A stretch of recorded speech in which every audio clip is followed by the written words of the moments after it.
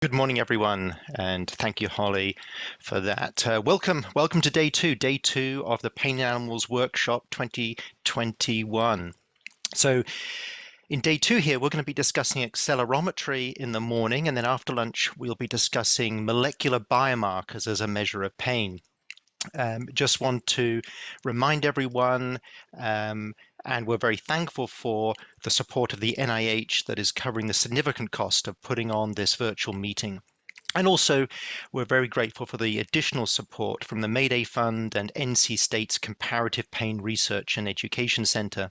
And please do submit questions, because the discussion prompted by questions will be incorporated into the tangible output from this meeting. There'll probably be three outputs, one on gait analysis and best practices, another describing where we are in terms of what we know about accelerometry, and then the molecular biomarkers. Any technical questions, pop those in the Q&A as well.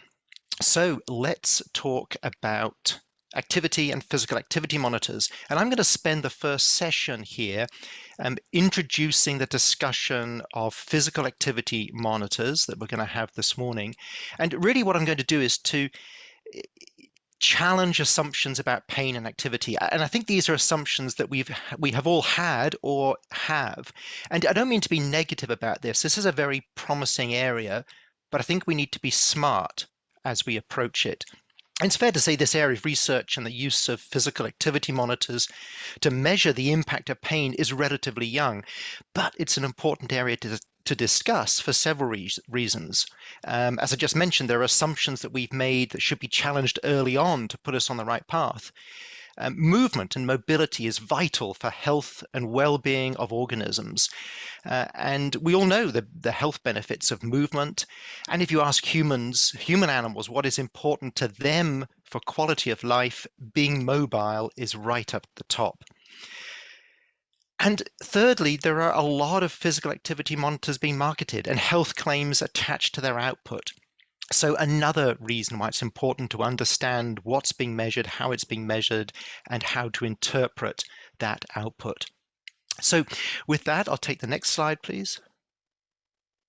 So I just want to indicate that the thoughts here I'm presenting are my own and they do not reflect official policy of NINS, NIH, or the FDA. And to the best of my knowledge, all studies involving animals and humans referred to in this presentation were performed under appropriate ethical oversight.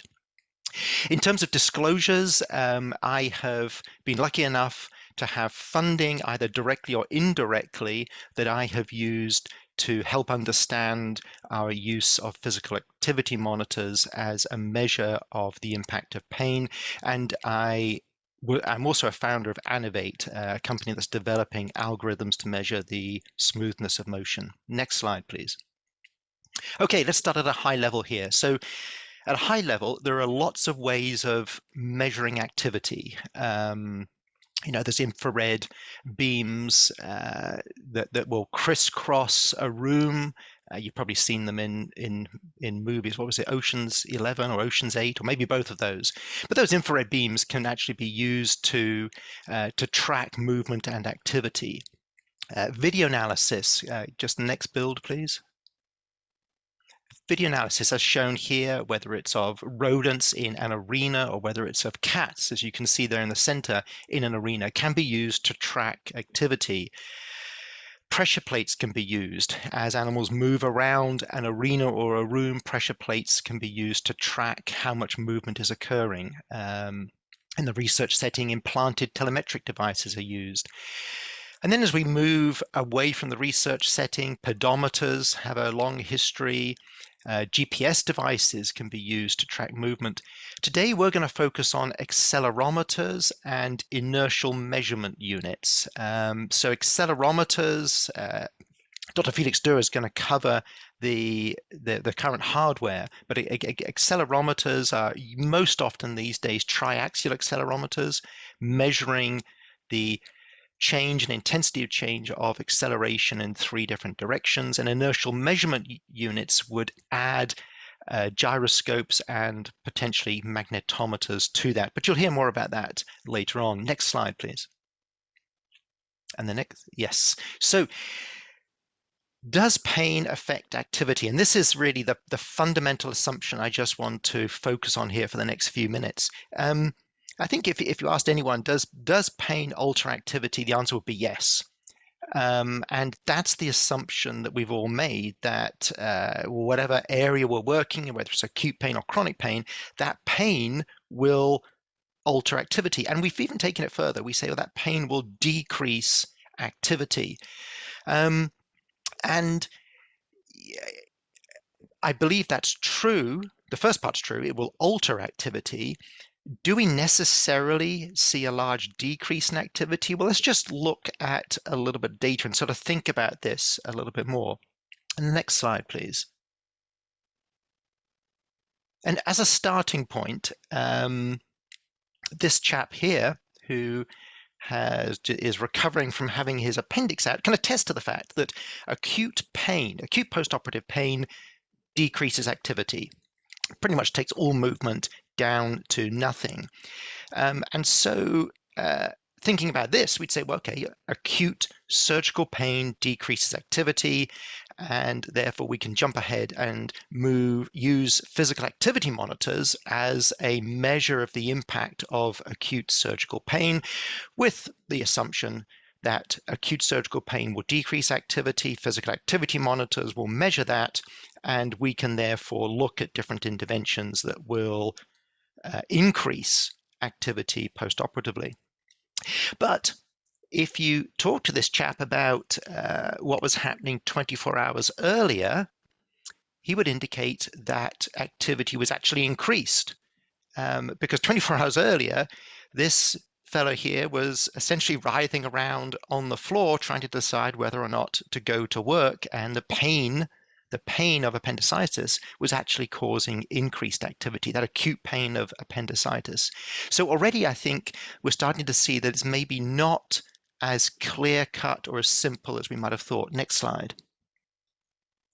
That said, here is a study using accelerometers to measure recovery from acute surgical pain. And just to orientate you here, the chart at the bottom compares two groups of patients. The LAC is laparoscopic assisted colorectal surgery, and at the bottom OC is open colorectal surgery. And OP is the time of surgery there. And you can see if you just compare those two charts, which are essentially area under the curve of acceleration changes and so movement, you can see that laparoscopic assisted colorectal surgery, which we would assume is associated with a smaller dose of trauma, had less of a depressive effect on activity following surgery. Next slide, please.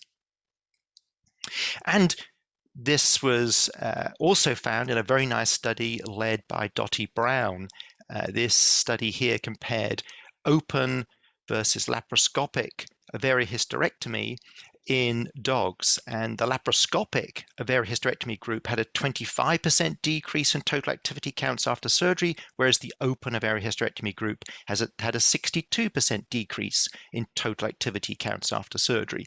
So a couple of studies here clearly underscoring the idea that acute surgical pain will decrease activity. But as you'll hear later on in the morning, it's not always quite as simple as that. And there are going to be presented some lovely studies in food animals just showing that this assumption here is a little bit more complicated. Let's go on to the next slide. Let's talk for a few minutes here about chronic pain, because again, I think this is where we've had this assumption that chronic pain decreases activity, particularly when we're talking about joint pain. We make this assumption that activity will be decreased across the species. Let's go on to the next slide, please. And I love this review. Now, this review is really focused on chronic low back pain, but the arrow there is pointing to a sentence that for me sums this all up. So studies have compared the activity of patients with chronic back pain with that of healthy individuals. Studies that have compared the activity of patients with chronic back pain with that of healthy individuals consistently show that the relationship of physical activity and severity of pain as well as the change in activity following interventions, was variable and complex. That's a very nice way of saying that researchers didn't find what they expected to find and had trouble interpreting results. Let's go on to the next slide. And I think this study here emphasizes some of those surprises. So this study here by Wearing et al. Described daily physical activities in chronic lower back patients using accelerometry. And so table 2 here shows the means and standard deviations for both patients, chronic low back patients, and controls for each day. So just these are means of activity here. So if you just scan across, the top line there is controls, the bottom line is patients, and I don't know, let's pick out a day. What day is it today? Friday. You can see there the means are no different between controls and patients. And when tested statistically, there's no difference here between these groups in mean activity. And yet you would think, well, chronic lower back pain should alter movement. It should alter activity. And any of you who have suffered from back pain can attest to the fact that your activity is altered. But when you look at total activity as expressed as means, that doesn't pan out. And the next slide, please.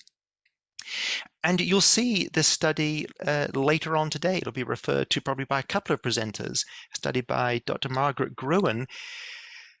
And part of this work was to compare normal cats, or healthy control cats, cats without OA-associated pain, with cats that had OA-associated pain. And again, I guess this is it's popular to put these sorts of data in table 2, isn't it? Another table 2. So just to orientate you, where it says group there, we have the normal cats, and then below that, FMPI and low dose. Those are just code words, code terms, if you like, for groups of cats that had OA-associated pain.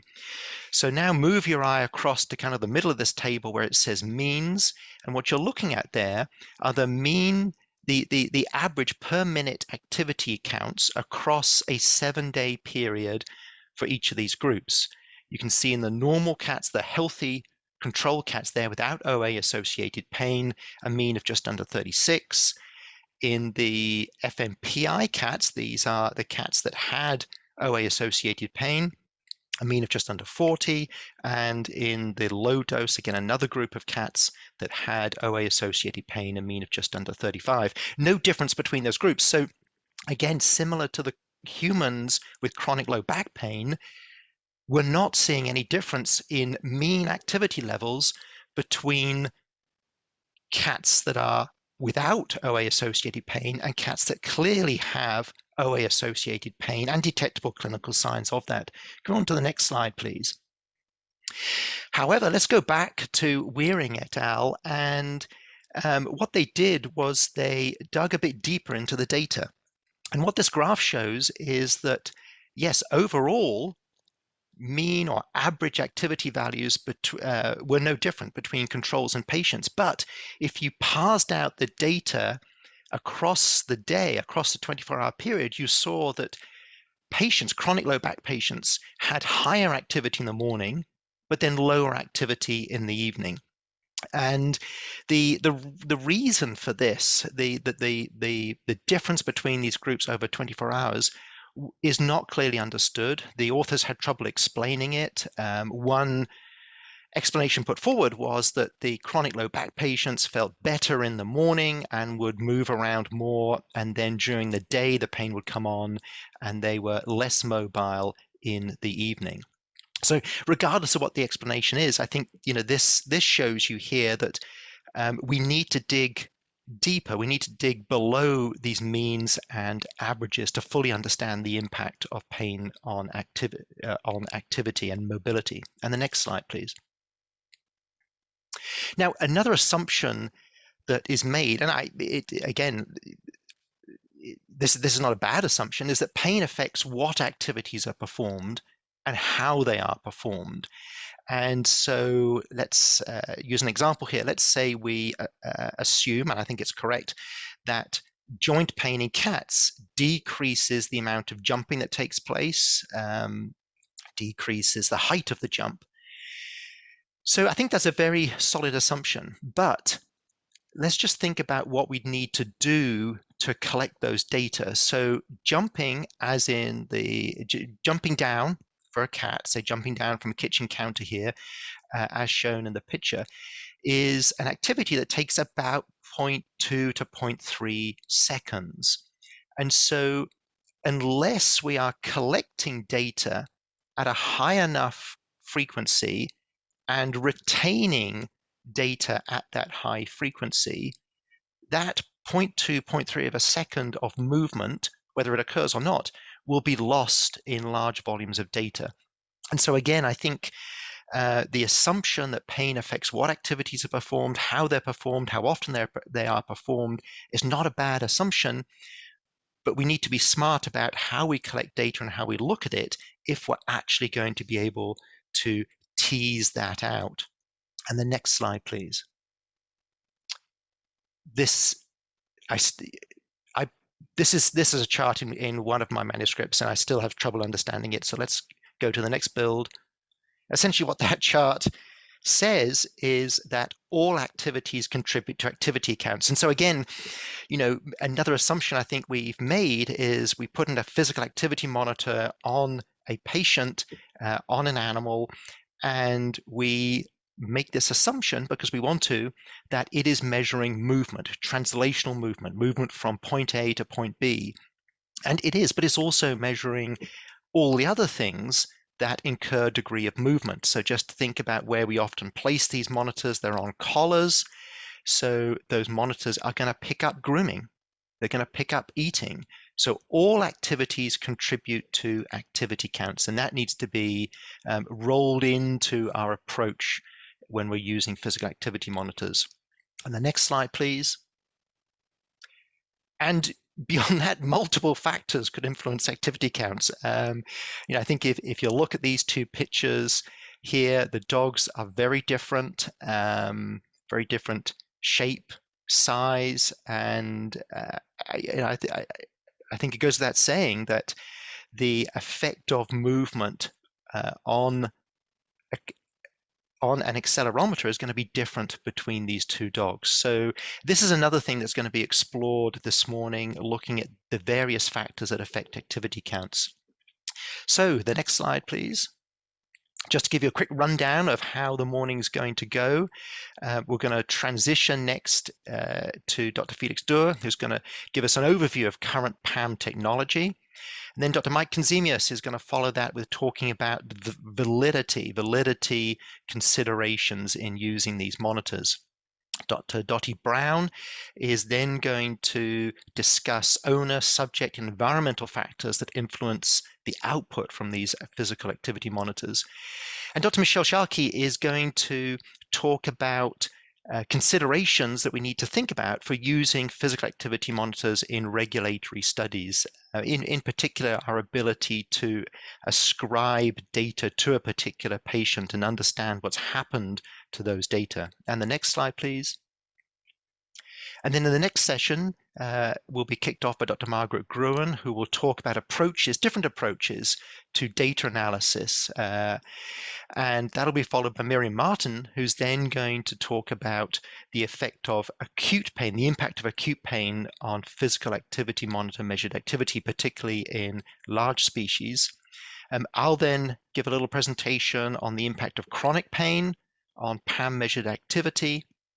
And then Dr. Charles Matthews is going to talk about the applicability of PAM measured activity in animals to humans. So really give us an idea of how physical activity monitors are being used in humans so that we can discuss the applicability of our studies to human research. And then finally, three individuals, Dr. Hans Kurtze, Dr. Mike Consimius, and there's an update here, Dr. Dottie Brown will present research priorities around physical activity monitors. So with that, I am going to stop and introduce Dr. Felix Stewart. Maybe we could just... Lovely. All right. So it's my pleasure to introduce Dr. Felix Stewart. Dr. Durr oversees the Orthopedic Medicine and Mobility Service at Colorado State University and is passionate about finding new treatment options for animals with mobility concerns. He completed his veterinary degree in Germany, followed by internships in Canada and a surgical residency at Colorado State University. He spent several years in private practice before returning to academia in 2011. He's a diplomate of both the American College of Veterinary Surgeons and the American College of Veterinary Sports Medicine and Rehabilitation, and has a keen research interest in the use of accelerometers as an outcome measure for orthopedic disease. Dr. Durr, please take it away. Thank you very much for the introduction, and it's a great pleasure being here. A fantastic session that you guys put together. So thank you for the organizing committee. And you know, who says that lecturing on Zoom can't be fun? I mean, it's 6 a.m. where I am, or 6:20, and there's 270 participants, and then I know that a lot of them are going to watch it later, record it. So getting this information out to this large group is fantastic. So having said that, next slide, please. My disclaimers are, yes, those are my opinions, and as far as disclosures, I don't have any financial relationships that are relevant to what I'm going to present, and all the studies I'm going to present, at least that were performed from our group, were performed after ethical committee approval, CRB, IRCO. Next slide, please. So my goal here is today to give a little bit of an overview of physical activity monitors. HAM as an abbreviation, so you'll see that quite a lot. Next slide, please. And one of the disclosures I didn't mention is that I am not an electrical or a mechanical engineer. So some of these questions that may come up specific to the technology, I might have to give a little pass on answering them or involve others on the panel discussion. Next slide, please. So overall, I think, like Duncan said very well, these devices have different goals. And I think that is really important to note that, yes, they are meant to measure patient activity, obviously called activity monitoring devices. That's our goal. But there are two very different routes that are being taken currently. And that is one for research purposes. And then the second one for individual patient health purposes. And that is obviously marketed quite heavily. So if you go online and you search dog activity collar, you will find about a gazillion models and claims. And I think we have to be careful about not putting these two into the same category. I think it's fantastic that owners are trying to find out more about their dogs, but there certainly is less standard for that purpose than for the research purpose. Next slide, please. So most of these devices are based on accelerometry technology. So what is an accelerometer? An accelerometer measures linear acceleration, and accelerometers are devices that have been around forever. They're actually not as complicated as it seems, and they are in your phone, and you know, gosh, like in your car, there's gazillions of them. They trigger your airbag if you, if something happens. So they can measure along one, that's, the initial technology, or usually multiple axes. So most PAMs right now are measuring 3 axes. What they cannot do is they cannot measure rotation. And that's why we need gyroscopes. So there's different technologies that are used. A couple are just like the illustrations on the right-hand side there, just kind of illustrating what happens there. So basically, to me, that is fairly easy to understand. You have this capacitive accelerometer where you're compressing that plate, and then that creates some voltage, and on the piezoelectric, similarly, the crystal is squeezed and then creates a voltage. So I think we can all kind of picture how that would work when these devices are being moved. They are they're somewhat limited, like I said. So let's go to the next slide. So when we think about a gyroscope, one way to understand what a gyroscope is, if you think about gimbals that you use for cameras, probably lots of people have used these right now that keep an object stable, your camera, that is a gyroscope, that is keeping it stable. Now, the other way to think about a gyroscope is actually measuring that rotation. So that's what a gyroscope does. It measures angular velocity. Next, please. Then the last part that is sometimes included in these devices is a magnetometer. And these are simply there to measure an absolute location. So when you put all these three together, next slide, then we have what's called an IMU. And these IMUs, those are really what I think the future is going to be more looking at. When we look at an IMU, they usually combine these three things. So again, an accelerometer that measures linear acceleration, a gyroscope that measures rotation, and a magnetometer that gives us the absolute orientation. Next, please. So the most commonly used technology right now, though, for the ones that we have available, are the accelerometers. Next, please. But before we go there, I wanted to show you a little bit more, or give you a little bit more information about the IMUs, because like I said, I think while it's not yet available readily, I think this is something that we should look into in the future. So like I said, this is an example of an older model of an Xsense IMU, and those are lightweight portable devices. And basically what started this whole thing out, years ago, was that Hollywood was looking for some sort of way of translating motion into these cartoon figures. And so as you can see this guy doing movement here, you can see on the screen it's being captured. And that is what an IMU is fantastic at. Next, please. So our thought on this was, well, can we use these IMUs actually to gather or acquire kinematic data without having to have a lab that is equipped with all these cameras? And the idea behind this was, if we can put these IMUs above and below a joint, they talk to each other, and we can then figure out what the range of motion of these joints are. And so what we figured out was, yep, that is actually feasible. Carpus tarsus stifle hip worked out quite well. You can see in the picture that this dog is equipped with the kinematic markers, and the IMUs.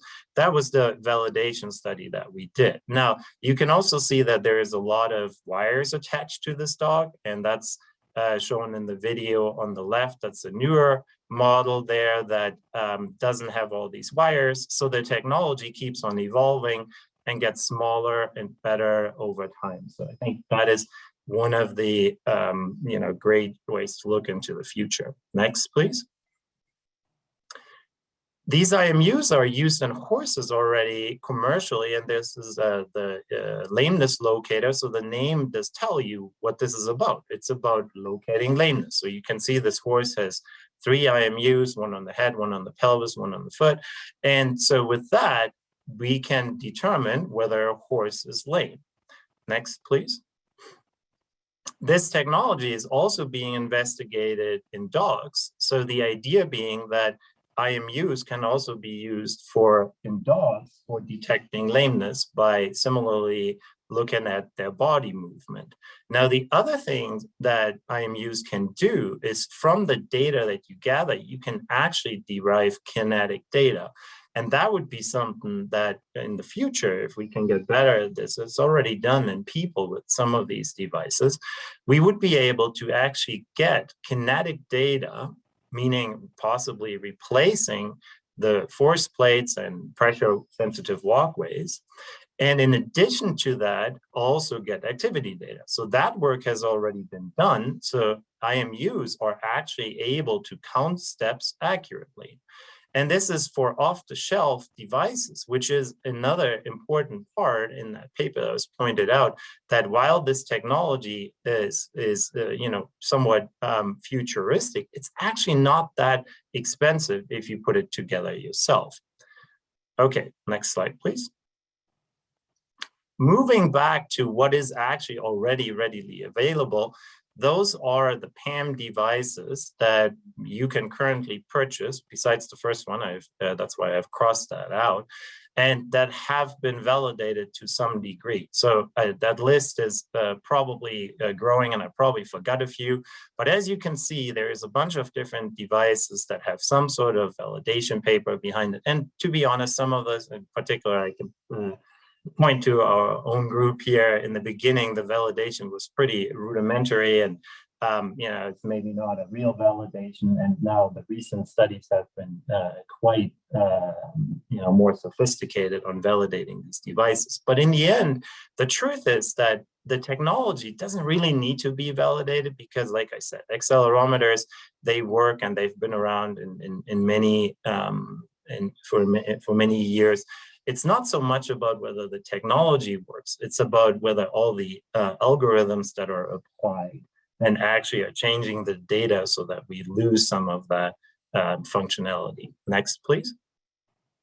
So when we look at these devices, there is a bunch of different things that these devices measure.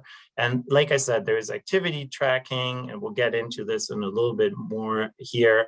There's vital parameters that some of these track. So heart rate, temperature, respiratory rate, they certainly could be something that is relevant. There's also GPS tracking that could be relevant for measuring the distance. There's also possibilities of communication, so writing notes that may be relevant for researchers. You can talk to your dog, you can vibrate the collar. There's goal tracking, which that may not really be a research function that's relevant. There's also design questions, like some of them are attached to a collar, some of them are attached to a harness, some of them are on an individual collar, and there's a difference in battery life. Next slide, please. So this is the Acticall device. That is probably the most simple. It's a reliable device. Like I said, it's currently unavailable, or I don't think it will come back. And then there's also the other problem that this device here requires physical download. So you can see on the picture the Acti reader. So that is how you download the activity. You put the device on the reader and then have to physically download the data. That comes with a big downside, and that big downside is that when the dog loses the collar or damages it, then you may lose all the data, because if you haven't downloaded it, the data is gone. So on the picture on the left, you can see that blue protection collar, or that protection case. That is one way to make the device a little bit more secure, but that then comes with another question on how much does that interfere with the device moving inside that case. The big advantage of this device is that it is fairly simple, and that also means that it has a long battery life. So the battery life, lasts at least 6 months if you put a new battery in, so you don't have to worry about that as much. Next, please. If we look at what the data it looks like that we actually get from this, it's a pretty simple method of converting that to whatever you want when you use some of the basic Excel functions. So this is from a paper that we published, and it actually contains a practice sheet, so to speak, with activity data, and then also instructions on how you can use Excel to get from this data more than just the activity counts, which is, for example, activity intensity. Next, please. So this is how this looks like when you download data from the Acticall. So you see that the Acticall gives you this data, and first it is organized by days. So every day you get your activity counts, and the Acticall will give you the data that's used in people, so activity, energy expenditure, and that type of information. Then what you can do with this is you can go ahead and you can go to the epoch data. So what that means is that we're going to where the data actually is. I don't think the video is playing. Yeah, there you go. And then you can go down to the epoch data, where you can then actually download that data. and you can go ahead and then you can paste that data into another Excel sheet, and then you can manipulate the data accordingly. So what you see me doing here is I'm just basically highlighting all that data, shift, control, down arrow gives you all that, then copying it, and then pasting it over to another Excel sheet. That's a sheet that we have developed, and obviously everybody can develop their own way of doing this. But here, what happens is that on the daily data, we have chosen to highlight data points or days that have less than 140 minutes of activity, and you can change that whichever way you want, but it triggers you to look at the data and be looking for, is it possible that the owners just took the collar off? And you know, that may obviously influence your data. So one way to deal with it, next please.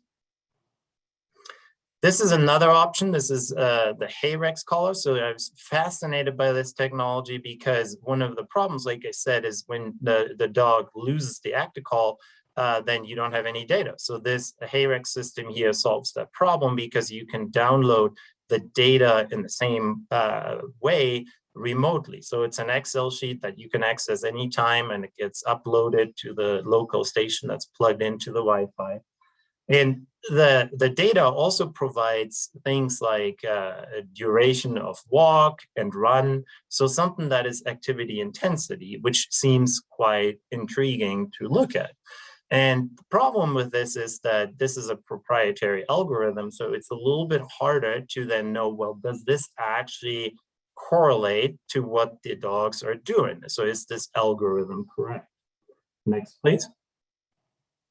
And then this is probably taken a little bit further by Whistle, because what they do, this is probably more an owner-centered device. They provide the same activity. So for example, this is a report that you get if you have a Whistle device, where you get the distance traveled for the week and average daily activity minutes, but you don't really have any idea of the underlying data. So while you can get some of the data from the company if you ask them, you know, that is not really designed for this purpose. Next slide, please.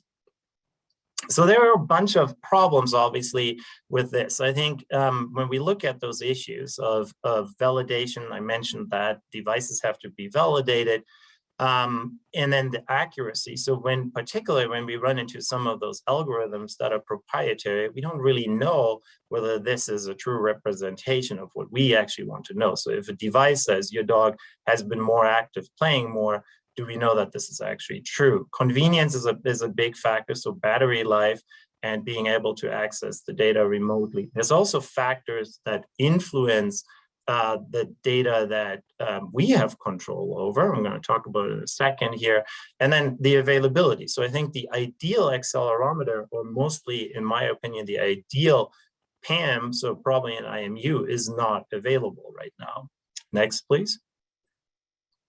So these are some of the things to consider. So I think that this is a really important concept. So when we look at activity data, there's two things that one has to really think about. So there's the sampling frequency, and that's determined by the device. So how often, how many times per second does the device actually capture data? And then there's the reporting frequency, and that is the epoch. So that means that we are determining how many times do we want that data to be gathered. So now the sampling frequency and the reporting frequency then determines what kind of data you get. Like Duncan said, if a cat is jumping up once and in 10 minutes, and our reporting frequency is set as a 60-second epoch, that is going to be very hard to capture that data. And then the other part is that when we talk about raw data, it's actually not quite raw, because there is an amplification and filtering process included in each device. Next, please.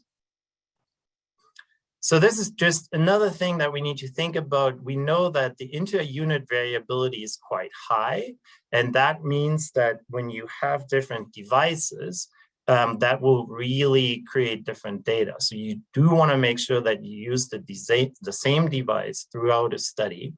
If you cannot do that, then you need to calibrate the units, and that is difficult to do and not frequently done. So ideally, the same device is the answer to that. Next, please. And then there's also factors that we control. So this study we did, where basically what we found out here is that when you have a collar that, for example, has the O-ring and the owners are attaching the leash to it, that will influence your activity data. So just some little things to keep in mind when you do these studies, to use a separate collar, detach the O-ring, and ideally use Ziploc ties to really tightly attach the collar. I think that actually puts me out of time here, if I'm correct. So next, please. And yes, this is one of my favorite quotes. If anybody in the audience knows who said this, please let me know. Thank you very much. Thank you very much, Felix. Great way to kick us off here today. And now it's my pleasure to introduce back Mike Consimius, Dr. Mike Consimius. He's going to talk to us about validity considerations. Just briefly, he received his DVM and a PhD in biomedical engineering from Iowa State University. He's a board-certified small animal surgeon, been a faculty member at University of Pennsylvania and Iowa State University, and is currently endowed professor of surgery at the University of Minnesota. He's been doing some very interesting work challenging how accelerometers are used and improving our understanding of how to produce output that is valid for the questions we're asking. Yesterday, I mentioned his work with emus, and today he'll talk to us about his work with IMUs. Mike. Thanks, Duncan. I'm not sure anyone got your little quip there, but so IMU validity considerations. And next slide, please. These are my opinions, and while I'd love to have a financial relationship, I don't have one. So next. Oh, the other thing is you will see some videos and some studies. Everything was informed client consent and IACUC approval. Next slide, please. So validation is the process of determining, when we're talking about validation, IMUs, and chronic pain, it's a process of determining that a pain assessment instrument is reliably measuring what is purported to be measuring. The initial measurement unit, today I'm going to focus on acceleration. We talked about the Magnetometer, the Gyroscope, and while useful, while we've collected that data, I actually think that there are some disadvantages to collecting that data. So anyway, some basic questions. Are all dogs equal? Do IMUs reliably report acceleration to a gold standard? Do IMUs report similar data? We just heard Felix talking about you sticking with the same IMU. Gosh, if you have to do that, that's a problem. Do IMUs reliably measure canine activities? Do IMUs reliably estimate pain via level of activity? And can we reliably check IMU data? Quality assurance, quality control, those types of kind of important things. So next slide, please.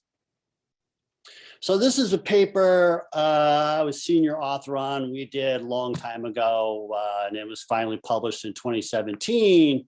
Looking at an oral nutraceutical and canine osteoarthritis, and we did a validated owner questionnaire, and there was no difference between, the intervention and placebo. And then we used an activity monitor that had been commonly used in a number of different publications in veterinary medicine.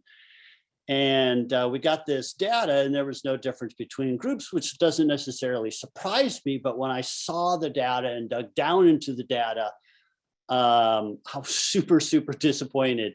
And so I started asking questions. And so let's look into some of those questions. Next slide, please. So one, in our study, we studied a heterogeneous population. And we went into that study really without thinking about it too much. And, that's my fault. I was the senior author, but you can't study a heterogeneous population without addressing linear and angular acceleration. And so you have to know them, you have to understand them, and you have to understand how that population and its relevance to where the IMU is located. So activity count as an outcome. This was reported, it was used, and you know, I blindly went down that path, and that tends to be an error in life decisions. So it's a proprietary algorithm based on bipeds. I mean, it's unlikely to work in quadrupeds. I think it's a mistake to think that it would work in quadrupeds. I'm actually unsure what an activity count means in a quadruped. And then this 1 minute epoch where it reports all activity over 1 minute, and then all of a sudden you're taking means over an entire day. And so you're really missing the description of what's truly going on in that particular patient. And the bottom line is chronic pain may not change total activity. I think Duncan did a nice job of showing that. So if you look at total day activity, there may not be a difference, but there are several studies in people with chronic pain where the high intensity activities, that's where the difference between normal people and people with chronic pain differ, is when in areas of high intensity activity. So next slide, please. So let's dig into this heterogeneous population. Dogs may have the greatest interspecies difference of all mammals. You've seen those pretty pictures. And IMU measures displacement. When a force is applied through the center of mass, it's going to report linear acceleration. However, when a force displaces that IMU away from the center of mass, it's going to report linear and angular acceleration. And the amount of angular acceleration that it reports is going to depend upon the moment, or that distance away from that center of mass. So an IMU will report the same acceleration in a heterogeneous population of dogs if the distance from the IMU to the center of mass is the same. Well, I mean, for convenience sake, we tend to put the IMUs on the collars of dogs, and gosh, it just didn't seem intuitive to me that the center of mass of a dog would have the same distance. So we studied that in the dog. Next slide, please. So we did it using a reaction board, and this is just a calibration method, a validation of the reaction board, showing that it works. It's not particularly challenging to build a reaction board and do it correctly. So we should all be, we should expect that it works. Next slide, please. So does a heterogeneous population of dogs have the same center of mass? The answer is no, they don't. The mean distance from the IMU to the dog center of mass was 33 centimeters plus or minus 13 centimeters. So we're really talking about a huge range, and we came up with a formula based on morphometric measurements that we took. We took tons of morphometric measurements, but mathematically, the only one that impacted that was the distance from the IMU to the ischium. And we were able to come up with a formula here that you can see here that could be used to normalize distance from the IMU, the center of mass, in a heterogeneous population of dogs. Next slide, please. So this is just the linear regression of the IMU to the ischium, or the length of the dog, if you will. This might be why for many people you have to kind of put in your body weight and your height. This would be analogous to the height of the dog, if you will, if it stood on its back legs. And then the IMU to the three-dimensional center of mass of the dog. And, the R squared is 0.78. And so, we have pretty good heterogeneous population of dogs. And so you can see that this is, it works pretty good. It's certainly not perfect, but it's better than just guessing. It's better than just guessing. Next slide, please. So when it comes to validating an IMU, here are three, papers that talk about kind of different ways to calibrate or best practices or validity. Dr. Matthews is actually a speaker later today, but there are other papers as well. Next slide, please. So does the IMU output measure a gold standard with accuracy and precision? Do all IMUs reliably measure the same thing? Does the IMU output reliably predict activities from differing intensity? And can it discern between normal and diseased? I don't know the answer to this last question yet, but I have a pretty darn good idea about these first three. Next slide, please. So can it just, previous slide. Okay, next slide, please. Okay, so this is simultaneous reporting of 4 IMUs. So do they all measure the exact same thing? Well, they should. And so really what this is 4 different IMUs and taped together they're calibrated. This is the raw data. There is no algorithm going on here.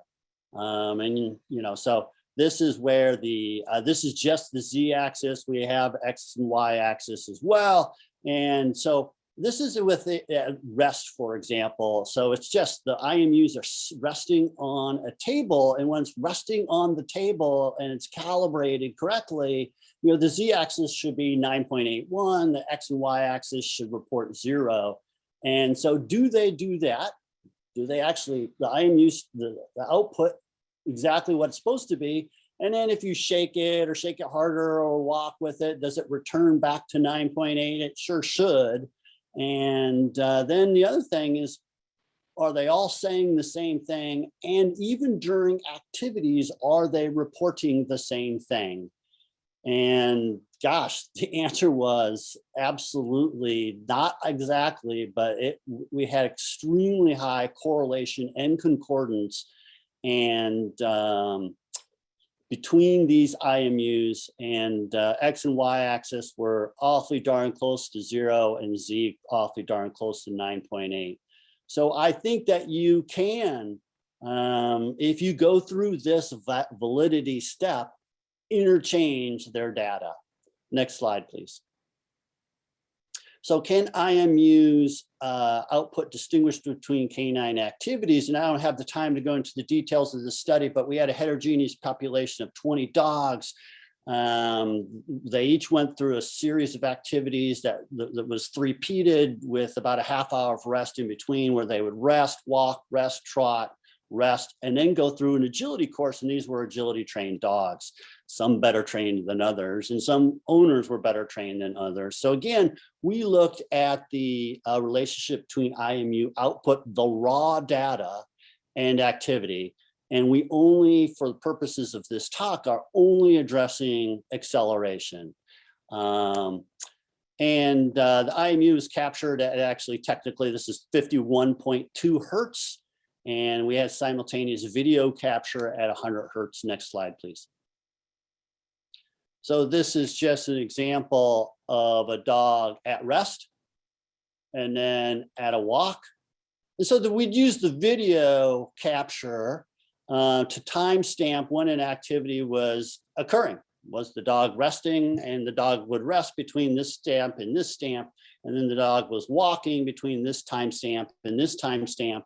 And then that between the timestamps of a described activity, that's when the IMU output that was used to describe that activity. Next slide, please. So this is kind of fun research, fun. Instead of watching the Vikings lose on Sundays, this is what I do. And so this is a dog going through. And man, talk about the fun athletes and fun research. This is an agility trial, and so you can see this is high intensity activity. So it's pretty cool. Next slide, please. So each trial generates about 20,000 data points, and that's when we're talking about just the acceleration. It's linked to the video capture. It's as we described. And so this would be kind of what you'd see, where we would see rest early on, and then the walk, and then the rest, and then the trot, and then the rest, and then they would go through the agility trial. Next slide, please. So these are just some cuts. And so does an IMU describe rest? And so you can see those squibbles here through rest. But if you look at the y-axis and all these graphs, this slide and the next, you can see that rest is really, pretty tight around, it's not wobbling a whole lot. To be specific, this is not z-axis. This is the resultant vector. So this is the square root of x squared plus y squared plus z squared. Meaning that's important because the IMU doesn't, there's no x, y, or z when you put it on the neck of a dog. And so this is the resultant vector. And then for walk, again, you can see what's going on. And I would say typically when we look at this walk data, they're kind of between 5 and 15. Next slide, please. Trot is a bit bigger. Maybe we're getting up to 20, 25 every once in a while as far as, so 2G, 2.5G, whatever it might be. But then if you look down here at agility, you can really kind of appreciate that this is when a dog's taking off and landing.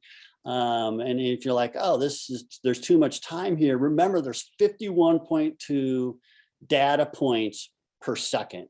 So this is a fraction of a second, even between these two peaks here. And so if you're not capturing, I would say a minimum of 20 hertz, if you're not capturing at that frequency, you're not seeing this. Next slide, please. There we go. So this is what we can do. This is how you can say, oh, this is the time spent performing an activity. So this would be the output. And then if you want, you can transform the data. This is not hard. It's just, so how much time does the dog at rest? What is the time spent during walk, during a trot, and then during agility? And so this is, we're not doing this in this particular study, but this is how I can envision, where we're going to have, we'll know to some degree what the G force, the resultant vector G force that describes walking, plus or minus a 95% confidence interval, which is, 2 standard deviations about the mean. And we'll have that also for trotting and for agility and for rest. And so I think in a clinical population, whether it's normal or diseased, we will be able to describe the time spent doing high intensity activities or the time that they are at rest. Next slide, please. And if you want to really dive down into the data, you can look at, well, how frequently did they jump or something like that. I'm not sure this is going to be that fruitful. I do think that mainly because the amount of time that's going to take. It's taken a lot of time to do what we've done, and then to dive into this and link it to the video capture is even more time consuming. Next slide, please. So does the IMU discern between normal and disease? We don't know that right now. And, it is one of those things where you're going to have to clearly define normal and clearly defined, pain, chronic pain from osteoarthritis. And for me, I think it's going to be for them to have to discern between normal disease. I'll use a validated owner questionnaire, a physical exam, and ground reaction forces, and everything has to be normal or everything has to be diseased. And then you'll have 2 populations I think you can reasonably study and gather what I do think is the raw IMU data and decide whether those 2 populations actually differ in their activity. Next slide, please. So we have some validity considerations. Dogs have different centers of masses. The IMU output should be normalized to that center of mass. Raw data from the IMUs we used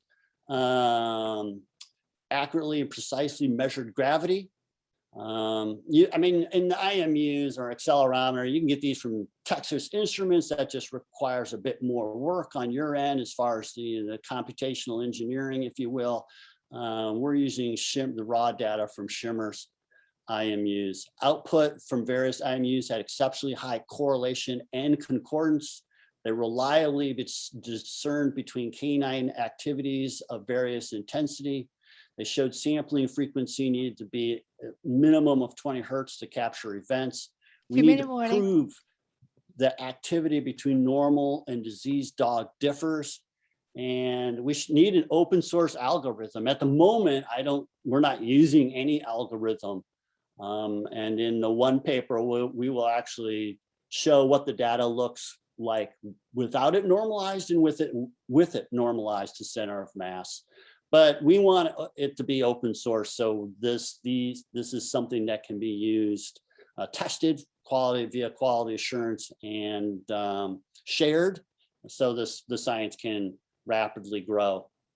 Next slide, please.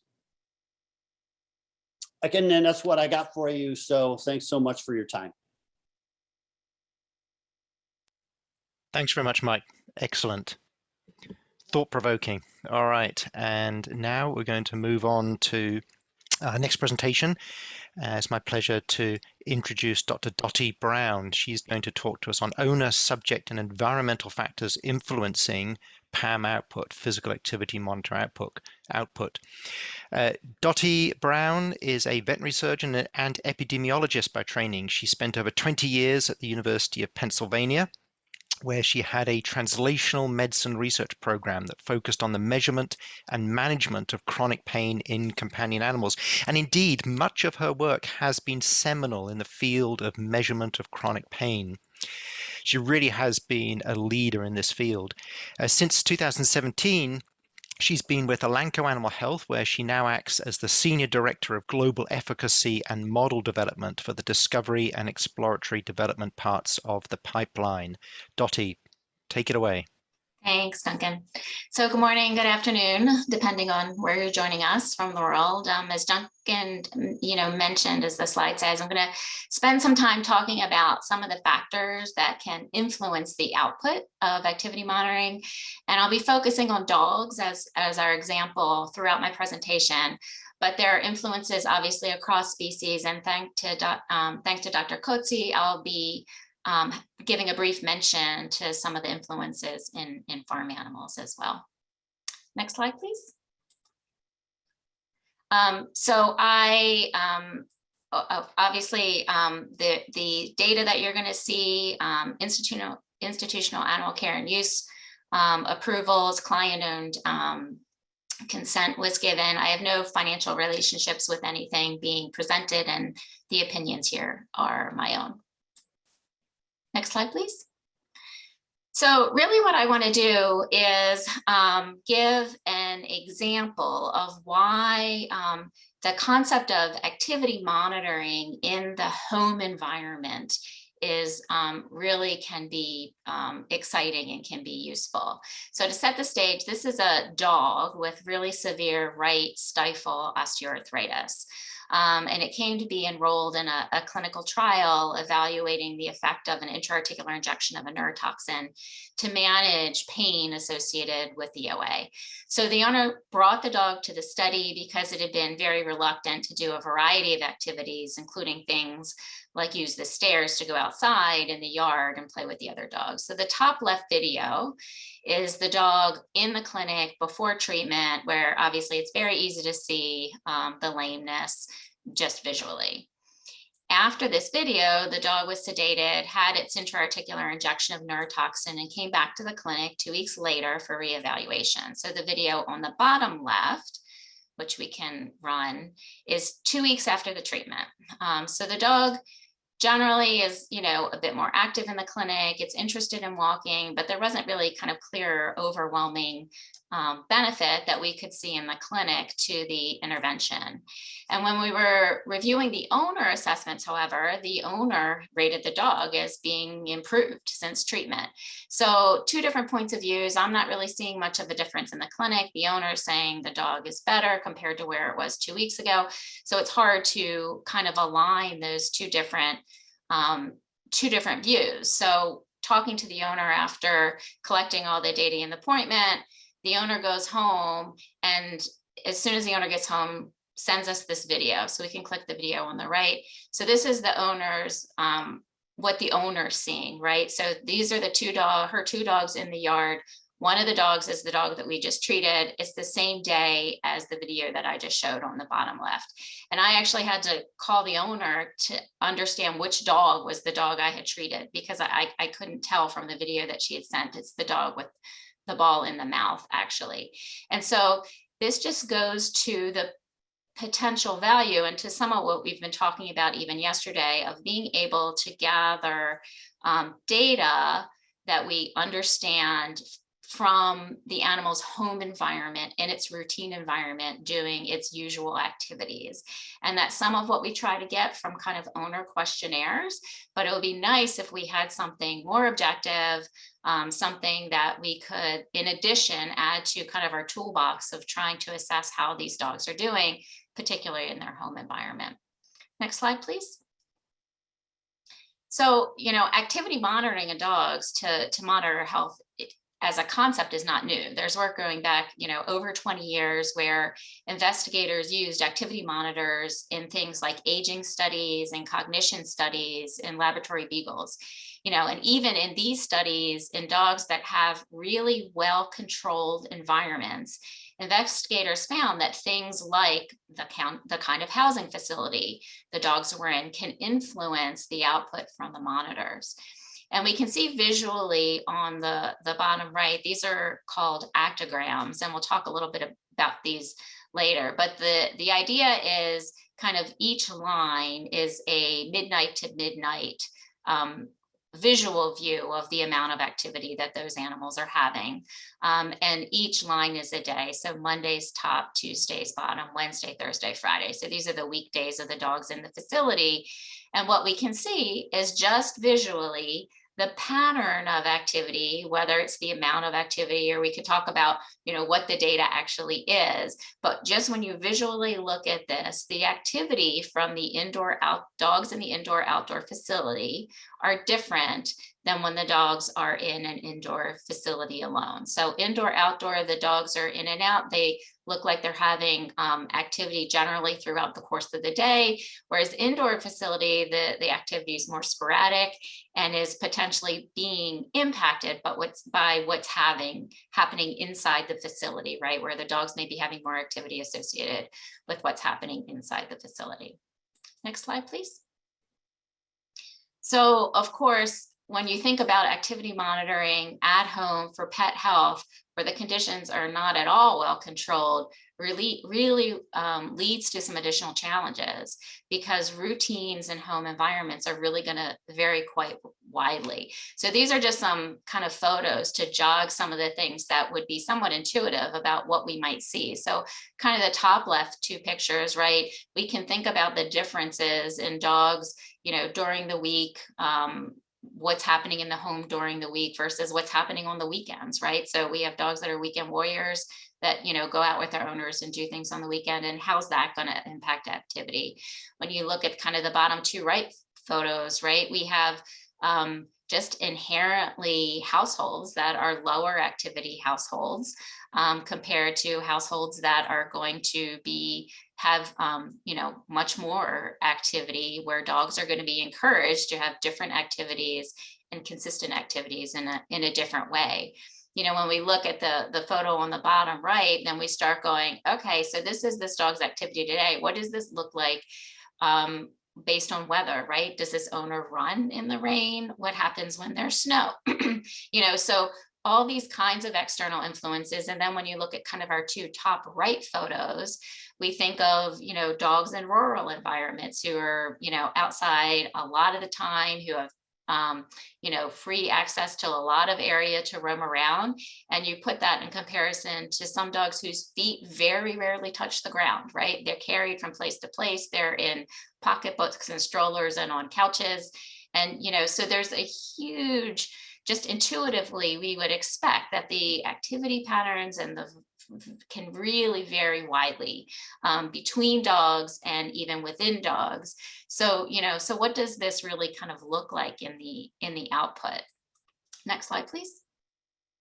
So this is a photo actually we saw before, a dog wearing a couple different monitors. And I'm just going to kind of show you an example of some of the output that we're getting from one of these monitors, and an example of how what's happening in the house, what's happening in the environment is going to impact the output. So the data on the right is the data that we export from the monitor, basically just into an Excel spreadsheet. And the monitor is, integrating the frequency and amplitude of the motion, and then it produces this electrical current that can vary in magnitude. And the activity monitor stores this information in a form of a count. Right. So when you look at the data on the right, we see activity counts. And so you'll see the date stamp. So June 10th of 2004, 5:45 a.m., the activity count for this dog was a 0. So this dog is laying quietly or is asleep. And you can see 5:45, 5:50, 5:55, it's all zeros. And then boom, it looks like 6 a.m. The alarm clock goes off in this house and this dog is up, right? So he's got now counts in the hundreds and in the thousands based on, being resting quietly or sleeping and then suddenly having a lot of activity. Next slide, please. And again, you can look at this visually, right? So this is the activity counts I showed on the left in the Excel spreadsheet. But if we want to just look at the activity visually, again, we can look at these actograms and we can see over this 24-hour period, so basically midnight to midnight, from midnight to about 7 a.m., this dog has very little activity, is resting quietly. And then through the course of the day, we have these different episodes or bouts of activity in the morning, in the evening, and in the midday. Next slide, please. So this leads us to think about lots of different ways the data could be very variable, right? We can think about day-to-day variability. So that, again, this is a study we did way back in 2009. And as you would expect, when you're just looking very grossly at overall activity counts, right, in the dogs in their home environment, the lower counts generally we would see in dogs during the weekday comparing to the weekends. And this, we would assume, is generally going to be influenced, right, by the owner's interactions with the dog. If the owners are out of the house or if the owners are working at home, there's less activity. Weekend comes, everybody's out and about, there's more activity. Next slide, please. And really, this is most evident when you're evaluating the patterns of activity, right? So this is looking at, a full week of activity. So midnight to midnight each day, Monday in the top row through midnight to midnight on Sunday in the bottom row. And without knowing anything at all, right, about, what activity counts mean or, what the total counts or anything, we can just see that we see a very different pattern of activity in the weekdays compared to the weekends. Next slide, please. So the weekdays generally show the same pattern, right? Waking up at 7 a.m., probably there's an alarm clock that goes off. There's some morning activity until the owners leave for work. This particular owner would come back midday to let the dog out for lunch, and you can see it's happening almost the same time every day. Again, not a lot of activity again until owner comes home from work at about 5:15. And then there's activity in the evening, and it looks like, bedtime is roughly 10:30 a.m.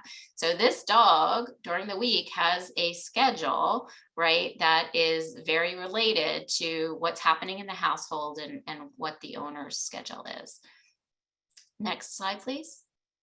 And this looks very different, right, than the pattern of activity that we see on the weekends when the dog is getting up later, consistently is having more activity throughout the day, and then actually kind of lower activity in the evenings. Next slide, please. So when we're thinking about how we want to use these monitors and we want to capture activity in the at-home environment, if it's possible to do that in a reliable way, and we want to evaluate the effects, say, of an intervention, right? We need to be cognizant of these, the way in normal dogs, just in normal dogs, not even getting to the point of talking about dogs with diseases, just in normal dogs, how the activity can be influenced by factors and what that data looks like over time. And, we can see, obviously we can see minute to minute, hour to hour changes. We can see differences in days. And then, there are other questions about what does that look like even from 1 week to the next, right? So next slide, please. So we had taken a look at week to week variability. So if you put an activity monitor on a dog, for 2 weeks, send it home, the owners are saying, nothing special happening in these 2 weeks. This is just going to be a normal routine for 2 weeks. What does that look like? So this is data from just 80 clinically normal dogs, looking at the activity, how activity changes just from week 1 to week 2. So just to orient you a little bit, the figure on the right shows the proportion of dogs that have various percent changes in activity from week 1 to week 2. So proportion of the dogs is on the y-axis, and the amount of activity that change from week 1 to week 2 is on the x-axis. And we looked at different sampling intervals. So if you look at the whole week, just again, very grossly high level, look at the whole week of counts, 1 week to the next. If we just look at the weekdays, or if we just look at the weekends, or if we just pick 2 random weekdays to match up with the 2 weekend days, what does that data look like? Next slide, please. So for example, same graph, just drawing a line at the 30% change cut point. So if we look at the proportion of dogs that have at least a 30% change in activity from 1 week to the next, what does that look like? Next slide, please. And so for this 30% change cut point, 35% of the dogs had at least this 30% degree change in their total weekend activity counts from week 1 to week 2, right? So 35% of the dogs had at least a 30% change in count from their Saturday, Sunday 1 week to their Saturday, Sunday the next week. Next slide, please. When you're looking at just 2 other days, so 2 weekdays to compare to the 2 weekend days, so we'd look at Tuesday, Wednesday, 27% of the dogs have at least this amount of change, still this 30% change from week 1 to week 2. Next slide, please. And when you look at weekdays overall, so total weekdays, it's a 14% of dogs have this 30% change. And next slide, please. And then when you look at the full week, 7% of dogs will have a 30% change when looking at total week to week from week 1 to week 2. Next slide, please. So, in this cohort of 80 normal dogs, there's quite a bit of difference, right? In the activity counts, looking at this just very gross level from 1 week to the next, depending on what days you might be comparing and, comparing weekends, obviously being some of the most variable days in the week. And interestingly, next slide, please, this pattern holds true across all the cut points. So across all the cut points from at least a 10% change in total activity, there's a larger proportion of dogs with changes in weekend activity compared to the weekday activity and full intervals of the week. Next slide, please.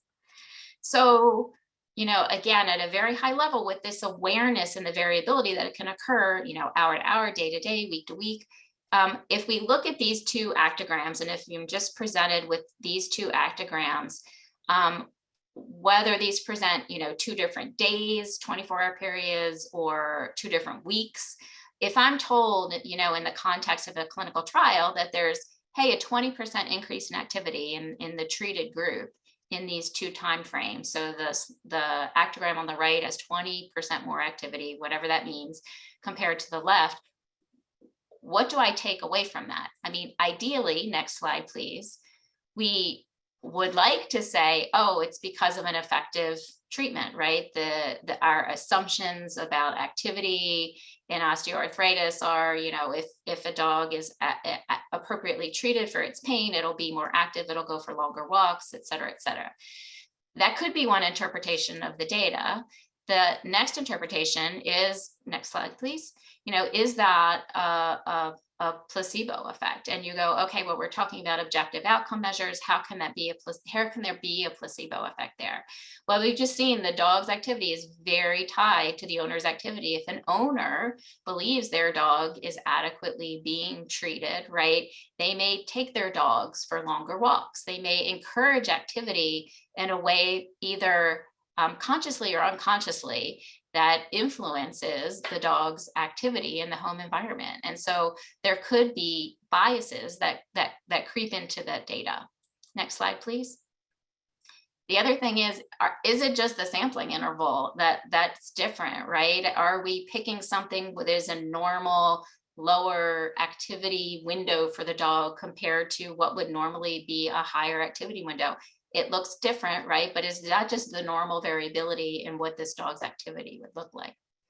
Next slide, please. And then really uncontrollable, right? External influences. So we've put activity monitors on dogs and we see very different data coming back because the one week there was a snowstorm and the other week there wasn't, right? And so just the amount that dog getting out, having its normal activity, what that is going to vary even with things like the weather. And these influence, next slide, please. Like I said, I've been sharing, thinking about the dog because that's the place that I've lived and the data I've collected. But Dr.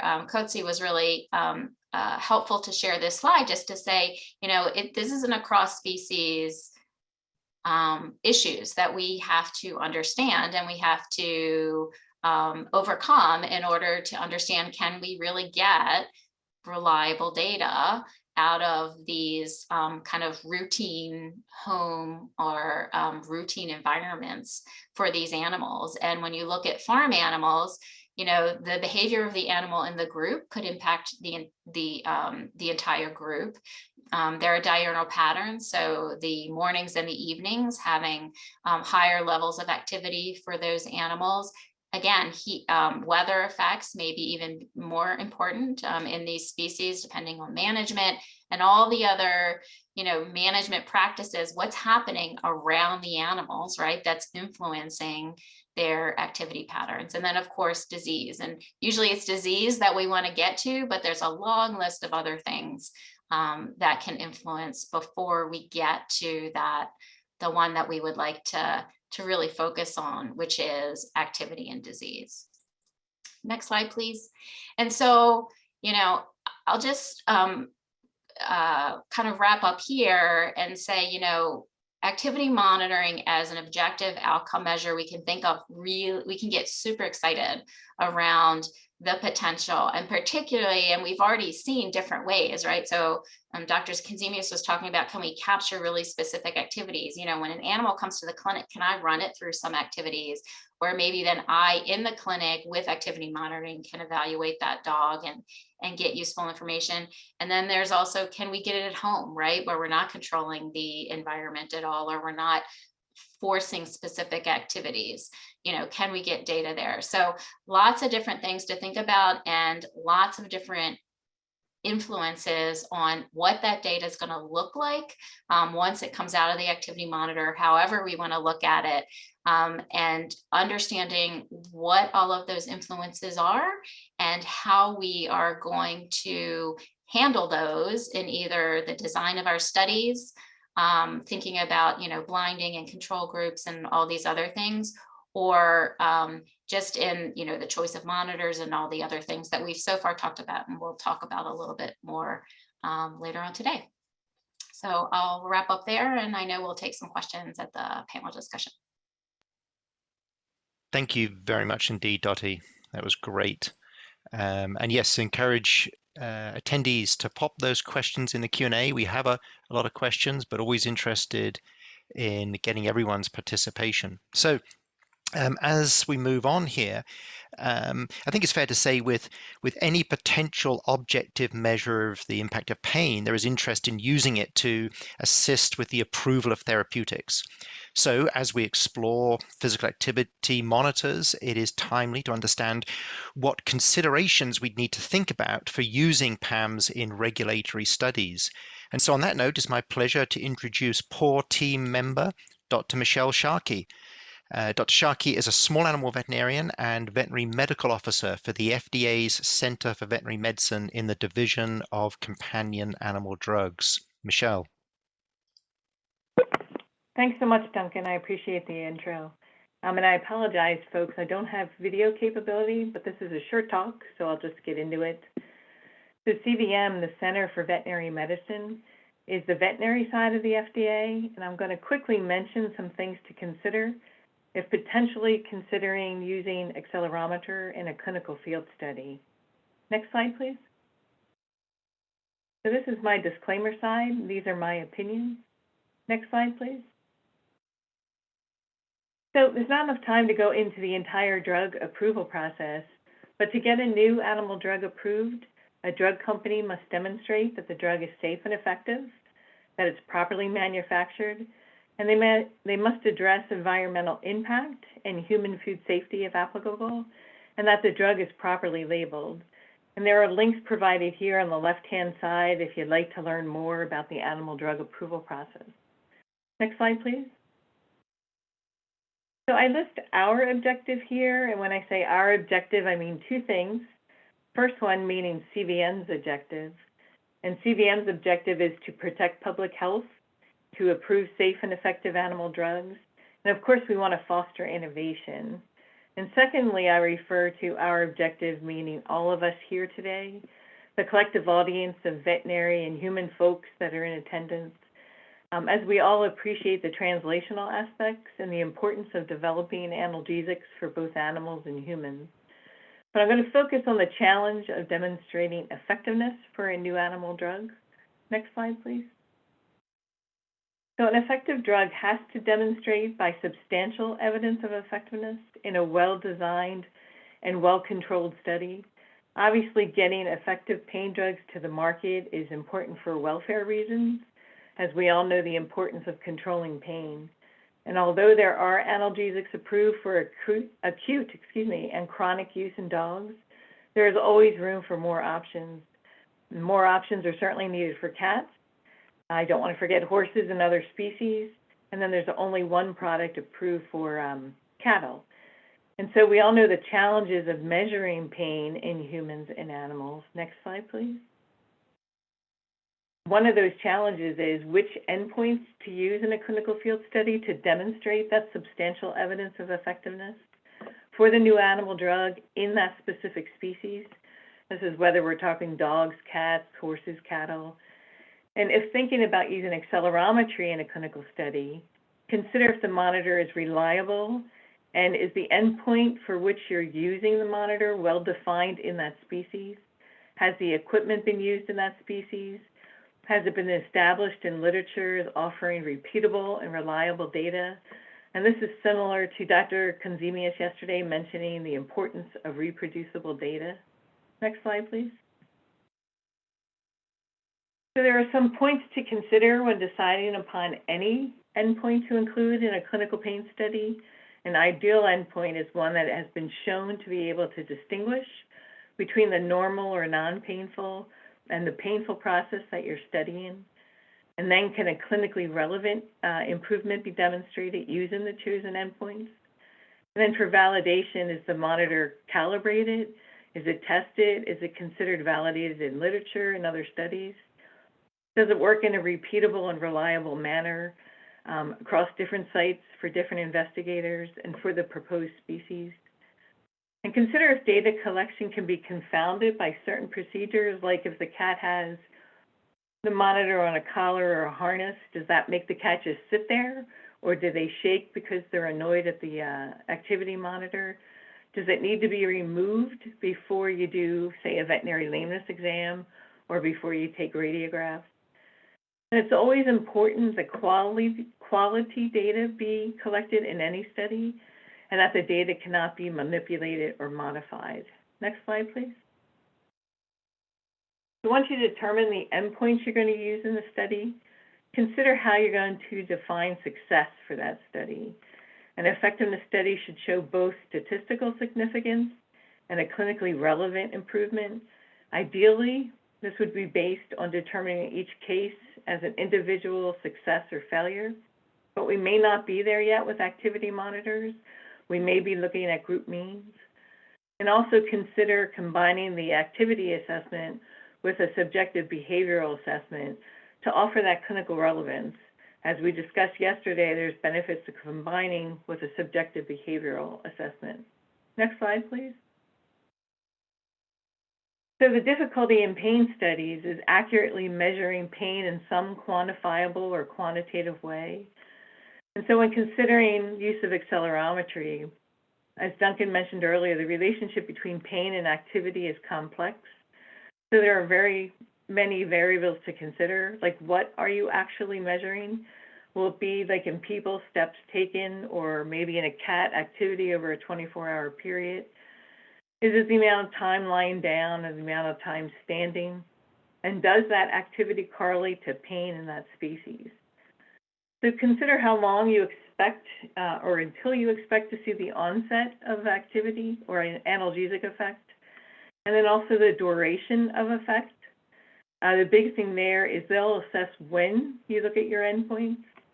And variables are noted that you wanted to consider, like Dr. Brown was just mentioning, as far as days of the week, weekend or weekdays, indoors, outdoors. And then also remember, pain is multidimensional.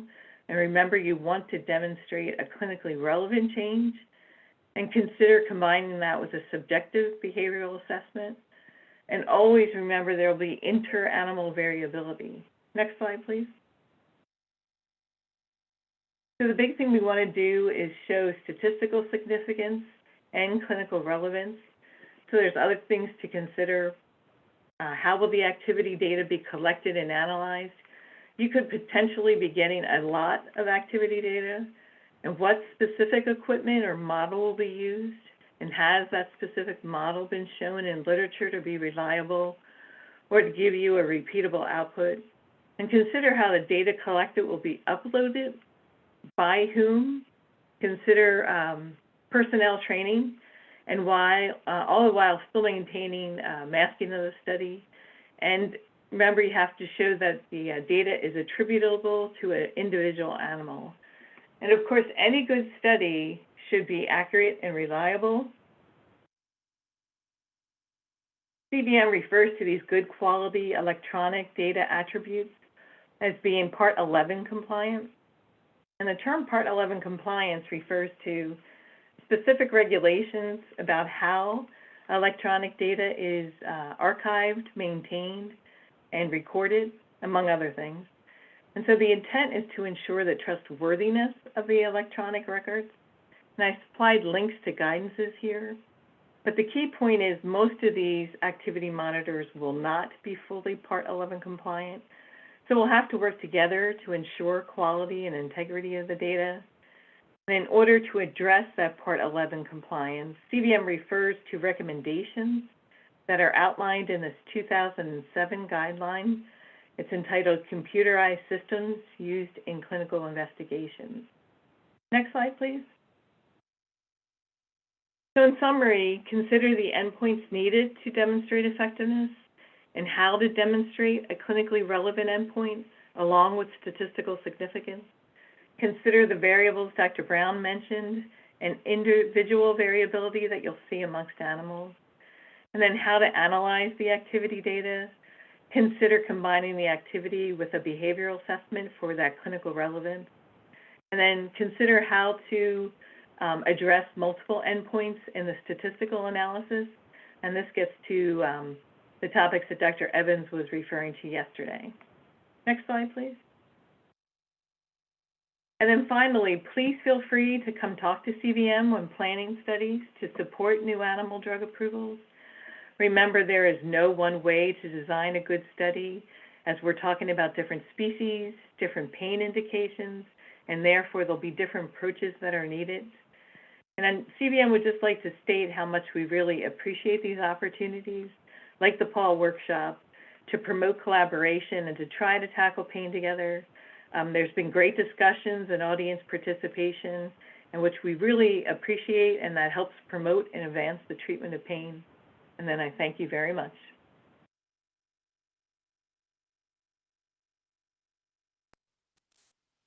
Thank you very much, Michelle. Very thought-provoking, and I know that's generating a lot of questions here. So we're going to now move into the panel discussion. If I could ask all our speakers from this morning to, what am I asking you to do? Turn on your videos. There we are. Great.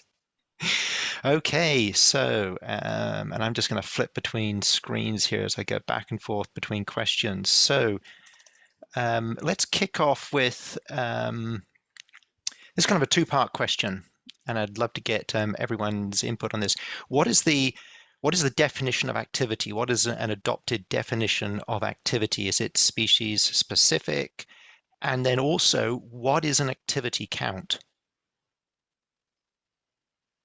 Who would like to kick off here?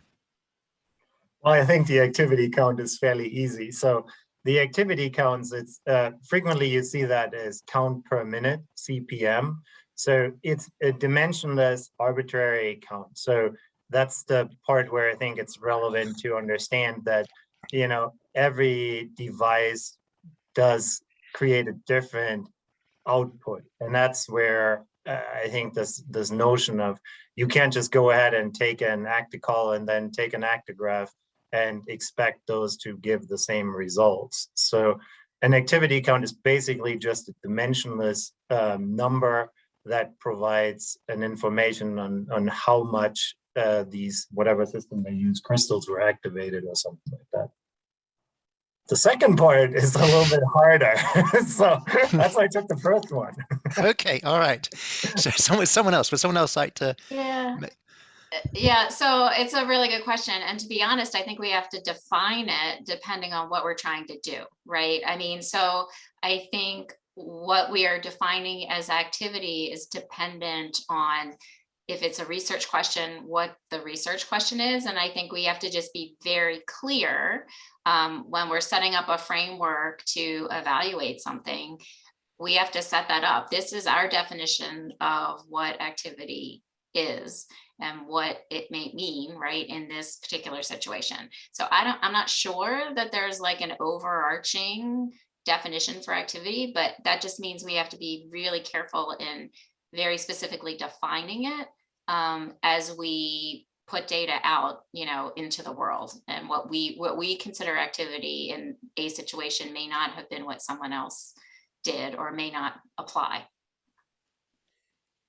Yeah, I mean, this is an academic question. So for the activity, I would just think of it as, you know, academically as a continuous variable of motion. You know, so from 0 to whatever, and all of the data points in between there. So, but I think when it comes to what is activity and clinically relevant, you know, then it kind of goes to, well, what is rest? Well, that's what Dottie was referring to. We have to clearly define in that year scientifically, this is what we described as rest. This is what we described as a walk. This is what we described as high intensity activity. So yeah, you're going to have to, while statisticians hate buckets, I mean, that's why I think we're doing the work we're doing. And so, so high activity won't be described by just something that you visually see. I mean, it kind of starts there to some degree, but hopefully it's, we would all watch a dog walk and say, yeah, that's a freaking walk, you know? And, but then there's a mathematical number that describes that. So then you can translate that to future studies or whatever. I mean, the activity count, I think that's where I probably have my I think that there's a lot of great things that we can learn from the past research, but when it comes to an activity count, I actually have a problem with different accelerometers, IMUs, coming up with what a different activity count is. I mean, and acceleration is acceleration. And so that's why we're working with raw data. And I think that raw data actually can be used. It can be used simply in this day and age. Large data sets are much easier to work with. I mean, so for example, if you collect data, raw data at 51.2 or 20 hertz, let's say you just use 20 hertz raw acceleration data for a week, you have millions and millions of data points. So Excel, forget Excel. Excel's useless. It's meaningless, but it's actually quite easy for statisticians to work. You know, we use R, some people will use Python, whatever it is. And this gets to what Michelle was talking about, because this is one of our ultimate goals, is to be able to use this for pivotal clinical trials. So you'll have a time-stamped, the original time-stamped CSV file that's dumped into Python, and then you can work with it, or dumped into R, and then it can be worked with. And then that's, I think that, and every accelerometer in the raw data from the accelerometer should be very, very close to another raw data accelerometer off a shelf from a different company. Thanks. And maybe, Mike, what I got you, oh, and by the way, thanks for reading the dress code for today. Just what I got you there, do you think that we could get to the point where, based on G-force and correction for placement, we could come up with ranges or cutoffs for particular activities that dogs perform, something that is out there defined, so that we could all be talking about the same thing, as opposed to arbitrary cut points? Yes. I mean, you're a collaborator in the project, so you ask the question, you know the answer to. Yes. So the answer is yes. It will be. It's well defined, and it's crystal clear. I mean, it's not much like some of the data that's like that Dottie showed. You mean, where the difference between weekdays and weekends, for example. I mean, on those actigraphs, you know, it was super obvious. You could put that in front of a fifth grader and they say, yeah, this is different from that. I mean, a walk looks different than rest. It's that obvious. It's not subtle. I didn't pick out a perfect one. I just grabbed one. It's that obvious. It's always that obvious.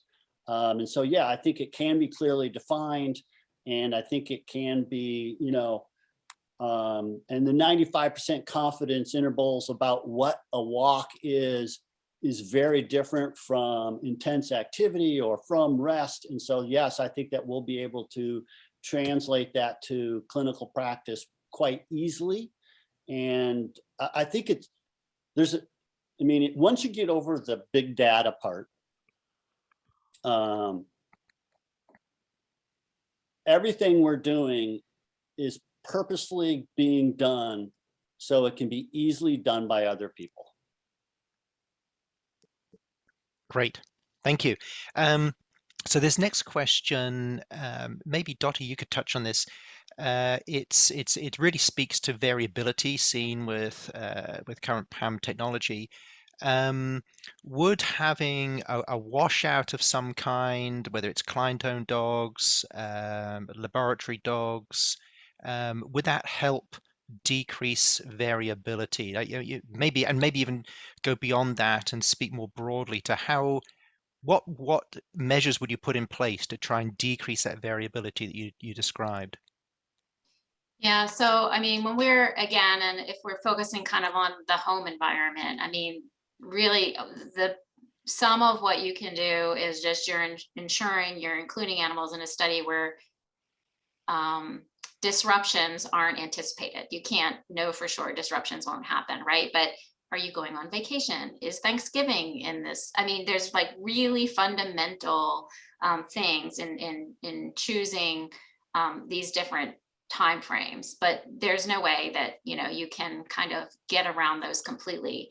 The issues with kind of, if you're thinking about crossover studies, if you're thinking about washout periods, the issue is actually the duration then of those studies gets longer, right? And I think the longer the duration of the study is in the home environment, the more likely there is to be disruptions, right, to whatever the normal activities for those animals are. And we went to points of, you know, we're not in Philadelphia, we're not doing, you know, we're not looking at the activity data from studies in through, you know, from January through March, because if it snows, it blows your activity data out of the water. It's just the reality of it.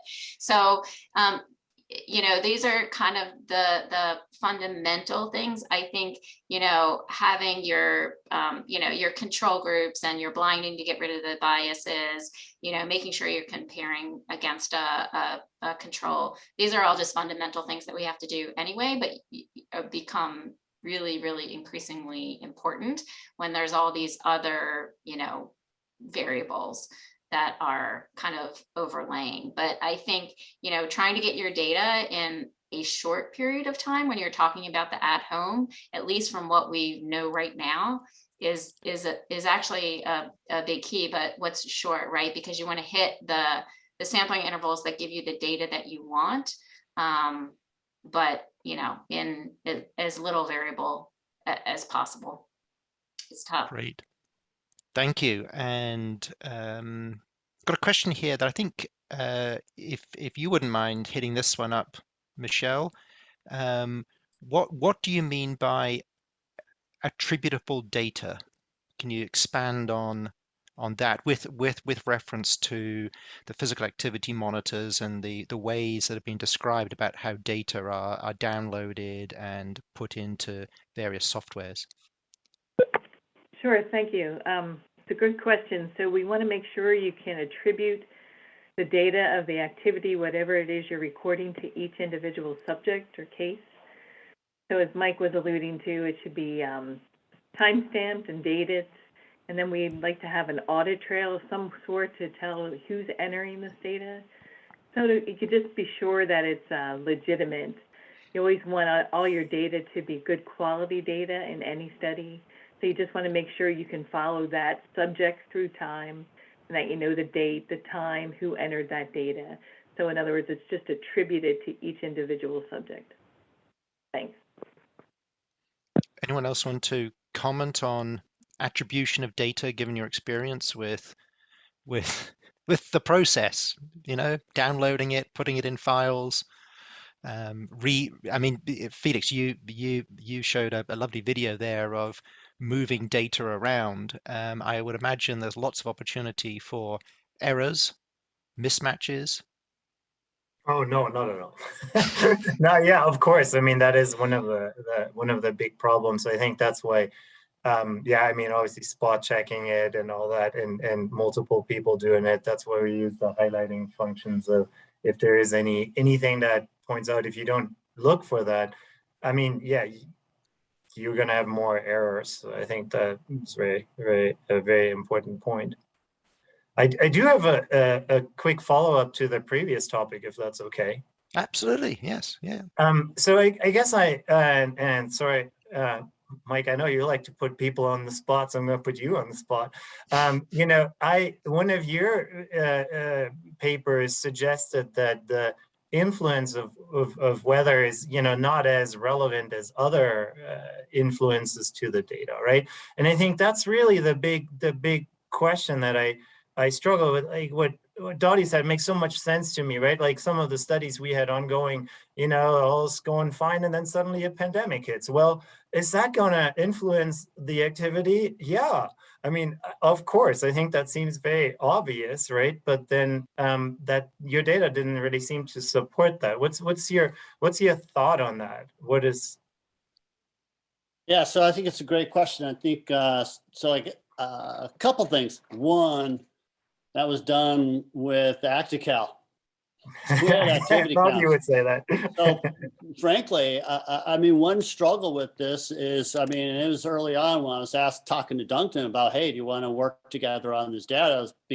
I said, be aware that it's going to make all of your previous data irrelevant. I mean, so that's got to be our starting point. Our starting point in going into this, when I mean, take that ActiCal, take it apart, you know, get a screwdriver, try to really find out how it really works. And, you know, you're not going to be happy with, you know, if you, you're not going to be happy. So anyway, so that's one thing is, so it might be that that data is wrong.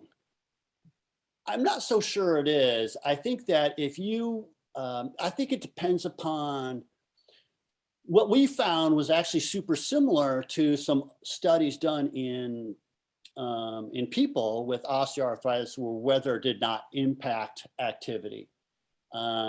Those studies had similar temperature zone as us, where you say, well, there's no bad weather, it's just bad clothing choices, right? So it's a little bit different.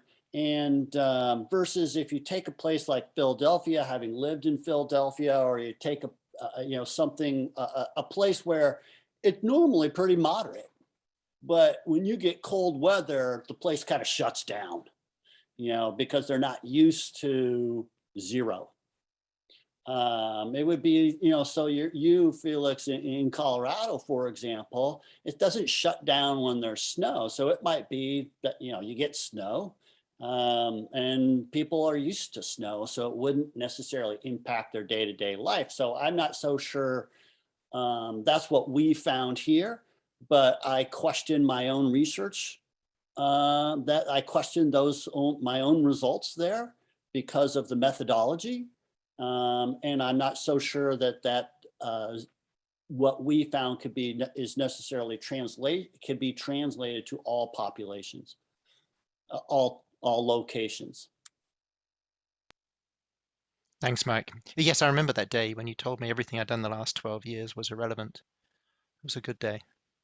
Well, it's not completely irrelevant. I mean, because there's certainly a lot of stuff that was done. I mean, I don't want to be dismissive.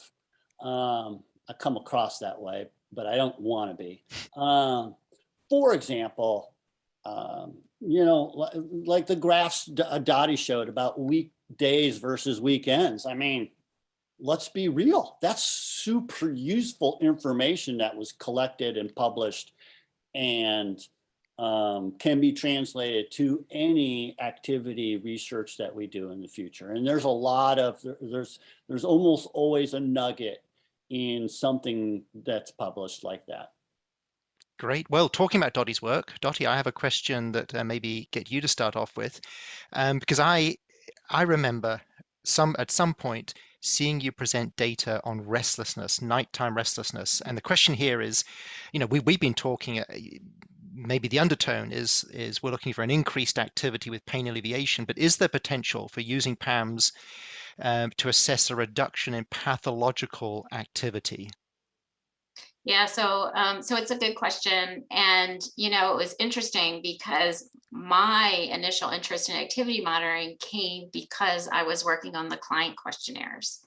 And when we were doing our focus group work initially, one of the things that kept coming up in the focus group for the dogs with pain was the owners are complaining the dogs weren't sleeping well. So we originally had sleeping questions in our questionnaire, but as we were validating it in broader populations, we were realizing the question wasn't behaving right. It wasn't working. And it was because not everybody sleeps in the same room with their dog, right? So you can't just ask them. So I was looking for a way to monitor sleep, right?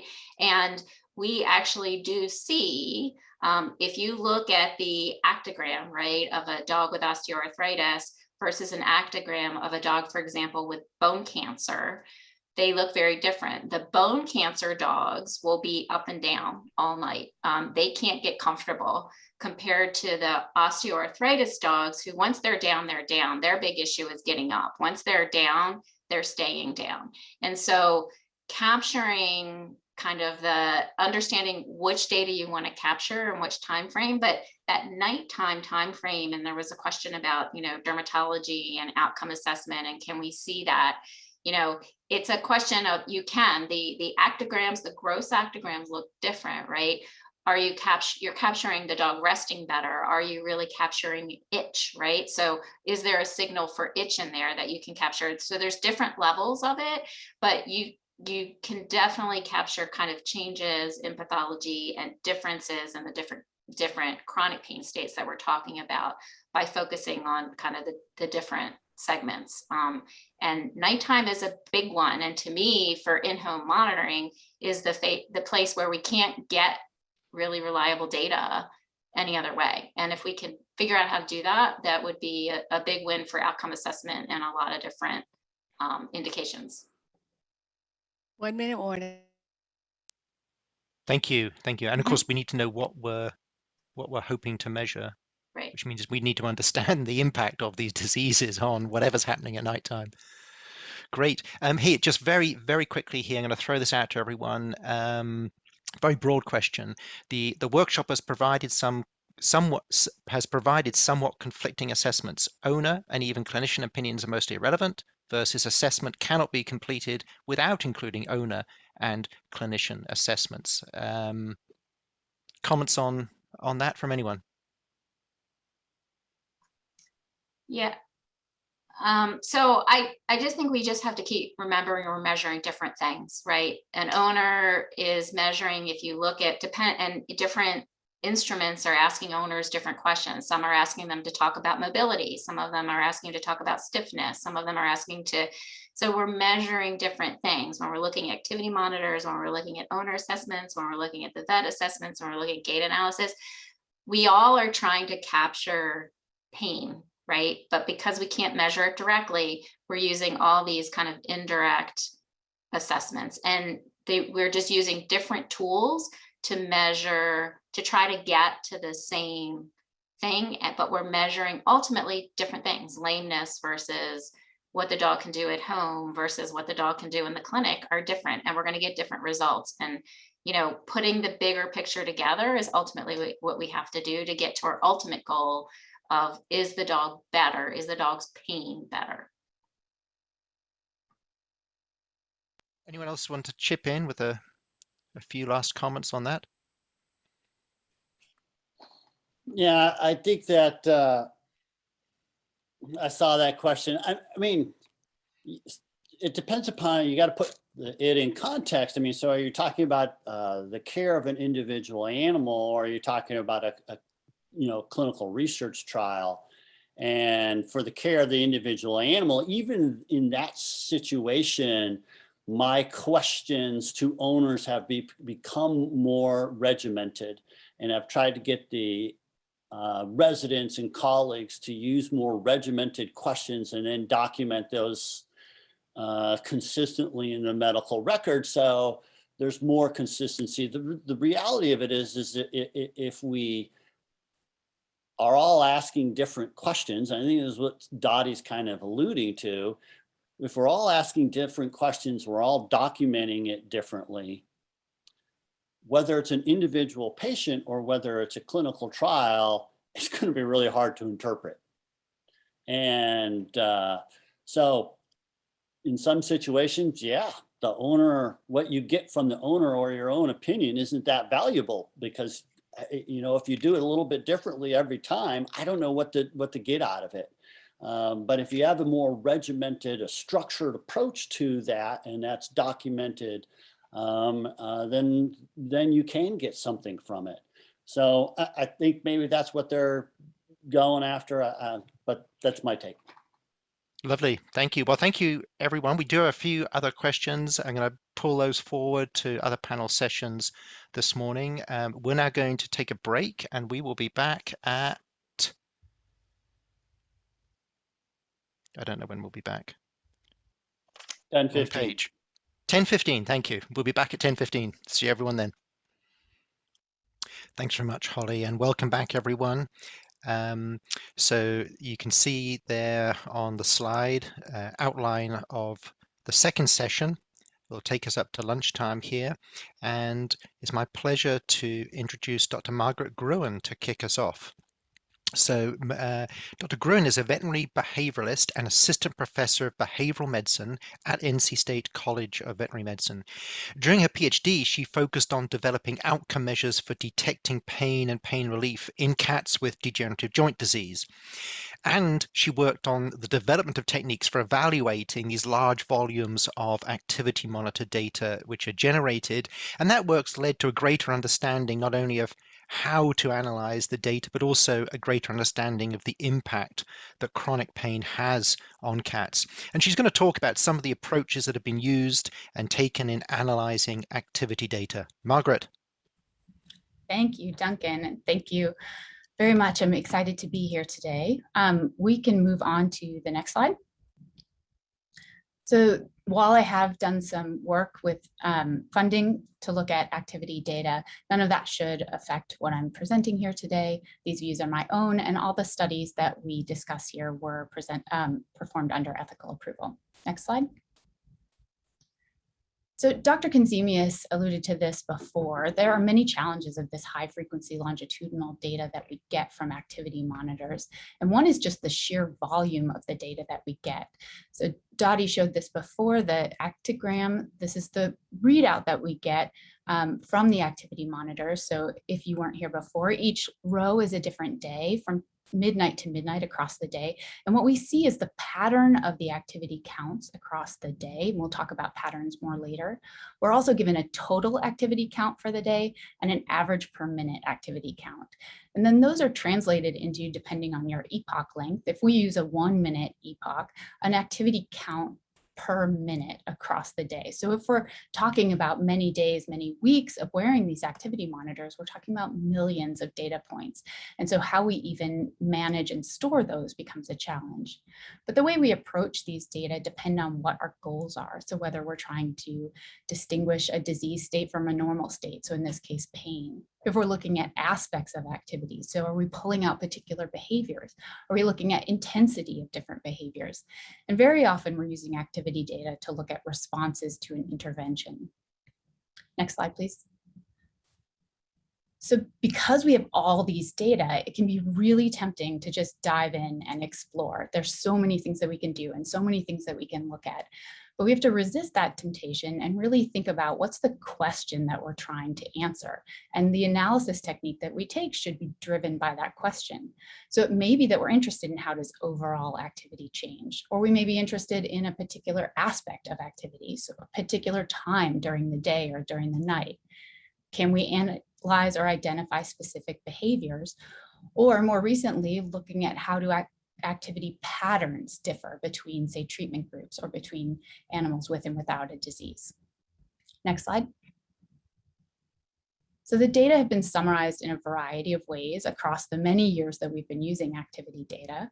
So totals over a time period, again, we can look at a treatment period, we can look at a day. People have looked at means, so whether that's your per minute mean across a time period, 5-minute intervals, hours, weeks, a whole treatment period can be summed down to one number. We've looked at medians, people have looked at percent change across time, or looked at particular time periods. So some of the work that's been discussed looking at, say, overnight time. Next slide, please. So all of these come with their positives and negatives depending on what it is that you're trying to look at. So here's an example from Dottie Brown of looking at total activities for determining treatment effects. So in this case, their question really was about whether total activity increases when dogs with osteoarthritis receive a treatment. And they did what we often will do, which is have a baseline period where no treatment is given, and then a period of treatment, either placebo or active treatment, and then look at the activity during the last week of that treatment. So comparing the baseline and the endpoint totals, looking at the change between the baseline and endpoint, so being able to look at each dog and then look within a group, looking at percent change while controlling for covariates like age and breed and weight. And then they also looked at cut points for improvement. Now, this also, as Dr. Brown discussed before, they were really interested in that increase in activity, but assuming that an increase in activity during the overnight period would probably not indicate improvement. So they excluded that time period from 1 to 5 a.m. And what we see in this graph here is a responder curve. So our treatment, active treatment in the triangles and the dashed lines, and solid lines and circles in the placebo group. And they can look at how the proportion of dogs with each percentage increase of activity, and can look at the difference between those proportions. So in this case, total activity was what was being used as the endpoint or output. Next slide, please. There's another example where averaged values were used. So this group actually also did peak vertical force, which is cool, in cats. So what they did here was look at one count in every 2 minutes, and this count was converted to an amplitude, so an intensity. The data were then expressed as average total intensity counts, and then median for each period for each cat was used in the analysis. So these can get pretty complicated. But their question was whether the activity, the intensity, changed, so increased during the nighttime period when on treatment compared to placebo, and then whether it changed, decreased during the recovery period. And they had done some previous work that showed that cats with arthritis were less active in the overnight period. So that's the time point that they really focused on. So really that time period between 3 p.m. or sorry, between 5 p.m. and 7 a.m. across these 3 days when people were unlikely to disrupt the cat's activities. And so then they were able to look both between the groups and within the groups to look for change in activity. So that's another approach. Next slide. But Dr. Lascelles talked about this before briefly in the introduction, that means may not tell us the whole picture. So in this case, we're trying to distinguish between cats with and without arthritis, with the sort of assumption that there would be a difference in activity, in the overall activity between these cats. So in our top line, we've got normal cats, and then we've got 2 groups of cats with degenerative joint disease. And what we can see if we look at both the median per minute activity or the mean per minute activity is that there really isn't an overall difference between these groups of cats. Next slide. And this is in part due to the really wide inter-individual variability that's seen. So these are cats, but it could just as easily be dogs, where there's about a 6-fold difference in activity across different dogs. So we can see there's this huge range in activity, with some animals being pretty inactive, so kind of couch potato-y, and some much more active, even within cats, which we think of as not being all that active overall. New slide. So some of the newer methods that have been used focus on analyzing those patterns. So looking at ways to analyze time series data.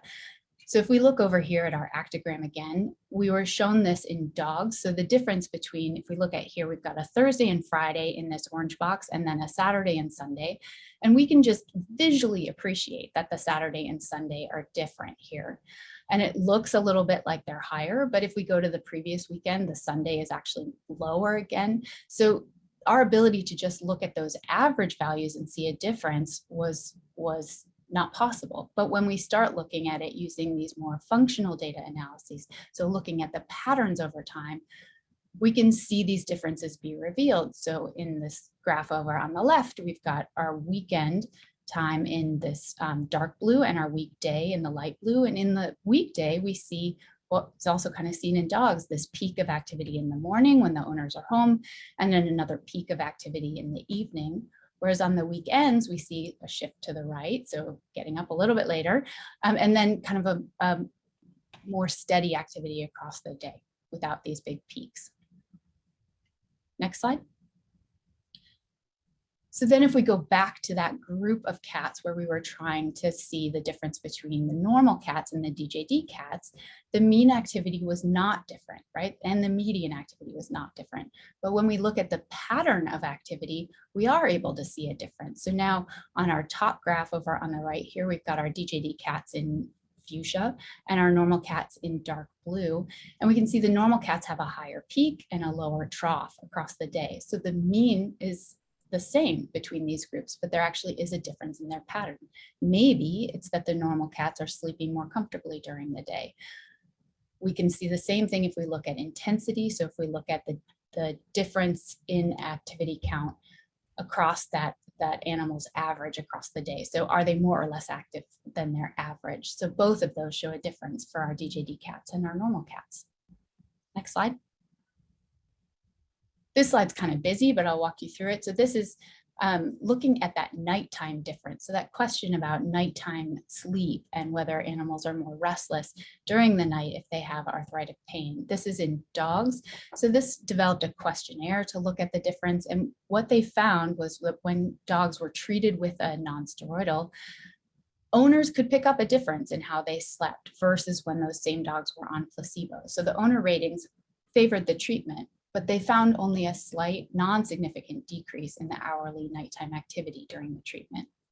So that was using change in activity per hour across that nighttime period. So the time when pretty much everybody was asleep from 12 a.m. to 5 a.m. We then apply a functional linear modeling approach. This is a subset of functional data analysis. What we see is in this bottom graph here, this is a permutation F test. And what this tells us is that the groups are different anytime this red line is above these two blue lines down here. It doesn't tell us the direction. We then have to go look at the curves of the activity in the dogs, but we can see that there is actually a significant difference. And this was a crossover trial. So these were the same dogs when they were on the treatment versus the placebo. There was actually a difference that wasn't able to be picked up when we looked at that more average time. Next slide. Even more has been done with these data, looking at different ways to look at activity. So trying to pull out different latent states. I saw a question in the chat about this, these higher intensity activities. So this is a subject specific zero inflated hidden semi-Markov model. And I am not a statistician, I'm a behaviorist. So I will take a stab at explaining this, but we can see, first of all, remarkably, that over 70% of the points were zero in these cats. So across the day, cats have a lot of zeros.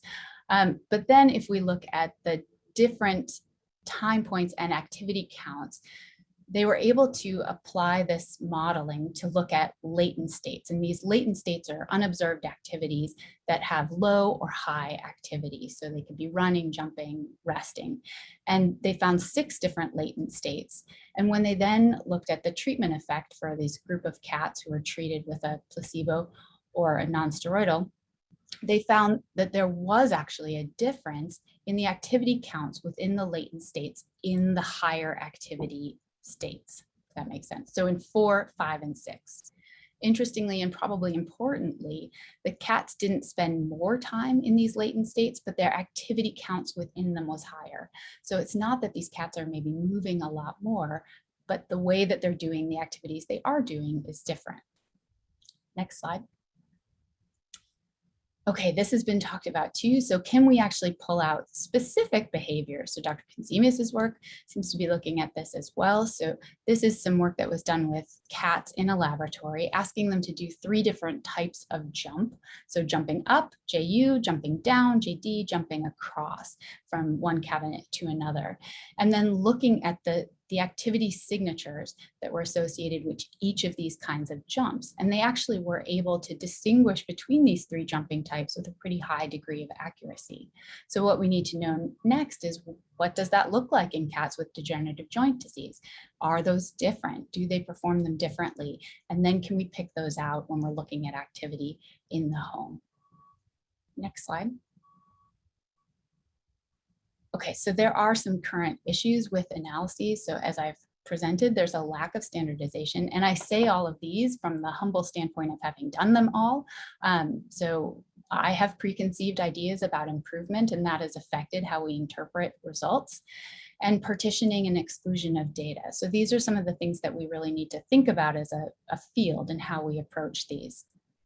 So here's an example of some of the preconceived ideas about improvement. So we tend to think about treatment as increasing improvement, increasing activity, but here are 3 examples of crossover studies in cats where they were treated with either a treatment or placebo. In this first one was amantadine. They compared total counts using a paired t-test and found they were lower on the treatment versus the placebo, but the owner measures of mobility and quality of life favored amantadine. So it's concluded that that probably works. In the second was gabapentin. Again, they compared the mean counts per day in this case using a paired t-test. They were lower on treatment versus placebo, but the owner measures of mobility and quality of life favored gabapentin. So it's likely that that worked. It's the conclusion. And then, oh, sorry, I didn't go on to the next slide. My apologies. And then the next one was criterion validation testing of clinical metrology instruments for measuring degenerative joint disease. So in this one, we looked at the mean per minute per treatment period, and it was higher on treatment versus placebo. And the owner measures of mobility favored meloxicam, so we concluded that that likely worked. So again, we need to think about at the start of a study, how are we going to interpret these data, and then how are we going to have that influence our conclusions. Next slide. Partitioning of data is also something that has been done, particularly as an exploratory work. So looking at, again, in cats where we have a really high proportion of activity counts being 0, in this case, 82% of the counts in this data set were 0. So some of the analyses were looking at the total mean hourly values across the entire day, just the non-zero mean hourly values, the dusk to dawn mean hourly values, and then the non-zero mean hourly values, and dividing success and failure as the number of cats with increased activity of greater than 10% using just the 80th percent of activity data. So again, there's lots of different ways that we can look at this, and we have to really think about what is the way that we're going to conclude a treatment effect, and what is the best way to look at this at the start of the study. Again, there's so much data, it can be really tempting to dive in and look at it all. Next slide. So in conclusion, there are a wide array of possible analysis options.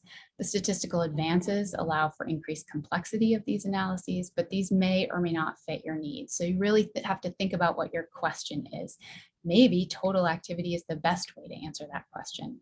But there's also likely a need for understanding activity in context, particularly for species like cats, where maybe it's just the smoothness of movement. Maybe there's some other feature that we need to be looking at. And then in the context of these larger constructs like quality of life. That's all I have. So I'll be excited to talk about these during the question session. Thank you very much, Margaret. Yes, you will definitely be back to answer questions that are coming in during the panel session. So thank you again, and a couple of minutes ahead of schedule, but let's move on, and let me introduce Miriam Martin. So Miriam is a PhD candidate working in the groups led by Dr. Hans Kurtze and Mike Kleinhentz at Kansas State University in the College of Veterinary Medicine. And in those research groups, they investigate analgesic strategies to employ during painful husbandry procedures in food animals such as castration, dehorning, and branding. And as part of doing this, they develop and validate the use of accelerometry. So Miriam's going to talk about the impact of acute pain on PAM-measured activity. She got her master's at Colorado State with Drs. Temple Grandin and Lily Edwards Calloway, and she told me she very much enjoys working in the pain and animal welfare research space. So Miriam, welcome, and looking forward to your presentation. Thank you so much. So as Duncan said, I'm going to be talking about behavior and pain assessment in cattle, particularly using accelerometers. So we can go to the next slide. So just a couple of quick disclosures. I'm a FAR fellow, and then I am going to talk about the AllFlex system today, which is owned by Merck Animal Health. So we can go on to the next slide. So just a few accelerometer basics of what we use with cattle. Starting about 10 years ago, everyone kind of got on the same page of beginning to use the 3-axis accelerometers as those became more accessible with the 3 different planes. And there's kind of 3 main design types that we use. One being placed on the metatarsus of the rear leg. There's also a collar, which you can look at in the photos. And then thirdly, we can mount accelerometers onto radio frequency ID tags. So the sketch in the bottom part of the slide kind of depicts how that would be set up with animals having collars or the ear tags that could be in a number of different places that were a certain difference from a tower. So those are the kind of different options of what our options are, what we can work with in cattle. If you'd like to go to the next slide. So we have a couple different options for the outcomes we can look at. One of them being, we use Ice Robotics as a company out of Scotland, and they have ice cubes and ice tags are the name of their accelerometers. And those quantified time spent standing, lying, the number of steps taken, the number of lying bouts, and then a motion index, which is pretty neat that we can quantify all of those different things.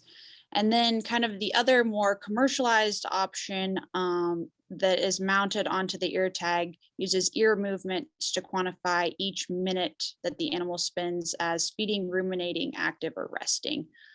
So as was mentioned earlier with dogs, there are some different options with cattle for accelerometers that are kind of designed more specifically for research purposes, and then another option that are a little bit more commercialized, then kind of both measure different things.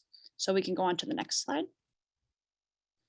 So the use of accelerometers in cattle pain and animal welfare research has been across a variety of different acutely painful procedures and conditions. So they've been used in disbudding and dehorning studies, in castration studies, in lameness, no surprise there, in branding studies, and then also in some disease states like bovine respiratory disease that we're starting to think about the potential for pain involved in those disease states. So we'll also touch on that. You can go to the next slide. So some of the outcomes from those studies that we see is increased lying time that has been shown after disbudding during the early stages of pneumonia and when cattle are lame. So we know it's not as simple as we mentioned earlier, it's just an increase or a decrease in activity being directly correlated to pain.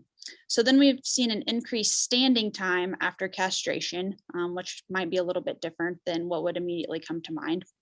We've seen a decreased step count after castration, and then 4 days after inoculation with mycoplasma in calves that had greater than 10% lung consolidation. So those would be calves that are experiencing bovine respiratory disease.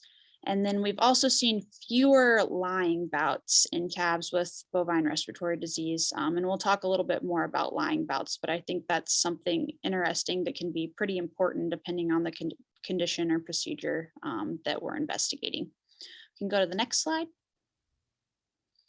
So this is a graph of the proportion of time spent standing pre and post surgical castration, and it's depicted by hour. And this is a graph that is from Dr. White's group, who we collaborate a lot with here at Kansas State. And I think it's important to talk about how we present our accelerometer data in publications in a way that is easy for the general public to understand, that maybe is not super comfortable, doesn't work with accelerometers all the time, where we can kind of pinpoint what's meaningful, because as we've all mentioned, we can get a lot of data, which is a neat aspect of using accelerometers. But sometimes the meaningful things that we'd like to pick out from that data, I don't think we do a great job of depicting in figures and tables.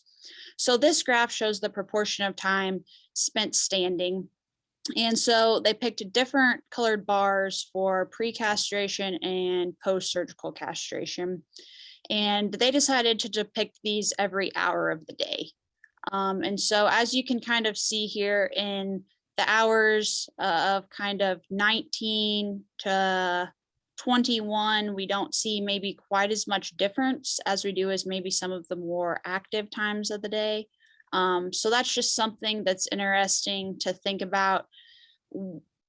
Try to know when you're going to anticipate seeing differences.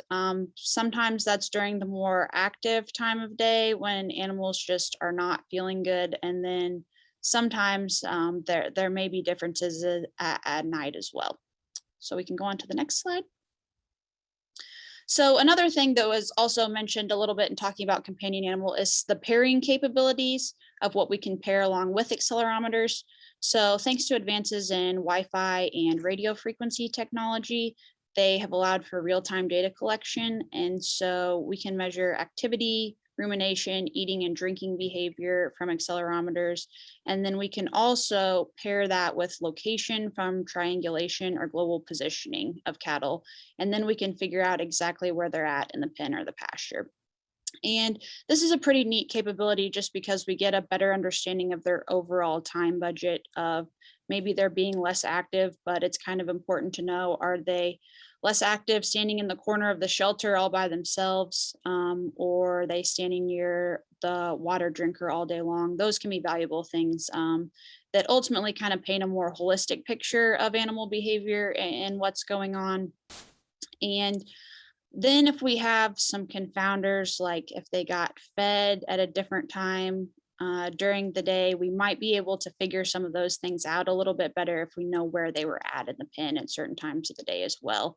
And one of the benefits is we collect a lot of video footage in our lab as well. And that's a good way to understand a lot about behavior, but we employ a lot of undergrads that spend a lot of time scoring video footage that if we can collect some more real-time data via accelerometers and maybe a GPS collar that can give us a lot of that information without having to scour through a lot of video footage, that can be pretty beneficial and time-saving to us. So we can go on to the next slide. So like I said, the pairing capabilities can give us a little more complete picture of time budgets. So on the right, this is just a mapped out pen, so you can kind of see what it could look like with where the shelter and the water and the feed bunk would be, where cattle are housed. And then some data that you could then pull from that would be distance traveled. And that's not something that we typically could describe just with an accelerometer, but kind of gives one more piece of data that could certainly be valuable. Next slide, please. So let's talk about some of the pros of accelerometers. So data collection over an extended period of time is incredibly valuable to us. Accelerometers have been used for as short a time period as 24 hours after a painful procedure. And that was in a dehorning study. And likely if you're only collecting for that shorter period of time, you're probably going to be talking about 15-minute or hour segments. And then accelerometers have also been left on animals for as long as 56 days after arrival to the feed yard. So there's a lot of variation in studies and how long we can leave accelerometers on. We're pretty comfortable in our lab setting leaving them on. We've left them on for 30 days and had certainly no issues at all. In this picture, as you can see, the accelerometer on the back left leg of the calf. They do kick a little bit when you put them on for the first time, just because I think it's something funny that's touching their back leg. So they'll kick a few times right after you put it on. And then I think it's kind of like having your cell phone in your pocket. I think they just honestly don't even feel it after a point in time and don't even know that it's there, which is nice. So another pro is that we can capture multiple behaviors indicative of pain in cattle. So we can capture lying bouts, we can capture step count, and sometimes we are going to see some differences between those pretty specific outcomes. They're highly objective and they're unconfounded by human interaction. And that's something that's really important to us in cattle that are pretty stoic animals that are trying hard to hide those pain behaviors from us, particularly during the daytime hours. Having a measure that's unconfounded by human interaction is very valuable to us. Next slide. So then we'll talk a little bit about the cons. So device cost is definitely something that is a challenge for us. If you're going to get the more commercialized system, paying to install that system at a certain location and then being tied to having to do a lot of research at that location then in order to pay for that cost, in order to justify that, can be pretty daunting. And then also just buying the more research-oriented ice tag, ice cube accelerometers can also be pretty expensive. So oftentimes what we see done in studies then is accelerometers are put on a subset of calves in the study. And I question if we're really achieving adequate power in a lot of studies by doing that. So that's just something to consider.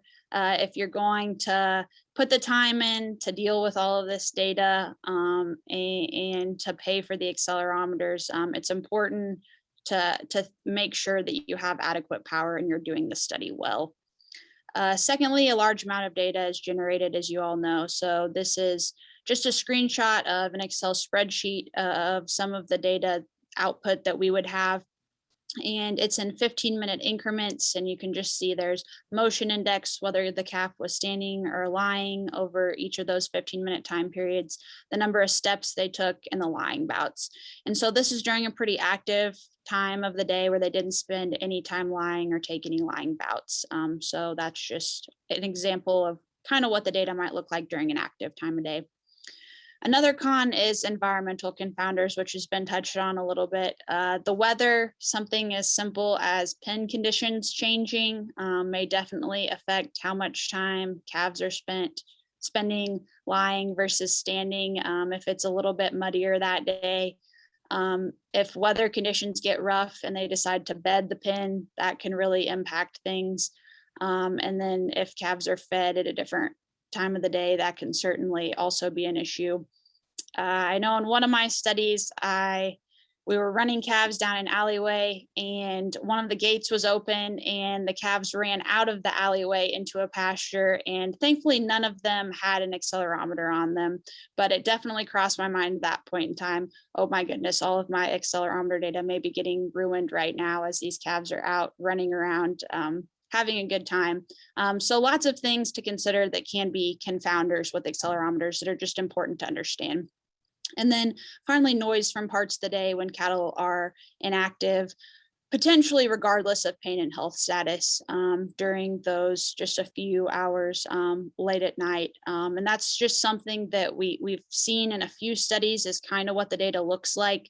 I think it depends on the procedure or condition. If there's a chance that cattle may be pretty uncomfortable and maybe pretty restless during those hours, that data can be pretty important. Or they may be in a disease state where they just are feeling really rough and probably aren't moving much at all. So I think that's pretty dependent on the condition or disease state. Next slide. So just a few final takeaways.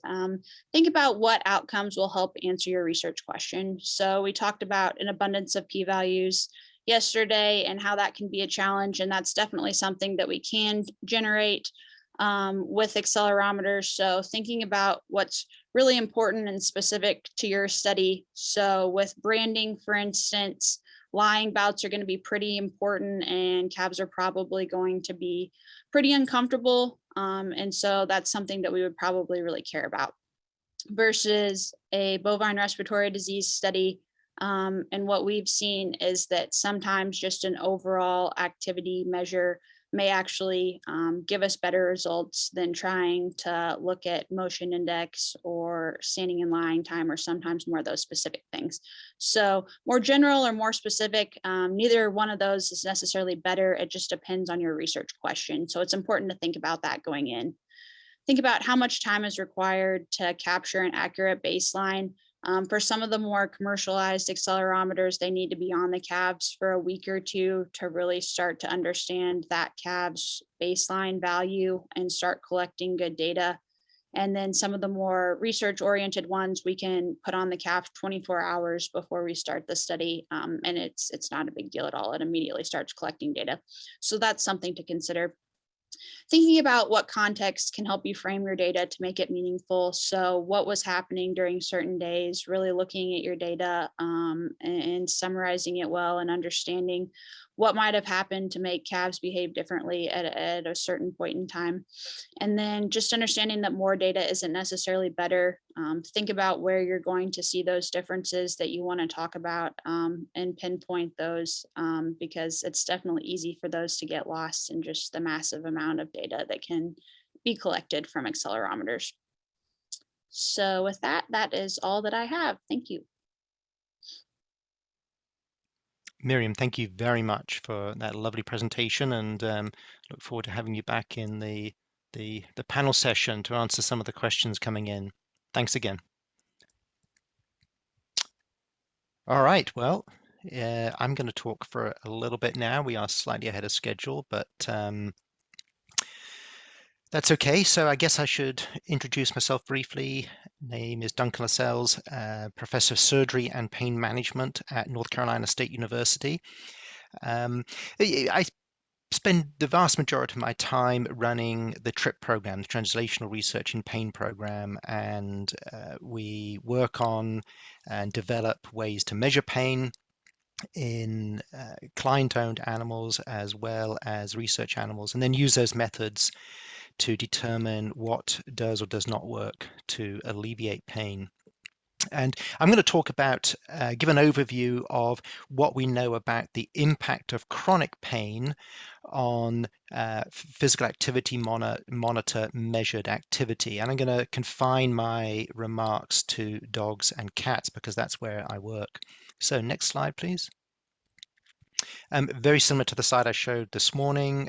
These are my own views. They do not reflect any official policy of NINS, the NIH, or the FDA. All of the studies that I am presenting have been performed under appropriate ethical oversight, whether that's an IACUC or an IRB.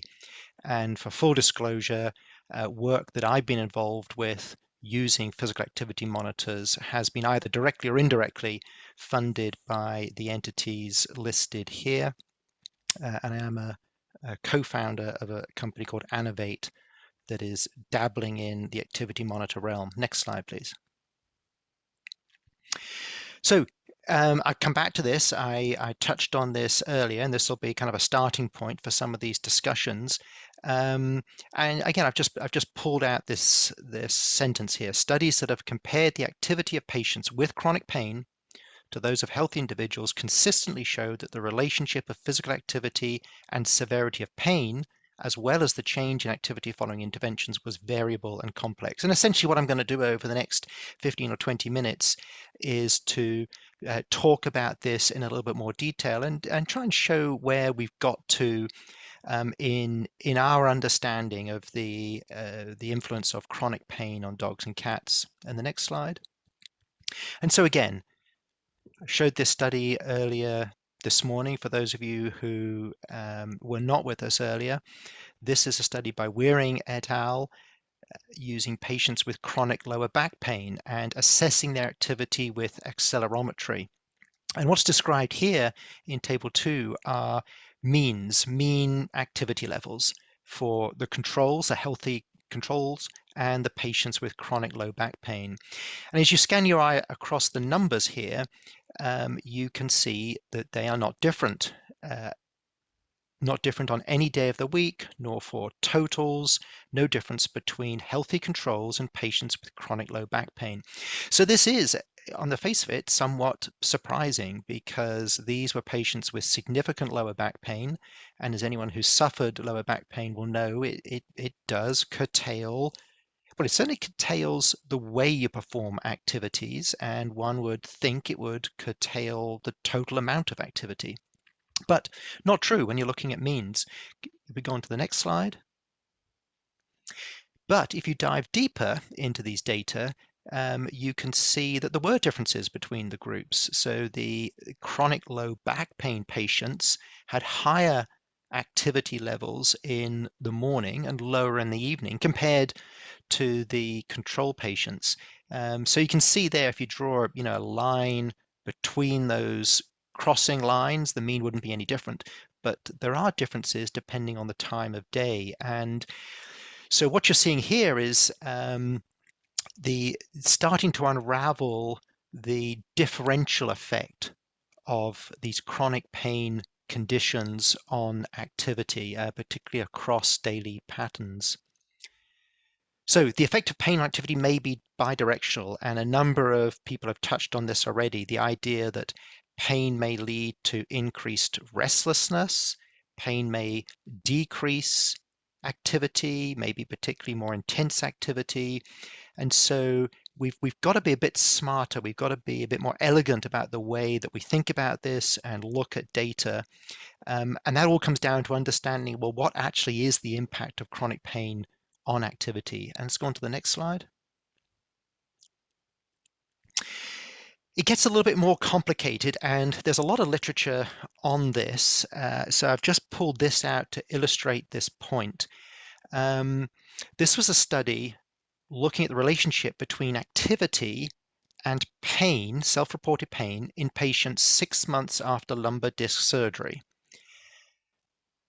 And the question was, do pain-related coping modes act as moderator variables? So what this study looked at was they took self-assessments of activity and self-assessments of pain, and then thirdly, accelerometer-based measures of activity.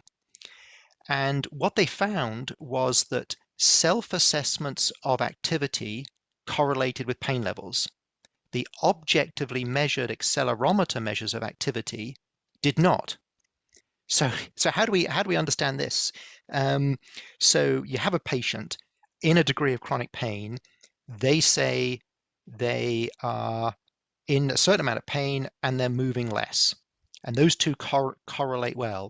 But the reality is they weren't necessarily moving less. There wasn't a good relationship between self-reported pain and the actual activity that occurred. And the way that that this has been explained in a number of studies is that it's the way patients cope with their pain that has a major influence on what activities actually performed. So one end of the spectrum, you might have fear avoidance coping, where you have pain, and because of a fear of exacerbating that pain, you very much restrict your movement. And now you have actually a good relationship between self-reported pain and actual activity that is being performed. At the other end of the spectrum, endurance coping is where you have pain, you have a certain level of self-reported pain, but you push through, you keep going, you're doing those activities. And so you don't get that tight relationship between self-reported pain and activity levels. And I think, this is something to think about as we move it, as we're performing animal studies. These animals are sentient, they have cognitive function, they are assessing their environment and responding to it and making decisions. And maybe some of the mismatches we're starting to uncover in terms of certain outcome measures and objectively measured activity are dependent on those, for want of a better word, cognitive responses. Let's go on to the next slide. Now, I am very excited about objectively measured activity as an outcome measure, and so the next study I'm going to describe here is not to throw water on that excitement and everyone else's excitement. It's just to kind of put this in context, because again, the starting point here is that objectively measured activity relates to chronic pain. It's a great outcome measure. And already I've shown you that it sort of depends on how you parse out and analyze the data. And it's more complicated because there may be cognitive overlays on that, affective overlays on that. And this is a little bit sobering, because if we who are interested in accelerometry and objectively measured activity believe it's really important, it is what shows a difference between groups, then take a look at this. This is a study looking at the relative difference among 27 functional measures in patients with knee osteoarthritis. Okay, so they have these two cohorts, patients with knee osteoarthritis, healthy controls without knee osteoarthritis, without that osteoarthritis-associated pain, and they're looking at what best distinguishes those groups. Okay, so if we believe in objectively measured activity, well, that should be pretty much at the top of the list. So let's see what we've got. Let's go to the next slide. So this is a chart of the relative difference among these functional measures in patients with knee osteoarthritis compared to individuals without knee complaints. Okay, so essentially how to read this is the longer the blue bar, the greater the difference between these two groups.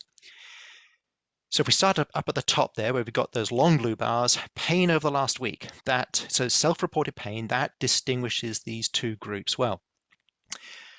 The KOOS quality of life, this is again another self-reported outcome measure that's divided into various components. So quality of life is different between these two groups. The KOOS assessment of sport and recreational activities is different. The KOOS assessment of symptoms is different, as is the KOOS assessment of pain and the ability to perform the activities of daily living. And so we move down the list here. The pain on going up and down 10 steps distinguishes them, but not quite as well as some of the other self-reported measures. Other pain measures do. And then you see where the first blue arrow is, that's activity, vigorous, intense activity. So objectively measured activity at the level of high activity, vigorous activity, that's kind of in the middle there of distinguishing these two groups.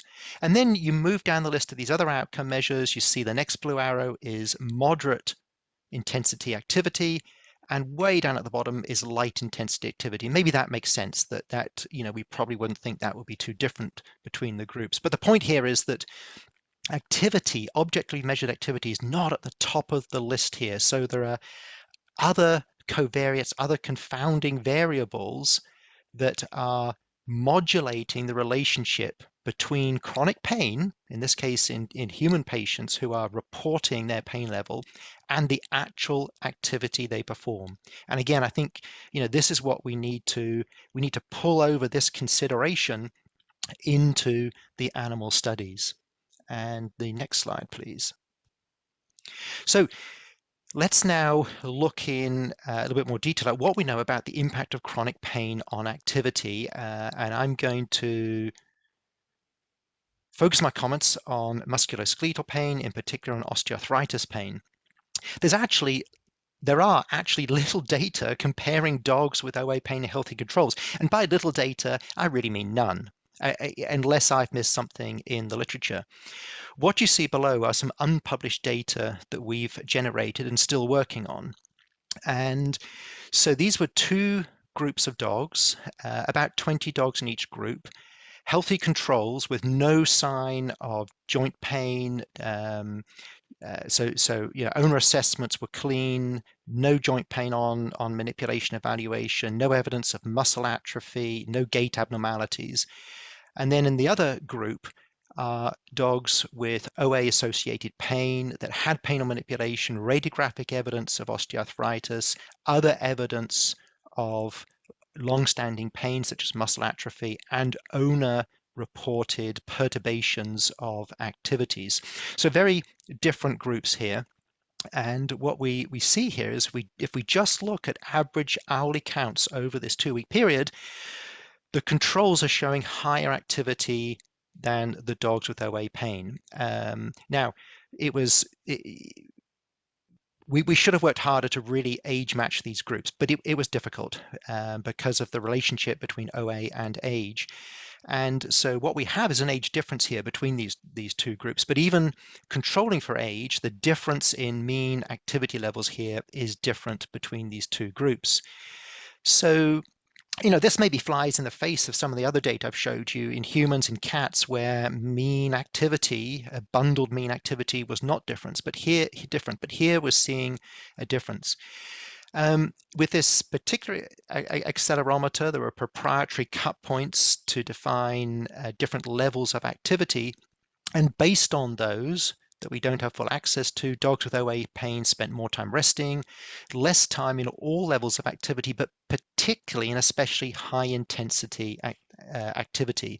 And indeed, healthy controls spent 70 to 80% more time in high levels of activity compared to OA pain dogs. So that's mean activity. Now, if we go to the next slide, let's start to take a look at some of the patterns we see. And so now we're taking accelerometer data from a different accelerometer that was also used in this study. And we're looking here at the patterns of activity. We're plotting log activity here over the 24-hour period. And again, just speaking to or reflective of earlier comments about the difference between weekdays and weekends, what you see here are very different patterns for both groups, weekdays to weekends. Weekdays are very much looking like the influence of owners there, and the pictorial depiction of the fact that the control dogs had higher peaks than the dogs with OA, that overall the pattern was elevated there. Visual representation of these higher activity levels in the dogs with OA.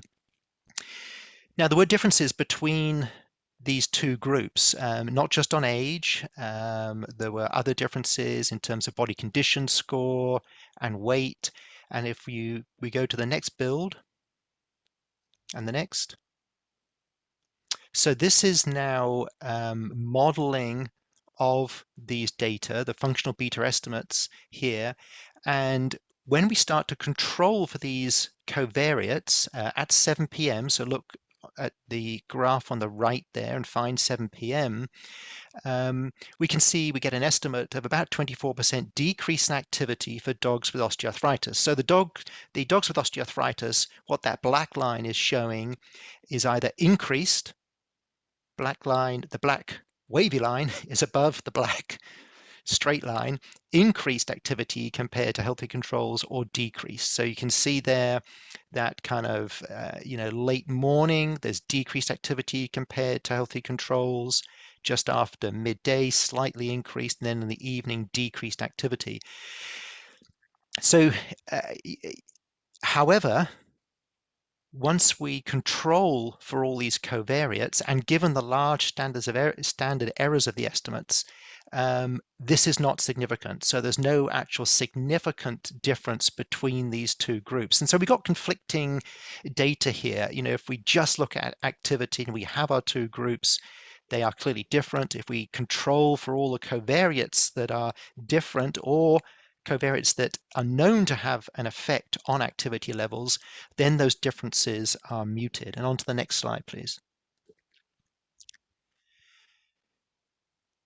And so one of the things we should probably look at is degree of impairment. Now, these data I'm showing here are going back a little bit, but we looked at the effect of signalment and essentially owner-reported impairment level on accelerometer measured changes in activity in arthritic dogs. But the data I'm showing on this slide are actually the activity levels in the high and low impairment groups.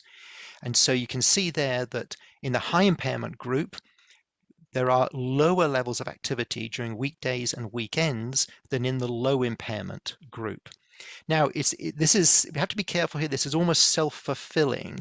So the owners are reporting on the level of impairment, and the owners are responsible for a lot of the dog's activity. And we probably need to look at other measures of impairment and relate that to activity levels rather than necessarily relying on simply owner measures of impairment in order to parse out what the effect of different levels of chronic pain are on levels of activity.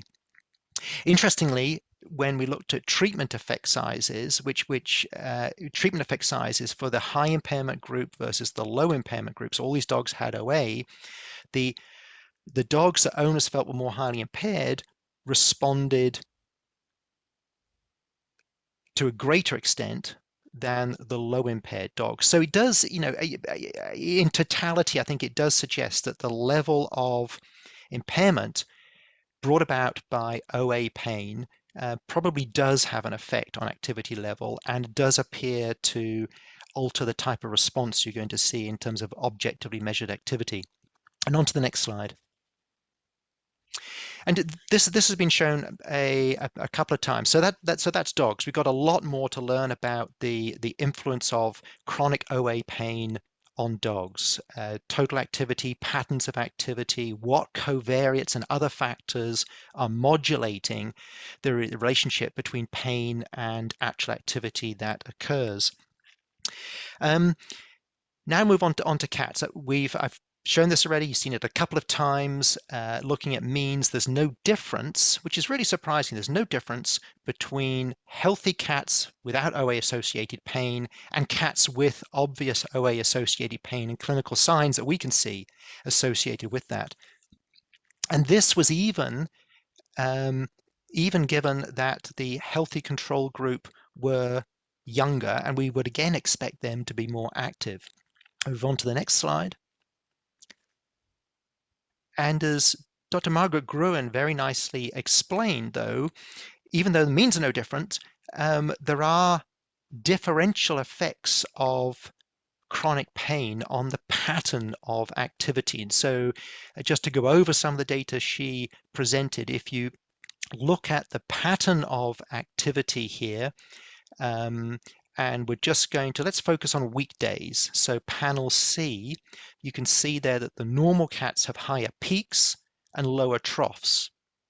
The cats with DJD-associated pain, OA-associated pain, have lower peaks and higher troughs. So the excursion in levels of activity throughout the day is muted. And you know, we still need to understand what this means. It could be that those cats with DJD-associated pain are more restless during the day and cannot move around with the intensity of activity that normal cats can. And indeed, so the graphs here look very similar from left to right. On the right, we're looking at intensity of activity. So we take mean activity over that time period, over that week, and then look at the delta from that mean at each time point to create these intensity curves. We can see pretty much the same thing for intensity of activity as well as total activity. And let's go on to the next slide. And so Margaret talked about analyzing these data to understand what's going on and differences between groups. And I think the next stage is to say, okay, here are the differences. Are these differences that I've highlighted here in green in terms of decreased activity, are these where we would expect to see treatment alterations? And I think by both looking at the difference between affected individuals and non-affected individuals, and then looking at the difference that an effective treatment makes, through that process, we'll then understand what the influence of chronic pain is on cats. Because, you know, this may be a difference, but we might see changes at other areas in this curve with treatment. And so that's still to be determined. And the next slide, please. And I threw this in, so you know, it's always good to reread your own manuscripts. And I was reminded of these graphs that were in the supplemental material. And I don't really know why we put them in the supplemental material, because looking at them now, I think there's great insight here. So these are now functional curves of activity over 24-hour periods for the two groups of cats with OA-associated pain, with DJD-associated pain. And what at the time we didn't think about or focus on was that these two groups, although not statistically different in many measures of OA pain, they were different. The so-called FMPI group were less impaired. The entry criteria for that study was one joint with radiographic OA and one joint overlapping with the same joint being painful. For the low-dose study, they had a higher bar to entry into the study. They needed to have two joints with OA, with radiographic findings of OA and pain on manipulation. They were more impaired. And so what you can see here now is, I think you get an insight into the effect of degree of impairment. And again, you can see the same type of thing we saw earlier. There is greater excursion, highs to lows, peaks to troughs in the less impaired cats, and it's muted in the more impaired cats. And the next slide, please. The other way of understanding the effect of chronic pain on activity is to look at analgesic treatment and what that does to the activity. And this is work that we've touched on already by Dottie Brown, using an activity monitor to detect response to treatment in dogs with osteoarthritis. And thinking back to what I showed in terms of dogs, the effect of chronic OA pain on dogs, at least in our study, in that one little study, there did appear to be a decrease in overall activity. So that's bundled mean activity. There did appear to be a decrease associated with OA pain. In this study here, using a similar approach to bundling activity, so now we're looking at median total activity count, and controlling for age and baseline activity counts, dogs treated with carprofen, the non-steroidal carprofen, had an increase in activity counts. And as I think Dottie explained earlier on, we've also got to consider the effects of owners thinking their dogs may be on a positive treatment, actually interacting with them more, taking them on longer walks. But these results here are absolutely valid in this placebo-controlled environment. And go on to the next study. Next slide. So that's dogs, and I think we got a lot more to learn about the impact of chronic pain, OA pain, the impact on activity throughout the day in dogs, and then how that is altered with effective analgesics. Now, the last study I showed you there from Dottie Brown, that showed that a non-steroidal increased activity in dogs with OA. That has not been easy to find, and trust me, we've looked for it. We and others have looked for that in cats. So you don't see such an obvious change in activity, and there may be something different there. You know, dogs are taken on walks. The influence of owners on dog activity is very dramatic. The influence of owners on cat activity is absolutely there, but we don't put collars and leashes on them and drag them down the road or around the block. So to some extent, although activity is determined by human interaction, it's in some way less dependent on how we interact with them, on what we do with them. So that's a long-winded way of saying, you know, cats sort of determine what activity they're going to do. And when we've measured activity using accelerometers in cats, with and without giving cats with OA pain non-steroidals, we don't see such an obvious increase in activity as appears to be the case in some of the canine studies. We maybe see a 3 to 5% overall change in activity, increase in activity, but often not statistically significant even with reasonable numbers of cats. And so I think by some of the methods that Dr. Margaret Gruen explained earlier on, such as this hidden semi-Markov method, we're diving deeper into the data, not just patterns, but patterns within patterns. And here we're looking at the likelihood, the probability of a cat being in a particular latent state of activity. And what this table here shows you across the different states, and these are states we can't actually observe, across these different latent states, starting state 1, which is essentially nothing, the odds of being 0, through to state 6, which is a high level of activity. When meloxicam is given over a 3-week period, you can see there that there are statistical changes in the odds, the probability of a cat being in the higher activity states. So we're seeing a little bit of a change at the lower level there, but particularly increased odds of cats being in higher activity. So I guess the way to think about this is that we've gone from means to looking at patterns over 24 hours, now to looking at probability of being within a certain place within a pattern. And so again, it's another way of the differing statistical approaches, I think, will tell us more about the impact of chronic pain on activity. And the next slide. And I think, if we're going to infer the conclusions about the impact of chronic pain on activity using analgesics, we really need to use known analgesics. And I'm going to finish with one slide, the next slide, to show that even that can be a little bit complex. So these, what you're seeing here are charts from two different studies, both using a feline-specific anti-nerve growth factor monoclonal antibody, which has been approved in Europe for the treatment of OA pain in cats.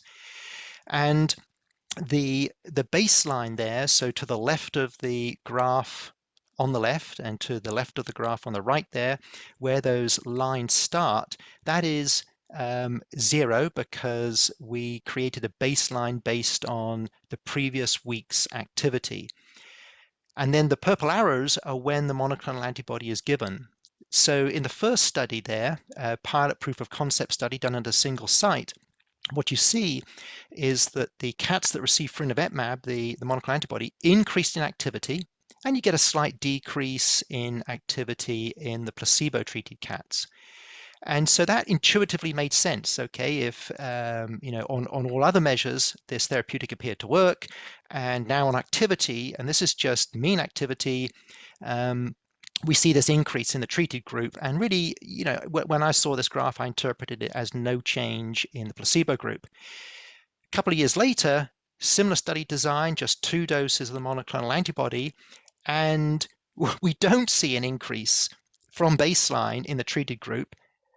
Conversely, we see quite a dramatic decrease in the placebo-treated group. And so we're seeing differing responses here with the same therapeutic in different studies, different responses in terms of change from baseline. So it's not always, I guess I'm just saying it's complicated.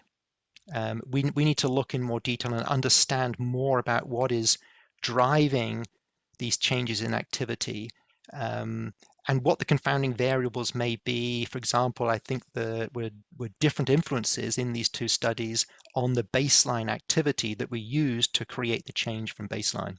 So with that, I'm going to stop.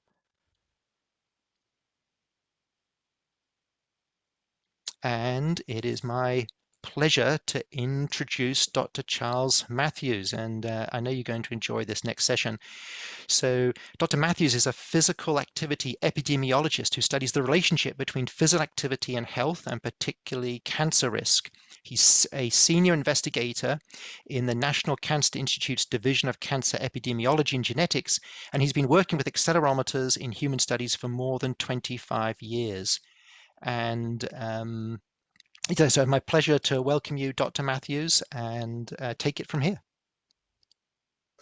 Okay, great. And get organized and see where I am. I guess I'll start with the next slide.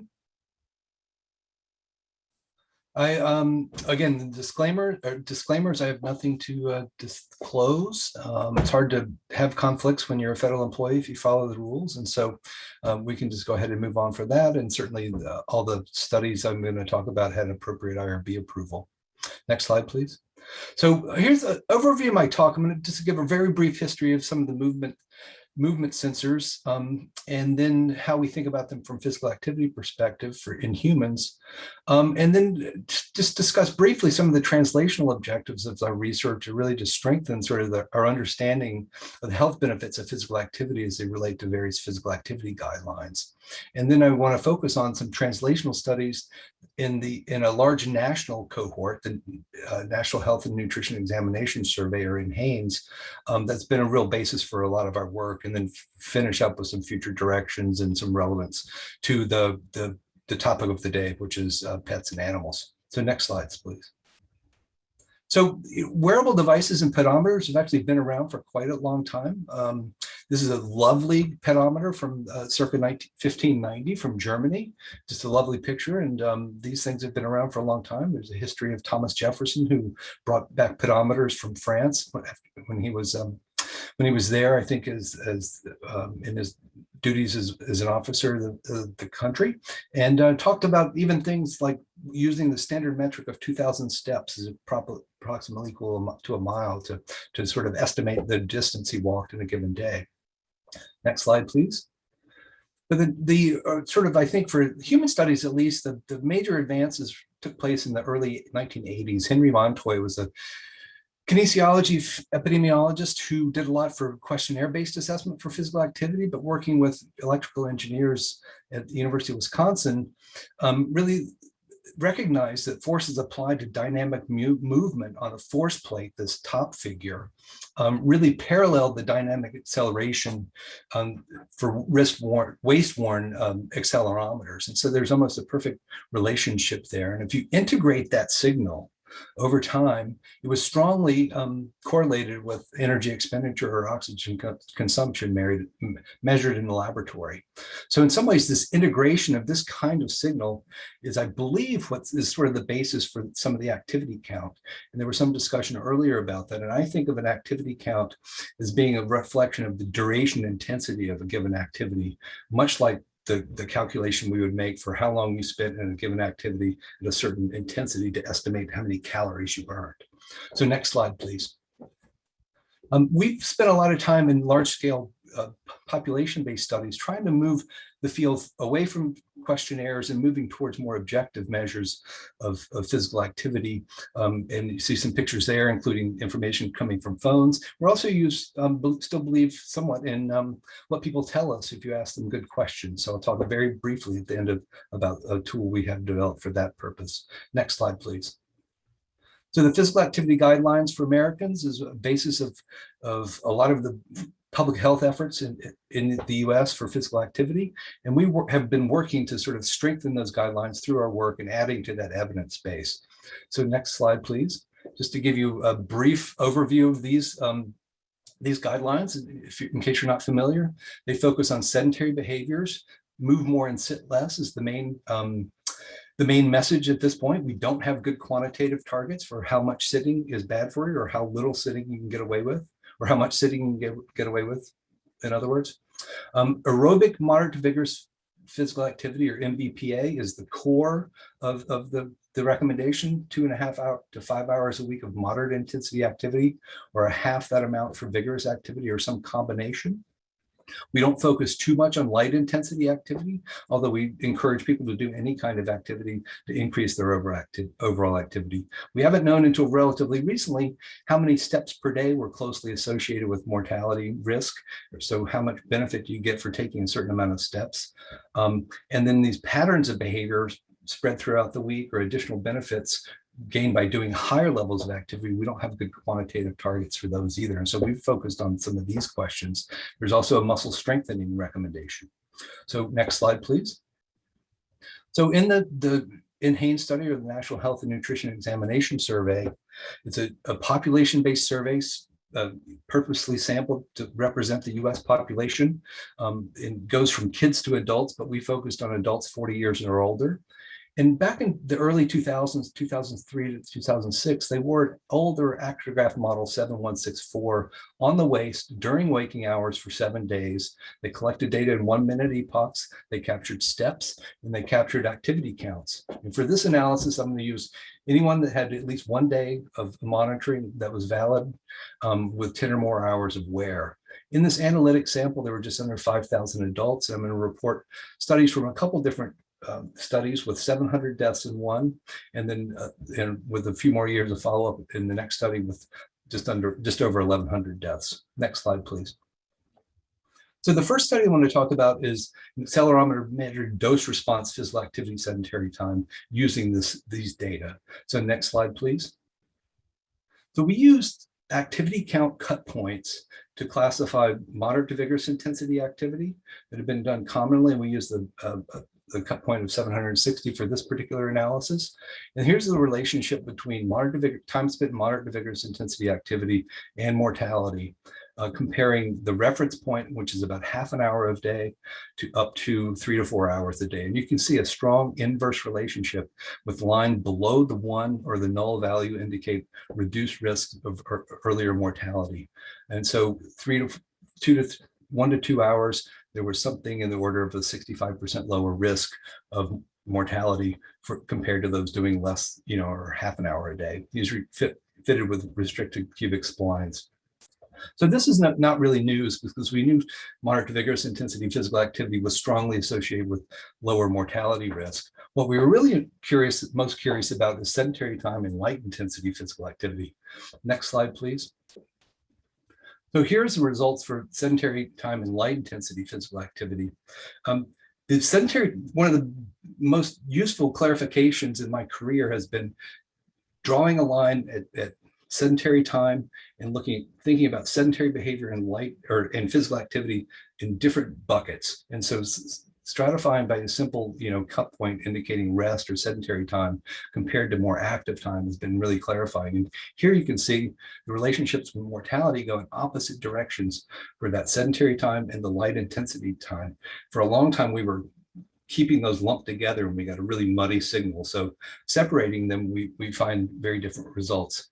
In these data, the dark lines are the covariate adjusted risk estimates, and the dotted lines reflect the after adjusting for moderate to vigorous intensity activity. So we knew the MVPA association was strong in there. And so for sedentary behavior or light intensity activity to be important and relevant, they needed to remain associated with mortality after adjustment for moderate to vigorous physical activity.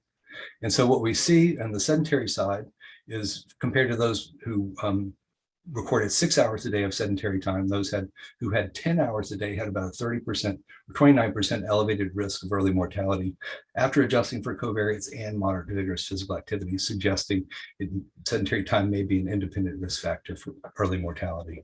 Light intensity, on the other hand, was more strongly associated with mortality before adjustment for moderate to vigorous physical activity, but some elements of the line, 3 to 4 hours or 4 to 5 hours a week day compared to 3 hours a day were associated with about a 20 or just a little over 23% lower risk of early mortality. So benefits for both sedentary behavior and light intensity after accounting for moderate to vigorous intensity activity. So next slide, please. The next study we were able to look at was using the step count data from the monitors. This is a little later follow-up with more deaths. And we really wanted to look and see how step volume, total number of steps taken each day, and step intensity were related to mortality. Next slide, please. Here's the basic results for steps per day and mortality, and the y-axis is deaths per 1,000 per year. And I've put in the hazard ratios, and you can see compared to 4,000 steps per day, which is our referent group, which is roughly the 10th percentile in the distribution, taking 4,000 more steps per day lowered risk by a little over half. We saw a hazard ratio of 0.49, and taking more steps per day out to 12,000 steps per day lowered risk a bit more. So that's one useful and interesting result, sort of somewhat in the weeds, and we're talking methods here. One of the interesting things here is this accelerometer is slightly differently calibrated, and it's probably about 10 to 20% higher in terms of step counts on average per day than the typical Fitbit, based on just differences in the way things were calibrated.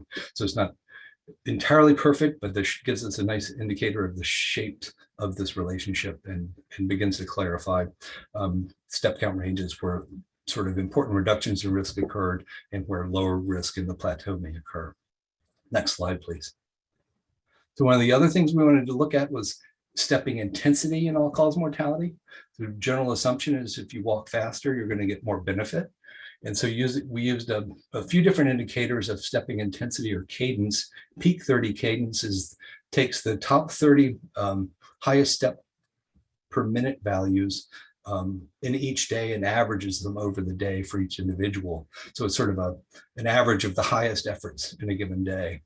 And so what we did was we classified by quartiles among those who did bouts of stepping 2 or more minutes throughout their week of assessment.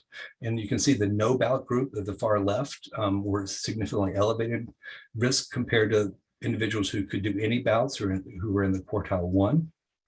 And so that pattern of very limited ambulatory activity was associated with elevated risk, which is not surprising, but it's useful to think about.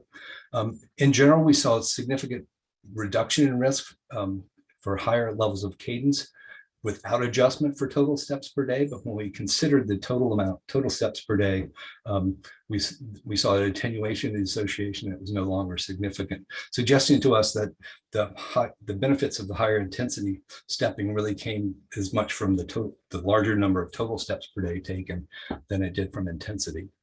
So next slide, please. So in summary, for these studies, sedentary time and light activity seem to be quite important. And I think classifying even with simple cut points are actually very informative. Higher step counts were certainly associated with lower mortality. 8,000 steps compared to 4,000 is good, and 12,000 was better in these data. We had serious challenges for our intensity comparisons, trying to think about the intensities of the same volume was a challenge. And stepping intensity using 1 minute epoch data is probably not ideal, but it was all we had. And so it gave us a first start on understanding that relationship. So next slide, please. So let me just shift gears a little bit back to probably the topic of the day, and hopefully relate, I think, to many things we've talked about. So there's in the physical activity health realm, there's a growing literature, small but growing literature, looking at the relationship between dog ownership and how it affects people's physical activity. I think in the US, about 48% or so, as I understand it, households in America have a dog in the house. And so trying to understand if that's a facilitator of physical activity to get people out and about is an important question. This is a cross-sectional study from Scotland. They use an ActiPal monitor, which is a little different. It's an interesting one. It goes on your thigh and uses thigh position to help estimate step counts as well as body position, because your thigh is a very good indicator of when you're sitting or lying down compared to standing up. What they found was dog ownership in this study in older adults in Scotland were associated with the 276 additional steps per day taken, almost half an hour less per day in sedentary behavior. It wasn't statistically significant, but that was a substantial reduction, and an increase in 23 minutes per day in walking. So in this study, at least, the control group was good, suggests that dog ownership may really enhance people's numbers of steps per day, which could improve their health. Next slide, please. Katie Potter at the University of Massachusetts in the kinesiology department is really trying to develop her research program in this area. And this is a single arm trial. So it's longitudinal, but not randomized. 6 weeks of dog fostering as a sort of proxy for acquiring a dog.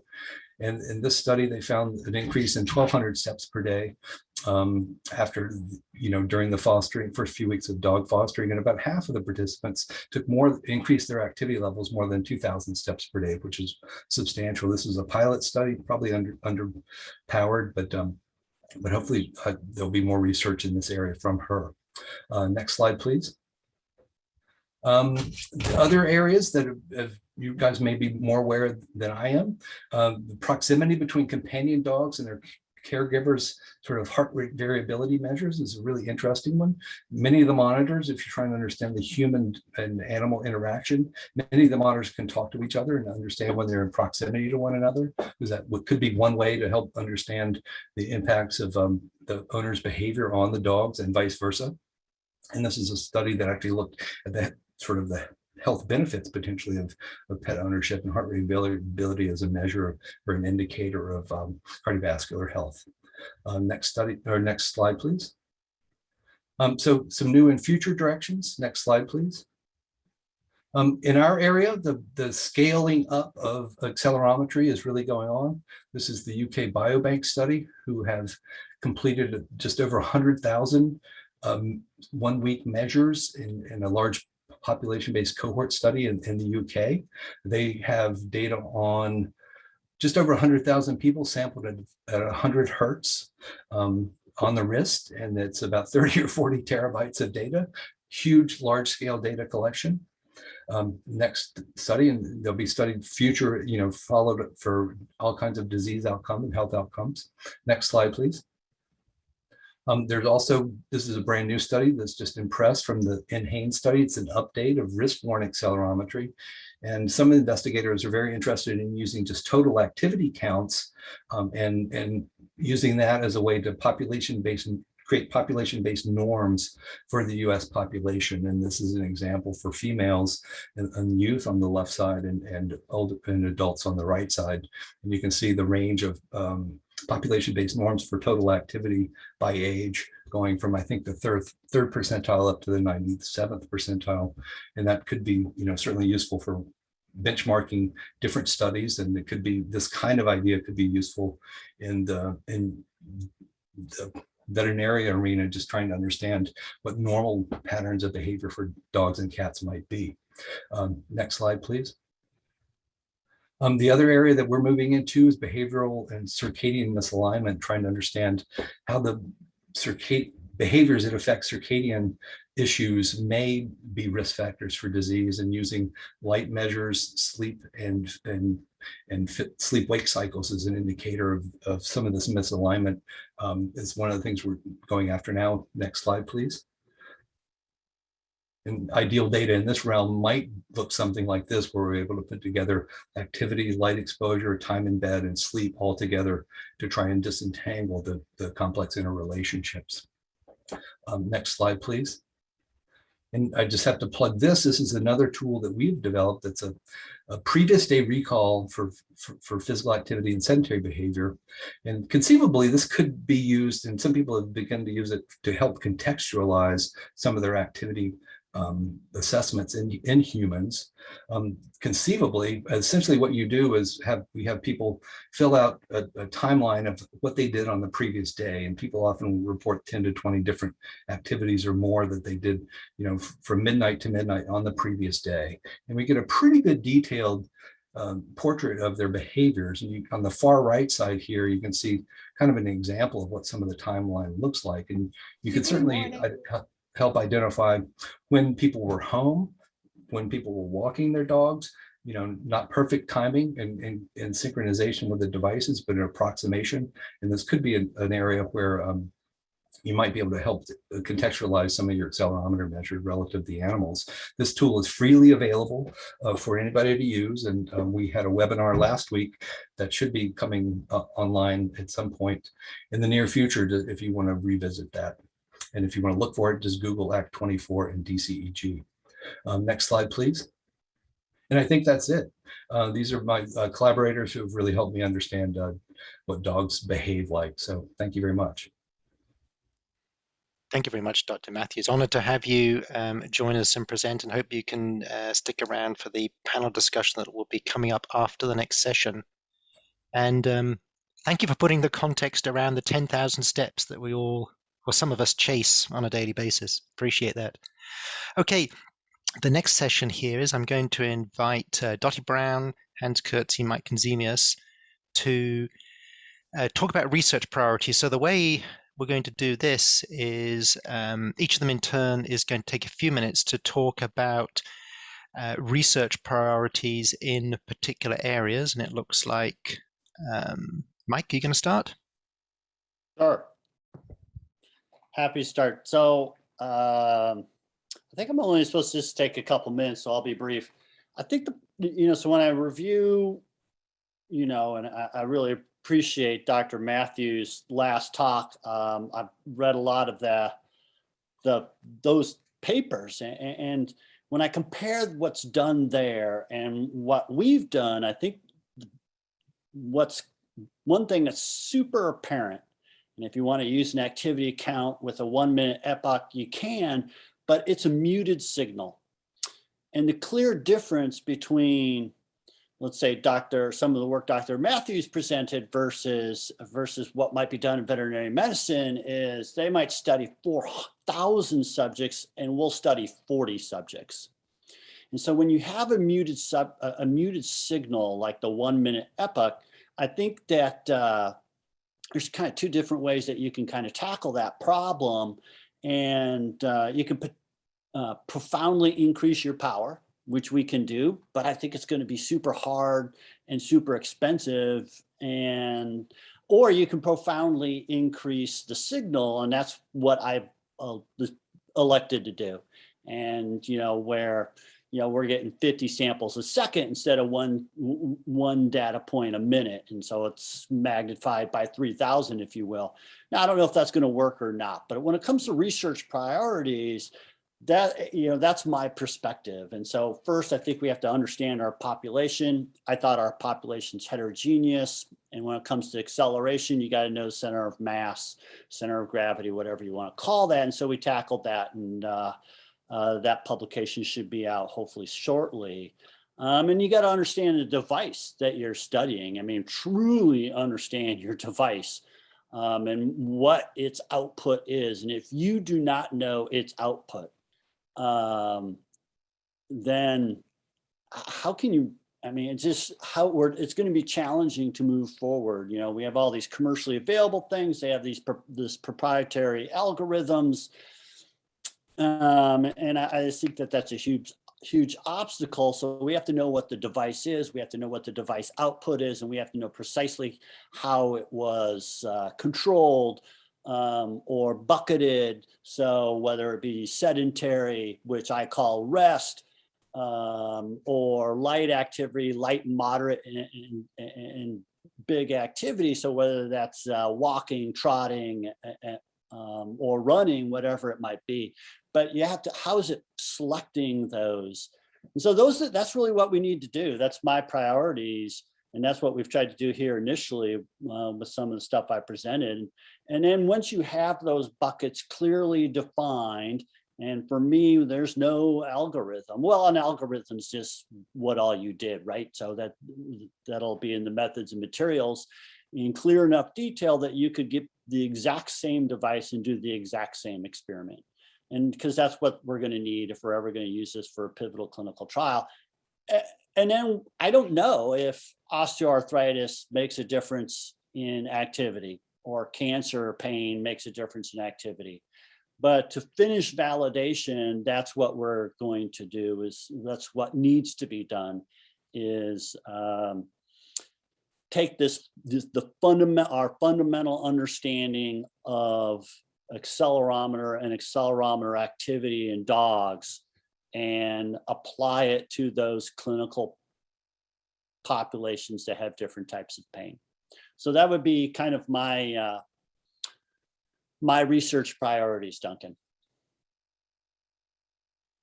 Thank you, Mike. All right, I'll ask Dottie to give us a few words on her perspective. Thank you, Dottie. Yeah, sure. So, I mean, from my perspective, I mean, we've heard what the questions are, right? And so a lot of it is just kind of summing up a little bit what we've talked about. We've talked about we're getting a lot of data, right? We've moved even from getting, one epoch types of data where, in a course of a week, you'll have 10,000 pieces of data to where, in even shorter periods of times, you could have millions pieces of data. And, the big question of what do we do with that data really obviously is kind of underlying our questions. And, we've moved from, high level averaging counts, averaging intervals, to really using more sophisticated informative ways to evaluate that data. What should we be looking for? Should we be looking for patterns of activity?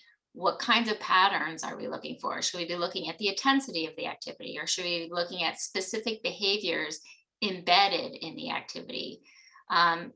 In that case, should we be evaluating the frequency of those behaviors or the quality of those behaviors, or some combination? We saw multiple really great, references to the cat jumping data, right? And is that how that looks different for a cat that may have pain from OA or doesn't? And so, all of this is linked to, do we really understand, right, how activity and pain, whether it's acute pain or chronic pain, are connected? And for me, we tend to talk about chronic pain as like this overarching condition, but in reality, of course, there's a variety of conditions that lead to pain, and particularly lead to chronic pain. So it's very likely that the best approach, whatever that may be, to evaluating the data, whatever that looks like, may be dependent on, the condition the animal has. And referenced this earlier, but for example, in general, we talk about, just from the behavior standpoint, one of the major issues of dogs with osteoarthritis is this stiffness and getting up once they've been lying down.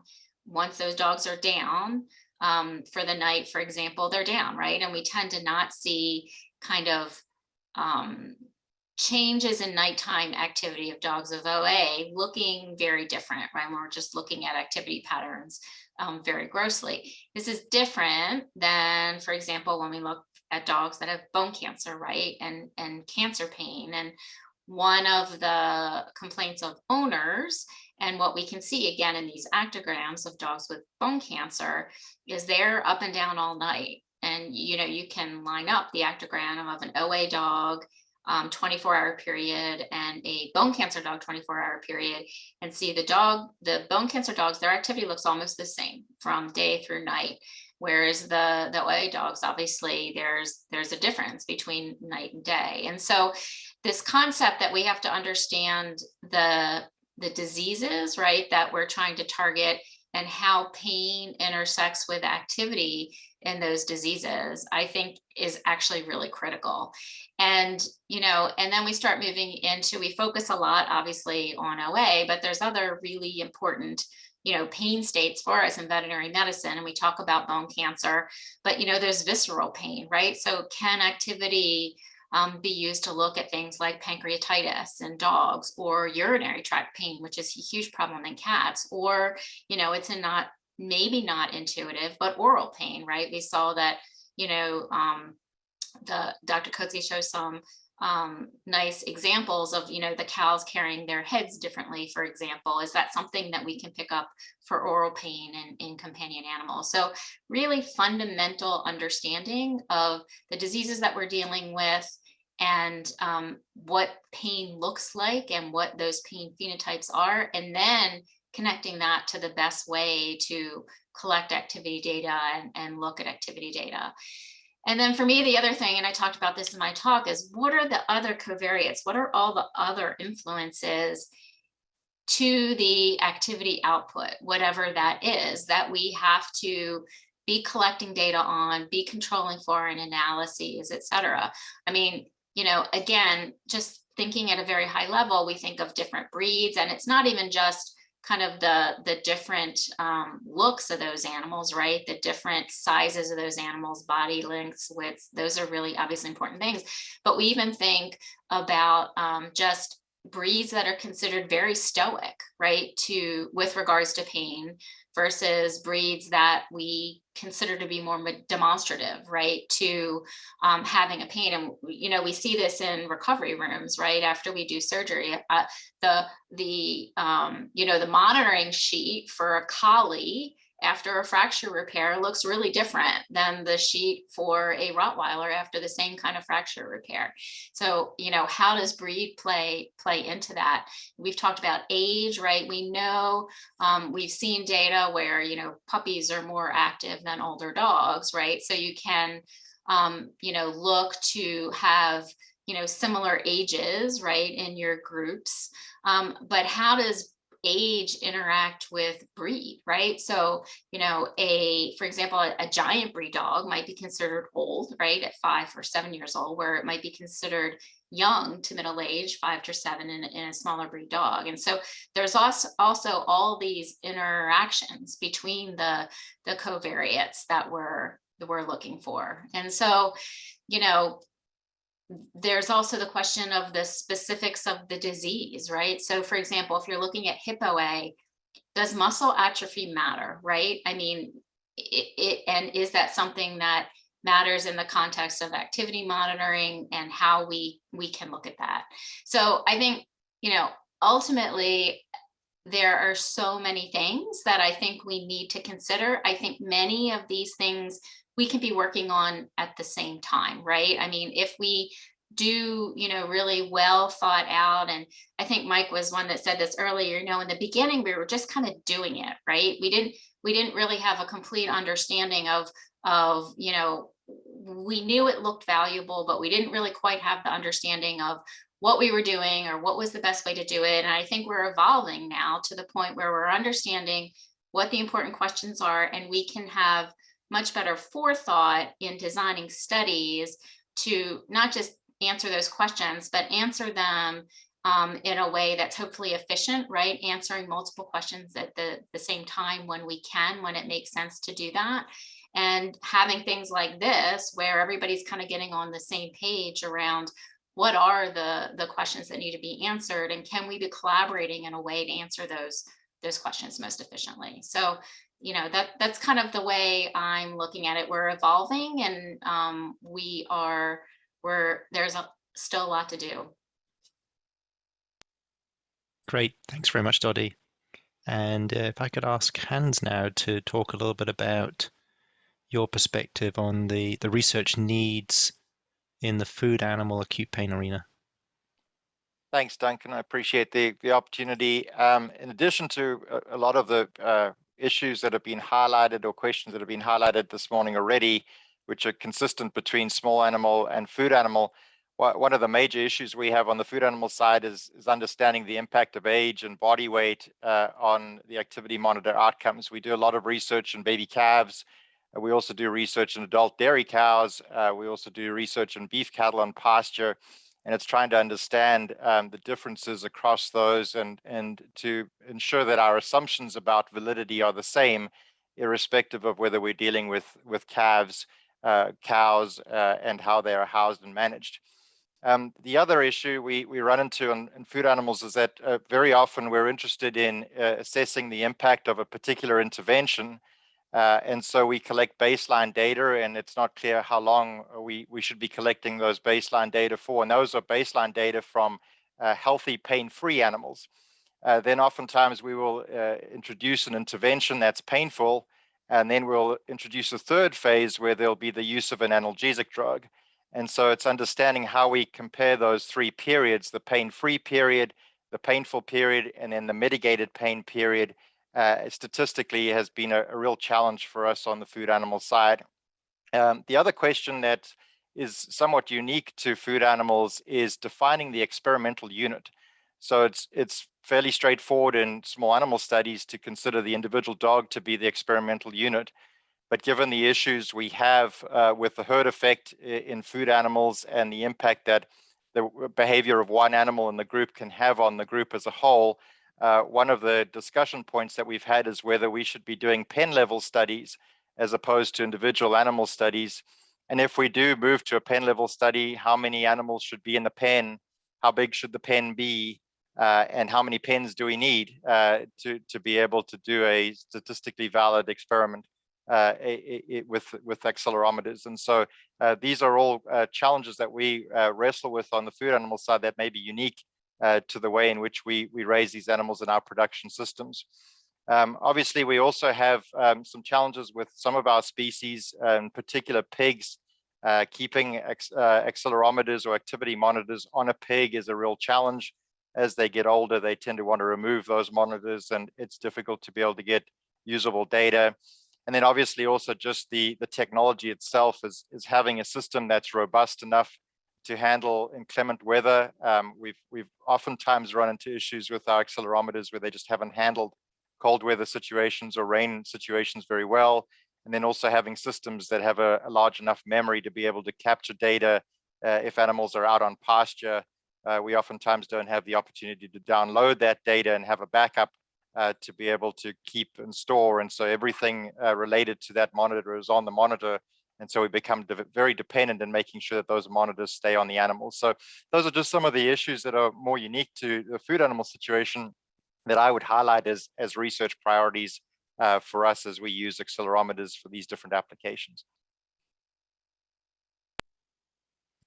That's great. Thanks very much, Hans. And that brings us up towards the top of the hour here. And we're going to go into a panel discussion. We've got a lot of questions that have come in. And so if I could ask essentially everyone, Margaret, Miriam, Charles, Hans, Mike, Dottie, if you could all join me for this panel discussion. Lovely. Thank you. All right. So a number of questions here. I'm going to kind of move these around different people, if that's okay. But anyone feel free to follow up with other comments. I'm going to start off with you, Miriam, and had a number of comments from folk who really enjoyed the varying conditions that you're looking at with respect to accelerometry. And a specific question, could you explain the use of accelerometers that measure ear movements to quantify ruminating? Yeah, so the neat thing with ruminants is that they chew their cud, and that's pretty distinct. So it's kind of a circular motion when you think about animals chewing their cud that I think is not too difficult to develop an algorithm based on ear movements to figure that out. There's also the accelerometer collars. Some of them use acoustics that can hear the chewing sound and they can pick it up that way. And then I think they had a question about if you wanted to directly measure rumination, maybe to validate that. Rumen boluses are the way that you can do that, where you actually intubate the animal and put a bolus actually in their rumen that stays with them then for the lifetime of the animal. But the ways we validate that are we oftentimes just video the behavior and then we can kind of see, is the algorithm doing its job of when we can actually visually see the animal chewing its cud, is that what the algorithm's saying? And that's kind of how that's been validated and seems to be they're pretty good at recognizing that. Thank you. And then a bit of a follow-up question here that's come in to me, and maybe you could kick this one off and Hans join in with any other comments. Where do you see the greatest potential for the use of accelerometers in food animal medicine at the moment, across the different conditions that you guys have been looking at? Yeah, so I think we are just starting to use it more in disease states, and I think that's going to continue to grow. In terms of pain, I think there's a lot of utility in trying to get analgesics approved in food animals, just because that's something that's really important to us that we've been pushing for, that I think we're getting a lot closer to over the next 5 to 10 years.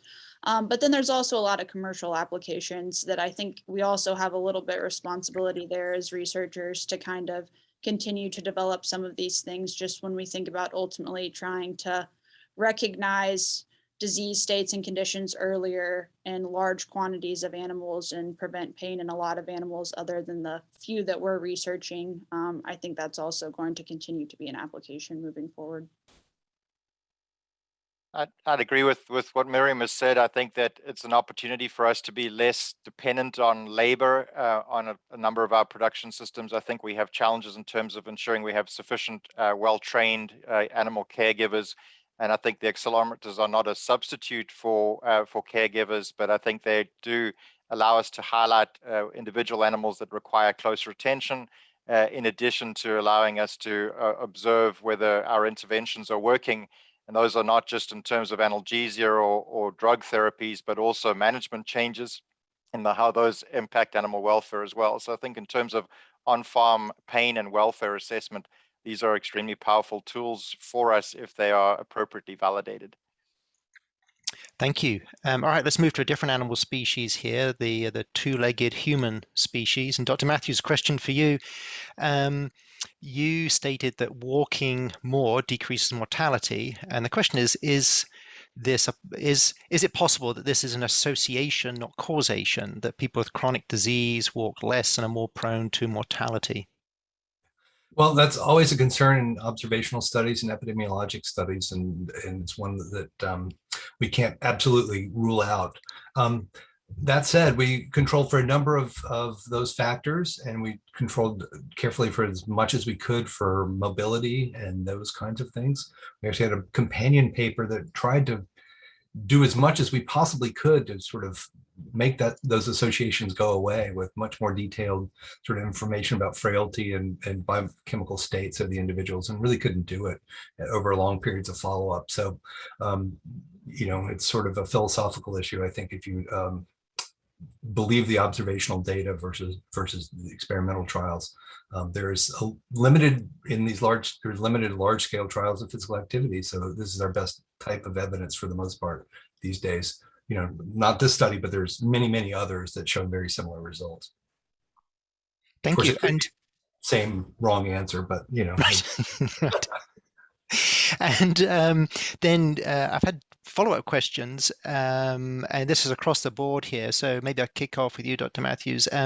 What is a positive outcome? What is a success in terms of change in activity? And we've already talked about bidirectional changes and so on, but maybe you could just speak a little bit from the human perspective.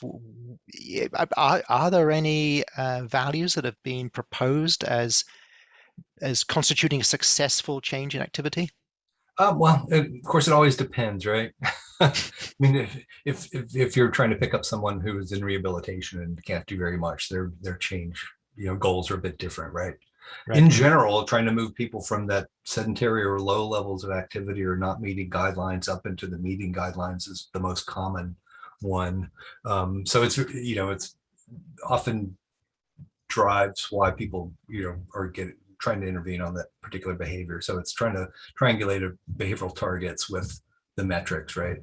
And so identifying and understanding those behavioral targets is really important. I think Miriam, is it Miriam? No, yeah, she really touched on it really nicely, like focusing on what outcome and what you're trying to measure and trying to keep that as simple and focused as possible. And this sea of information is really key because it's so easy to get lost. I've sat and watched most of the day today. Has been fascinating. We deal with all these exact same issues all the time and same kinds of questions. I left my functional data analysis slide out because I saw you guys were going to cover that as a really nice way to look at things in a much more modern way. But we have made huge progress in taking translation and using that raw data to get to more specific behaviors. It's been a real challenge, and the developers develop new methods all the time. And one of the biggest weaknesses of our field, I think, is validating those tools in real world settings. Often when you do that, they're not as good as they seem to be on first blush. You guys have much more of a captive audience, particularly the cattle, was a really good example. They seem to have a much, more defined and probably well validated set of tools. And I think part of that might be industry support to do the work, but also, it's a captive audience literally. And the direct observation stuff you guys are doing is the same things we need to do much more of in human studies. And it's been really slow to, the developers have won out versus the validators. And that's been a real drag for us. So encourage you to validate like crazy. There is a initiative from investigators at Duke called Biomets. I'll put up a link to that in the chat or in the question and answer for people. And then one of my colleagues has also put together what she thinks of as a good framework for going from assessing technical reliability out to the validation and application, and just some thoughts and important steps along that way. I'll put that up as well, that I think we need to do more of in the human field, and it may be helpful for you guys as well. That'd be great, and we'll share that with all the delegates. So let me take that question about what might constitute, just any ideas what might constitute a meaningful change, and let's maybe focus on chronic pain and throw that out to Dottie, Mike, Margaret. I mean, we've all tried to do it. We find a change, 3%, go to the literature, try and support that as meaningful.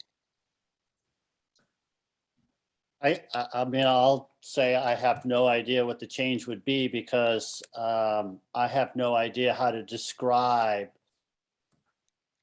the frequency that normal dogs, a population of normal dogs, spends doing different types of behaviors. So I think that, so our next step, now that we have these behaviors and we have a description of what that means from IMU output, we need, our plan is to describe, what is activity in a normal dog look like. I mean, so in a large population of normal dogs, this is the amount of time spent in these 4 different activity buckets. And is that different from dogs with OA pain, with cancer pain, recovering from back surgery, whatever it might be? Then you can apply that to different populations. And then the final validation step for like OA pain would be, it is different from normal. Does it improve if you give them treatment that should, given our historically should work, like an NSAID, for example. So I have no idea how to answer the question because I don't have any idea what normal is. Sorry. I think that's fair. No, I think that's fair. Any other comments, Dottie or Margaret? I mean, I can say for cats, I think it's maybe even worse. There's very little data about what normal cats do. So it's hard to know. I was most intrigued by the the fact that the cats in that latent state paper didn't spend any more time doing the higher activity things. It's just the activity counts within those higher activity states. So I think we're still a ways away from understanding what the best outcome is for cats, because I don't think that they're necessarily going to move more overall. And but I think that the way that they move is different, better. That's what owners tell us, that they go upstairs better, they jump more smoothly. So I think that there's still something more that we need to understand about cats. And part of it is just that we don't have as much data on normal cats also. That's great. And that actually speaks to a question that we had about, the comment question was that the chief complaint of owners of cats with OA isn't decreased general activity, but a decrease in specific high intensity activities such as jumping on and off the counter. And so the question is, shouldn't we be looking at, rather than looking at activity volume, should we be looking at, say, peak accelerations that cats can achieve? Do you want to just touch on that a little bit more and move into the practicalities of how we might actually do that?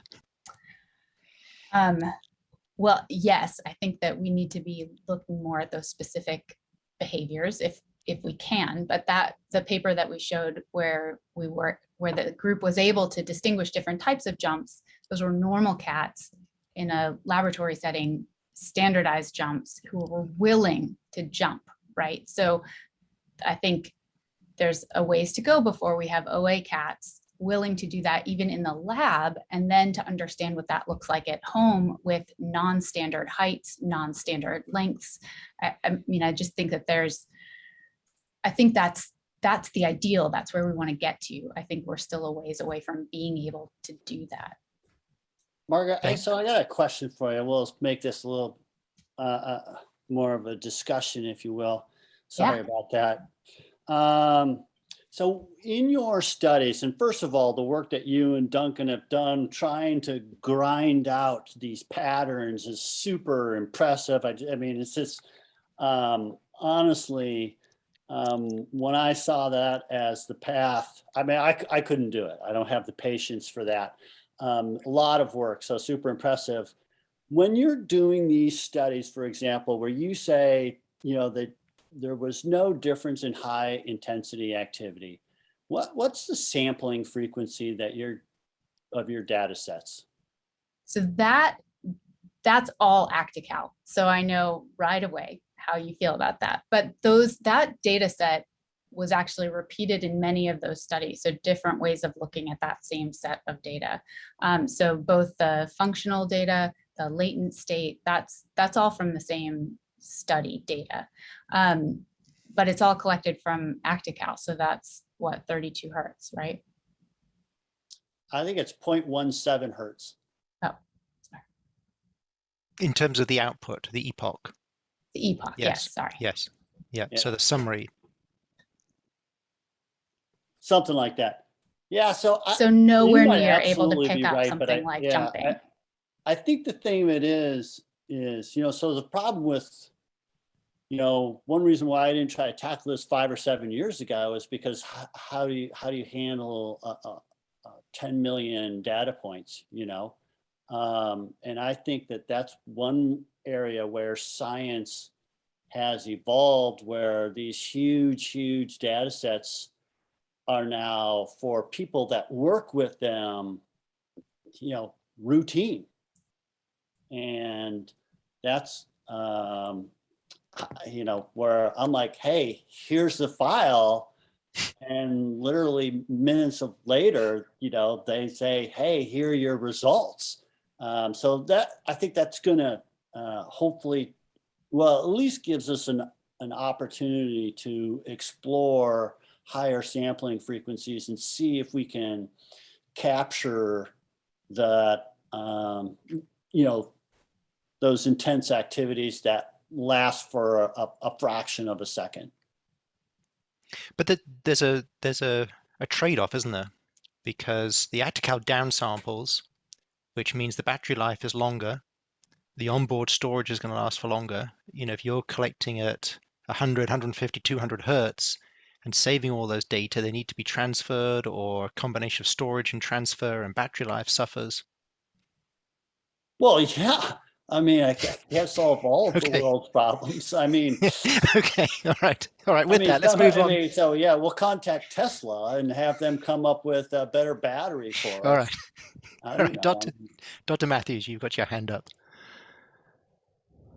Yeah, so this is interesting, and this is very, very similar in a lot of ways to that whole challenge we had with sort of estimating stepping intensity or cadence using 1 minute epochs, because that's running on, the epochs are running on clock time, and they have nothing. You might have your clock demarcations halfway through your interval, or maybe just a small piece of your 1 minute epoch. And so, identifying things before you get to that epoch level will certainly be helpful. And some newer devices, I think, for instance, the ActivePal, instead of running on clock time, it basically translates it and scores its data on it in terms of events, when events start happening. So you can see when an event starts and stops, using, 20 hertz or something like that. And that helps clarify quite a bit these really brief behaviors or parts of behaviors that might get diluted or be hard to pull out and interpret from sort of epoch specific data, if you could do it. But also the calibration piece, we've often found that a lot of things work really well in the lab, and then the real world's a whole lot more complicated. So validating in people's homes with direct observation, if you can, for some of these new methods, will really help clarify and help move you along. If you can, you're sort of lucky you have a much more captive audience. You don't have people running around that are hard to follow. Thank you. So here's another question. It's kind of, this is open to anyone. It pertains to using activity monitors while also performing in-lab assessments such as walkway. So I think the question is really talking about correlating walkway kinetic data we talked about yesterday with accelerometer data. Does anyone want to comment on any experience in that arena?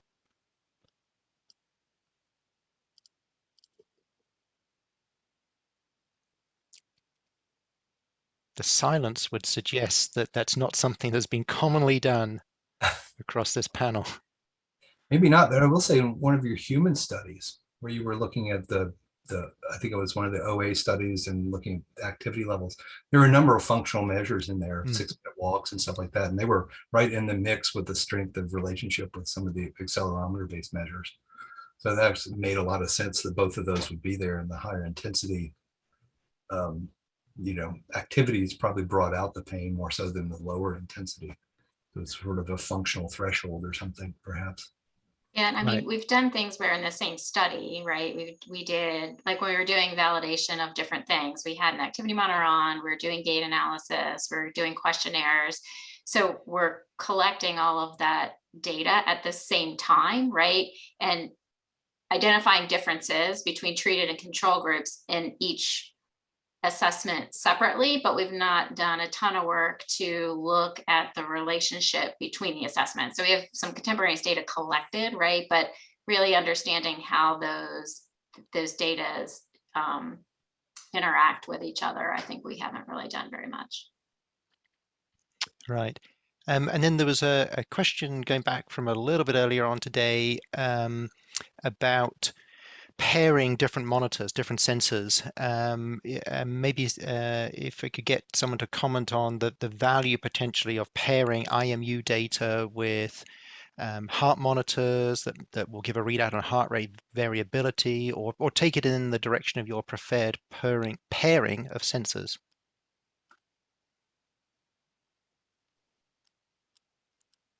So I'll just say something that's practical.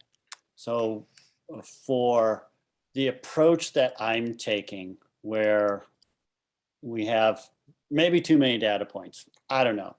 You have brought up a problem about storage capacity that is a real problem. And because of that, we don't actually want those things. I want the acceleration data right now. I mean, for this, direct observation study, we're collecting it all, but when you go to where you want to collect that for a week at a time or 2 weeks at a time, you know, you have a fixed amount of data that you can put on there. And so because of that, I don't want any additional data. So I haven't really looked at it with heart rate, body temperature, you know, altimeter. There's all sorts of different things. You know, go to a Texas Instruments website and find all sorts of dial in whatever you want on your IMU.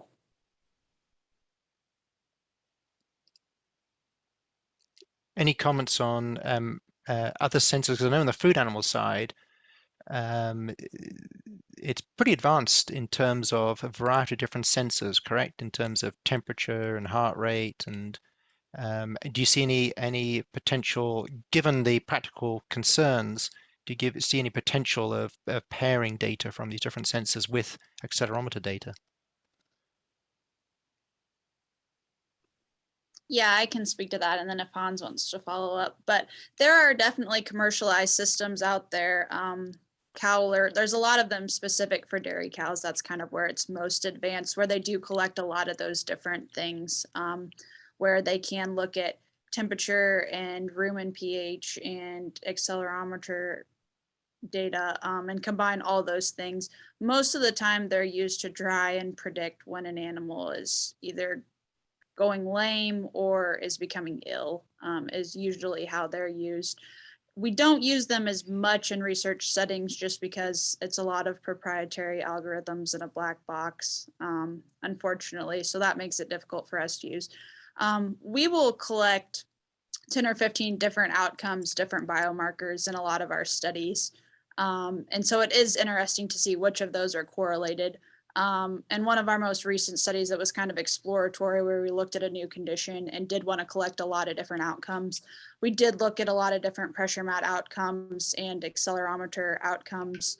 And we used an accelerometer on an ear tag and one on their back leg, and kind of tried to see how much data we could collect and then try to see what was correlated, which was interesting. I would say kind of what we found is that a lot of it was not very simply correlated.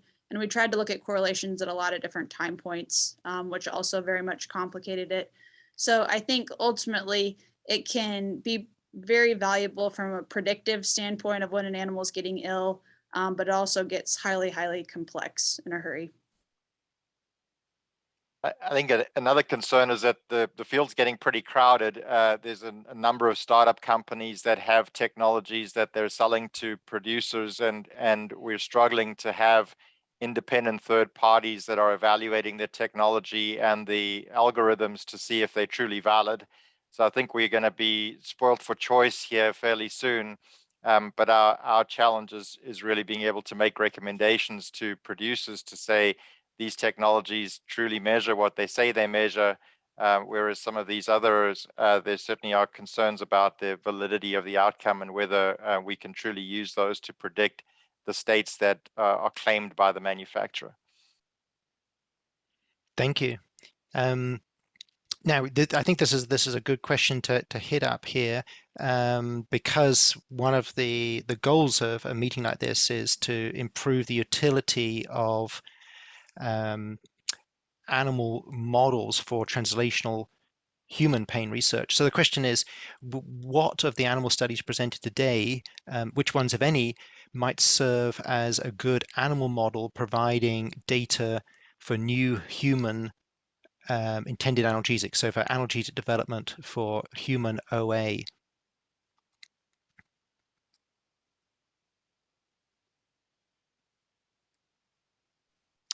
All right, I'm going to throw this over to Dottie. Sorry.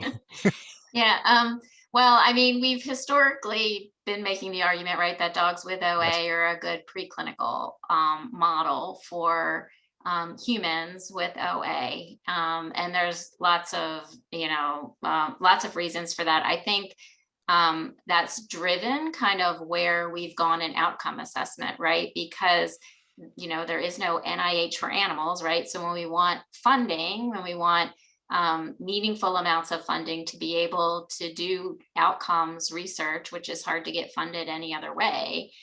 We use this translational approach to do that. And so that's driven, you know, the development of the CBPI, and it was specific to look like the canine BPI was built specifically to look as much as it could based on species differences to look like the human BPI, right? So I think that the dog is, you know, I think that we have lots of references to show that the dog can be a really good model. We've seen it with, you know, analgesics that have worked, and analgesics are things that we thought that would be analgesics that have not worked across species. So I think there's lots of cross-validation back and forth that the dog is a good model. And I think it's driven our thinking about outcome assessment in a way that has been really useful. But I think also now we have to take some steps back and go, okay, we need to answer dog specific questions here, right? In order to make the dog even more useful as a preclinical model. So I think we're really comfortable with the dog as a model, and we've already seen that value, but I think there's ways, right, that we could actually improve on that translationally, as well as improve on how we're doing outcome assessment for the dog itself. And my thoughts there, Duncan, are if there's a, you know, you've got movement in relation to pain, and that's just sort of one sort of behavioral impact of it. You know, it seems like more physiologic signals that may overlay and be indicative of pain would be an important and useful sort of additional through line. You know, as an example, one of the areas where we work in or want to work in more is sleep research, and there's only limited information you can use from wrist movement to try and translate what your brain is doing while it's asleep, right? It's only going to do so much. But they've found, for instance, heart rate overnight, and extracting that information, variability there, they could get some information back into the you know, I guess the sympathetic nervous system maybe, and breathing rates. And also they could then help them leverage in to get better estimates of some of the sleep staging kinds of things. Not perfect by any stretch, but better. So it comes to mind, like, is some of that heart rate variability, would that be a useful biological indicator of pain that might be independent of movement that could be picked up by some of the monitoring? You know, if that's possible, then that, you know, gives you a fuller picture of things that could translate. I don't know. Wild speculation. Yes, sleep is increasingly an interest of mine, but that's just a personal interest. But I know Margaret's doing a lot of work, actually NIH funded work in sleep. Isn't that right, Margaret? Yes, sort of a roundabout way, yes. Sleep and development. Yeah. I was going to add, from a food animal perspective, I think we have a missed opportunity with some of the work that happens in food animals to do more translational human research. I think especially in pigs, tail docking, very common procedure that's performed in pigs. We know that has a chronic pain component to that. We have models where we could use, you know, piglets on pressure mats, piglets potentially with accelerometers. Their anatomies, you know, in terms of the gastrointestinal tract is very similar to humans. I think as we you know, had these meetings and talked about this, there are several things that we do with food animals that could potentially be very useful from a translational perspective, in terms of developing some drugs that could potentially be helpful in people. Great, thank you. Okay, so we've got another question here, a very specific question. Have activity monitors or accelerometers been used to evaluate pain, specifically in brachycephalic breeds with predisposition to brachycephalic obstructive airway syndrome? I think I got that right. BOAS. I don't think so, but does anyone know of any work specifically in brachycephalic breeds? I'm not aware of any work specific to that. Kind of like what Dottie was saying, you know, we have some fundamental work questions. I think we have to make sure we get cleaned up before we get super specific like that. Minute warning. Great, and there's another question here that came in earlier on, and I wanted to leave it to this panel. because it's a very broad question. So what would it take to validate an activity monitoring system that could be easily used at home for cats and dogs? Many systems are available, but what is lacking is to have it validated for clinical applications. So maybe just some comments speaking to that question. Yeah, maybe this goes a little bit to clinical application, right? So is it the question of, you're just trying to monitor the health of your specific dog versus are we trying to do a control study across multiple homes and trying to collect data? Because I think they're different, right? And so I think kind of the allure of many of the systems that, as someone showed, you can go on Amazon and put activity monitoring a dog and you'll get like a full page of options. But I think, the allure is just does your dog look different in some way than it did before? And does that prompt you then to go see your veterinarian? I mean, I think at the highest level, that's really what a lot of those systems are geared to. But even that needs some level, there should be data right behind that for any of the systems that are out there. So I think how we use them, right, will vary, but there should be back data to show that there is a system that's capable of tracking some sort of change in animals over time that is something other than just the normal variability of that instrument in that situation, because otherwise you're driving people to seek medical attention or other attention that isn't actually needed, or you're missing it the other way, right? So both are problematic. Any final comments from anyone else? Any additions? Well, I mean, there are to some degree, and maybe Dr. Matthews could comment on this, steps described to validate an IMU. Is it measuring a gold standard, or is it reliably measuring what you expect it to measure? Are they measuring the same things? But when it comes to the clinical validation steps, that I'm not, that's where I think we still need to do that as far as describing normal and disease behavior and response and disease response to intervention. And those are the final steps. They're big steps, but I think that then we would have a valid, because frankly, I don't consider if you, an IMU, an activity monitor that has a proprietary algorithm that I can't check, validated. The point of the scientific method is for me to be able to repeat the study. And if the study, half of the study, like, data evaluation and output is protected, it just gets, it gets hard. Thank you. All right, and let's close and go to lunch. If Dr. Matthews, you could repeat that little phrase you used, something about developers and validity testing. What was it you said earlier on? Oh, gosh, I don't know. That's the most important part. And unfortunately, researchers are encumbered by science and commercial entities are not. All right, thank you. Yes. Thank you for that. All right, thanks very much, everyone. And to all attendees, we will resume back at 1:30, where we'll be discussing molecular biomarkers as a surrogate measure of pain. See you back this afternoon. Thanks again, everyone. Good afternoon and welcome to the final session of the 2021 Pain in Animals workshop. We're delighted that you've chosen to spend part of your afternoon with us. We would like to acknowledge the generous support of NIH and the Mayday Foundation, without whose support this meeting would not be possible. My name is Hans Kutsia, and I serve as professor and head of the Department of Anatomy and Physiology at Kansas State University.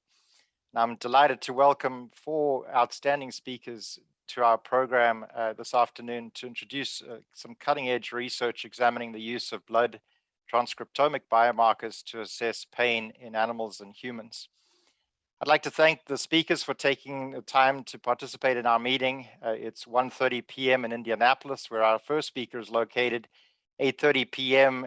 On a Friday night in Milan, where our second speaker is located, and 5 a.m. on a Saturday morning in Adelaide, Australia, where our third and fourth speakers are located. So we have a truly international program this afternoon. As a reminder, please submit your questions in the Q&A box for the speakers to address during the panel discussion. We will hold all of the questions until the end of this afternoon's session, which is scheduled to be at 2:45 p.m. Eastern Standard Time. Without further delay, I'd like to introduce our first speaker, Professor Bob Niculescu. Professor Niculescu was born in Romania and educated and trained at the UCSD School of Medicine and the Scripps Research Institute. He's a professor in the Department of Psychiatry at the Indiana University School of Medicine in Indianapolis, Indiana, director of the Laboratory of Neurophenomics and attending psychiatrist and R&D investigator at the Indianapolis VA Medical Center. Considered the inventor of convergent functional genomics, he is a prominent figure in the field of personalized medicine in psychiatry. In 2004, he received the American Psychiatric Association AstraZeneca Young Minds in Psychiatry Award, and in 2007, the Theodore Reich Award from the International Society of Psychiatric Genetics. Dr. Niculescu also received the prestigious NIH Director's New Innovator Award in 2010, and in 2012, a Trailblazer Award from the Indiana University. We're truly fortunate and privileged to have Dr. Niculescu join us this afternoon to present his paper titled Towards Precision Medicine, Identifying Objective Blood Biomarkers for Pain. So welcome, Dr. Niculescu. Thank you very much. Can you hear me? Yes, thank you. Okay. So thank you, Hans, for organizing this and for inviting me. I might be one of the few human doctors over here on this panel. I also see patients a day a week, but I'm a big dog lover. I have two dogs, and I'm sort of delighted to share some of our insights from humans, which are really translational in nature in some ways, and see how those might inform your current efforts. And I look forward to learning from you all what is being done in other species. So without further ado, let me dive into it. Next slide, please. These are my disclosures. So this work was supported by the NIH and VA, and I'm listed as an inventor on a patent application related to this, and I'm a co-founder of a startup company, Mindex Sciences, that has licensed this work and is proposing to offer these tests for clinical use. Next slide, please. So our work over the last 2 decades has been very translational. Half of our studies over the years have been in animal models, and half of them have been in humans. Over the last few years, we've focused more strongly on human studies as we've developed this blood biomarker approach, this liquid biopsy approach that permitted us to do things in humans that weren't possible before. Next slide, please. So this is sort of my simple-minded view of psychiatry. I call it, psychiatry for dummies or psychiatry for Bob. Really, in psychiatry, we're dealing with 3 broad domains, and a lot of the disorders that are being labeled and used in clinic map to these domains. And stress is a major trigger of these disorders. And over the last 20 years, we've programmatically tried to map the genomic landscape of these disorders. Next slide, please. And these are all studies from my groups over the years, mapping this sort of simple-minded model where you have anxiety, mood, and cognition, the 3 broad domains, stress as a trigger, alcoholism as a sort of major comorbidity, and a few years ago, we realized that the majority of psychiatric patients also have comorbid pain issues. Some of the medications used for pain are actually also psychiatric medications, and practically, clinically, we're facing this issue of having to rely on patient self-report, on subjective perception, as opposed to having something objective to help patients, which is really very similar to what we're facing with the other mental health disorders. So because of all these similarities, we decided to sort of go out on a limb and take a, try our platform approach to pain and see if we can identify pain biomarkers along with the other mood, stress, and other biomarkers we were working on. Next slide, please. And all this work was based on a big bet we made when I was recruited here in Indiana 17 years ago.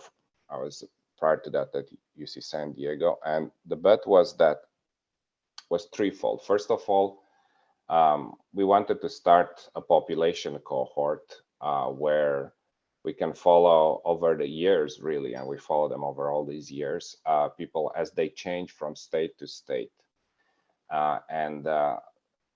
Everybody wants to sort of have access to data sets, to large data sets and so on, but very few people want to devote years or decades of their lives to collect that data and to build sort of something comprehensive that they can use. So Indiana had a tradition of collecting genetic data, large repositories. I had colleagues here who were pioneers in that area. So when I was recruited here, we decided to build this longitudinal cohort.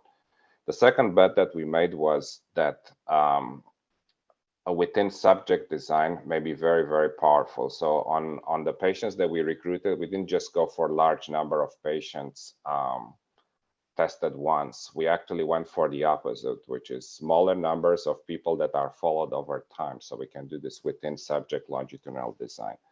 And then the third bet was that, and this was very early on, in the early 2000s, that multi-omic approaches may be quite useful. So from the beginning, we didn't collect just DNA. We focused on gene expression.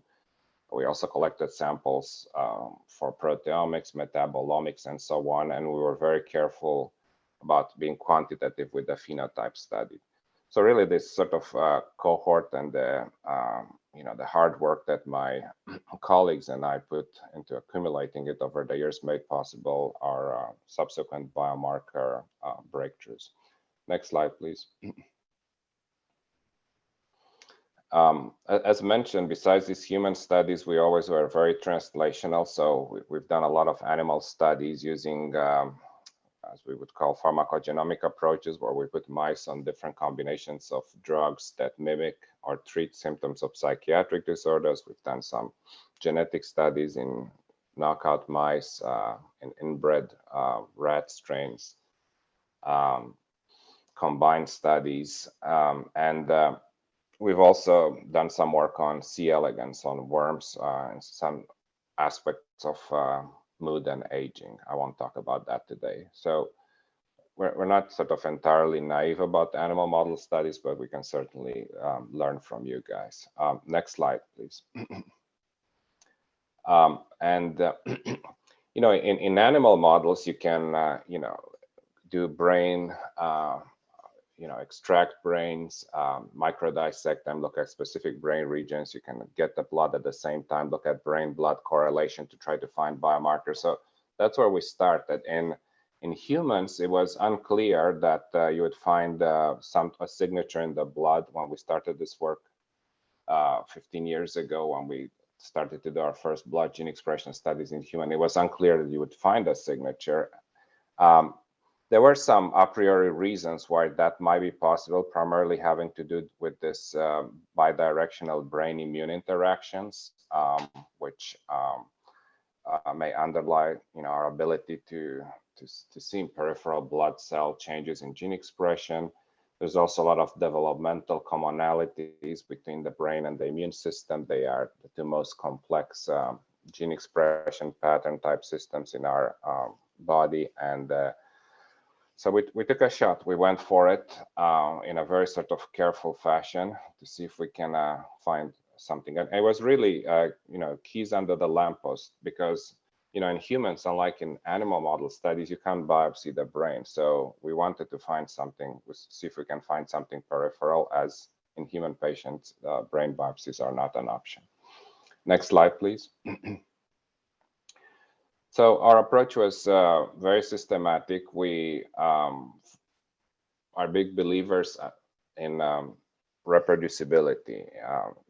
It's nice to have p-values, but the most important thing is to reproduce things in independent cohorts. So we always started with a discovery cohort in which we discovered candidate biomarkers. Then second step was prioritization, where we used this convergent functional genomics approach that Hans mentioned, where it's based on deep mining of literature databases and finding what other convergent evidence might exist out there buried in different data sets for our candidate biomarkers from the first step.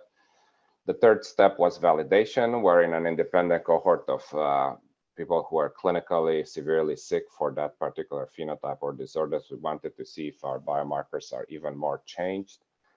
For example, in the case of our suicide biomarker studies, we looked at blood samples there from coroner's office for validation. We discovered them in live patients, and then we validated in post-mortem, cases. In other disorders, like in pain, we looked at people who had severe pain disorder and acute or chronic scenarios, and use that to validate our the biomarkers that were discovered and prioritized by the convergent approach. And last but not least, the first step is testing. Again, in additional independent cohorts, we wanted to see if our biomarkers have any clinical utility. Can they classify who's in pain or not in this case? Can they predict who will have future worsening and will require ER visits for pain? As mentioned, we use this powerful longitudinal within subject design with quantitative phenotypes for the discovery step, and that provides a lot of power and factors out a lot of genetic variability. We look at multiple lines of evidence in the prioritization step. So that's in some ways built-in reproducibility. And then obviously we look at the validation and testing cohorts for additional reproducibility in independent cohorts. Next slide, please. So we've done this work, ploddingly and meticulously for different psychiatric phenotypes, different psychiatric disorders. And today I'll present what we did for pain. Next slide, please. And we're also working on additional interesting phenotypes. Next slide. What can biomarkers offer? Well, from our perspective as sort of human clinicians and treating human patients, but I think that applies very much to our, four-legged or however many limbs friends. It may help with diagnosis, may provide some sort of objective readout in addition to the clinical impression, in addition to what the patient is reporting. In the case of veterinary medicine, patients cannot report, so yes, it's an even sort of higher hurdle to overcome. So it may help with diagnosis, may help with therapeutics. Biomarkers could be used for drug development, for clinical trials, for matching people to the right medications based on their biology. May help with, last but not least, with as a window into the biology of the disease. So sort of the illuminating what is happening during those processes. Next slide, please. And this is sort of a back of the envelope, simple-minded power calculation type estimate. So, I think a lot of you are familiar with, the genome-wide association studies that get all these headlines and so on. Those are genetic studies done with DNA. And for those studies in complex phenotypes, there are case control type design done with DNA to start sort of picking up all the relevant mutations, you need, 10 to the 6 subjects. So some of them are approaching now, the million patient mark and so on, and are starting to get robust signal. But you really need a lot of subjects for those. If you did a case design in those studies where you looked at just individuals with a disorder, let's say in this case, high pain versus lower pain individual, lower severity, you might get away with fewer people. Now, with gene expression studies, because the expression of a gene integrates thousands of SNPs, it's where genes and environment meet, where the rubber meets the road. It's much more closer to the biology and much more powerful. So the signal there, if you did a case control design, you would need 10 to the 3rd subject. If you did a case design with the extreme of distribution, 10 to the 2nd subject. If you did our approach, the within subject design, you would need dozens of people really for discovery. So the advantages of the within subject longitudinal design are this power that it has because it subtracts away a lot of noise. The disadvantage is it takes a lot of time. It took us many years to assemble those cohorts, to catch people when they were in a low pain state, a high pain state, and etc., and to assemble people who have multiple visits and trajectories that we could use for our candidate biomarker discovery. So advantages and disadvantages, but we felt that the advantages outweigh the disadvantages, so that's what we invested our time and efforts in over the years. Next slide, please. So that's what I already mentioned, so we can move to the next slide. And my group has a strong interest in suicide prevention. It's an unfortunate common outcome of people with mental health disorders not doing well, that are not well controlled or well treated. About 90% of people who die by suicide have an overt or covert mental health problem, primarily depression, but also PTSD, other mood disorders. But pain is an underappreciated contributor. And we felt, we work in all these domains, suicidality, mood disorders, PTSD. We felt that by bringing an understanding of pain, we can sort of bring additional impact going upstream and sort of have a comprehensive set of tools in place to prevent suicide. Next slide, please. And pain is one of the most disruptive challenges an organism can face in their lives, and if it persists and is intense, it's unbearable. So this is a quote from St. Augustine about what a great evil it is. Next slide. So long story short, we were successful in this blood biomarker work for pain. This is a study that came out a couple of years ago. This is my group, different teams on my group who contributed to some of this research, from sort of the clinical team that tested patients over the years to the genetic and molecular team. We were gratified that we were successful in this. It was like a lot of the things that we start initially, it's not obvious that it will pan out because these are sort of tough problems not done before. But we took a shot, and maybe our ignorance was a blessing, because had we known how difficult it would be as a challenge, we maybe would have hesitated would have been inhibited in terms of doing it. I want to acknowledge my colleague, Fletcher White, who's a bona fide pain specialist, unlike myself. And I only play one on TV. And he is a professor of anesthesia at IU. And from the beginning, we partnered. So we have a domain expert when we do our pain biomarker studies. Next slide, please. So this is our approach, and this is our general approach for biomarker discovery. This is a figure from the Payne paper. We start with the discovery cohort there in panel A, and then step 2 is this convergent approach. Step 3 is the validation in a clinically severe cohort, and step 4 is testing for clinical utility in additional independent cohorts. And the 2 phenotypes there we were looking at, can we classify who's in pain, and can we classify who will have future emergency room visits. It says ED visits because here in the US we call them emergency department, not to be confused with other phenotypes. So these are the trajectories of the patients. If you see these little squiggly lines, so we have patients that we catch in low pain states, high pain states, and so on, and that you know, painstakingly assembled, so to speak, constitute the discovery cohort of this very powerful discovery cohort. We also did some clustering analysis on different sort of mood and anxiety comorbidity in these patients, and think that there might be perhaps at least 2 subtypes of pain.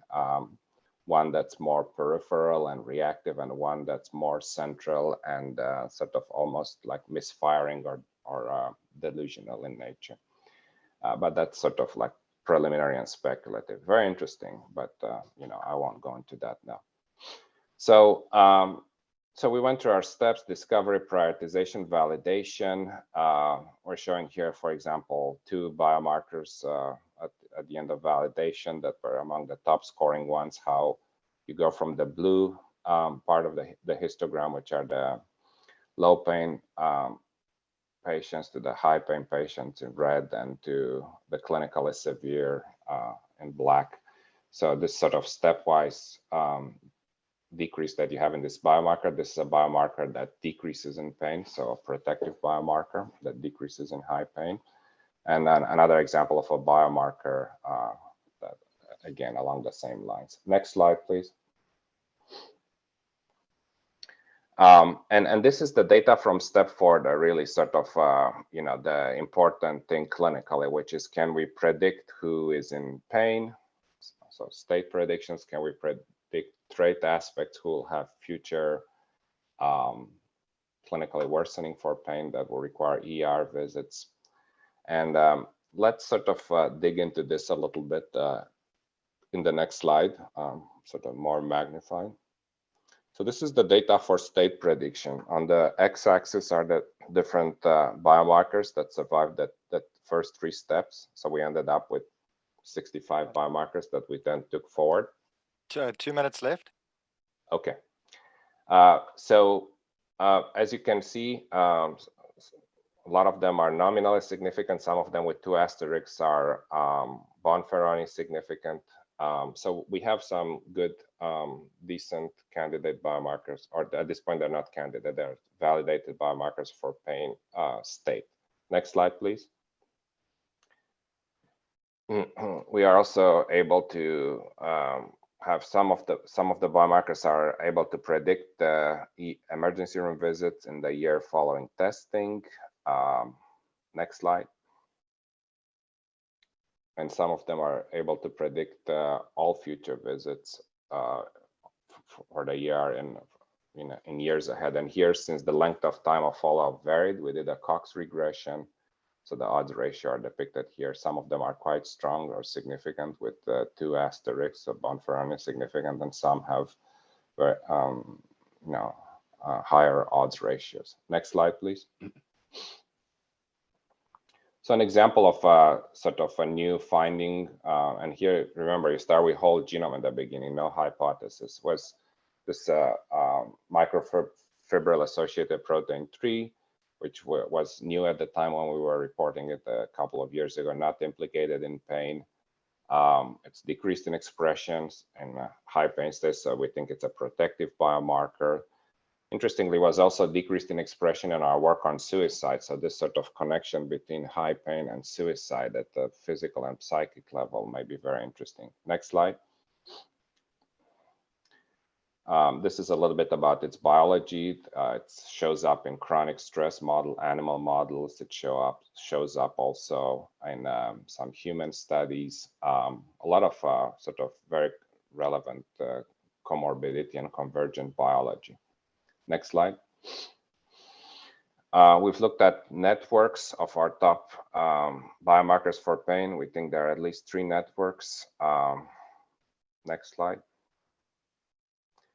One is we think there's a network of biomarkers related to reactivity and immune response. The second one related to activity and trophicity, and a third one to connectivity and signaling. Among those genes there in that network are, you know, for example, is PNOC, which is a known pain gene. So it was nice to see it come up. It serves as a de facto positive control. These are all sort of that came out of our empirical analysis. Next slide. Pardon me? Okay. So I want to end with this sort of idea that, you know, a lot of these biomarkers involved in pain are actually biomarkers that we found in our suicide studies. So this comorbidity between pain and suicide is not just something that occurs at the psychological or social level. It seems to occur at the biological level. And, you know, I'd be curious if suicidality is something that is thought to occur in animals as well, because this sort of extreme distress may drive people and maybe other species to self-harm and to things like that. Next slide.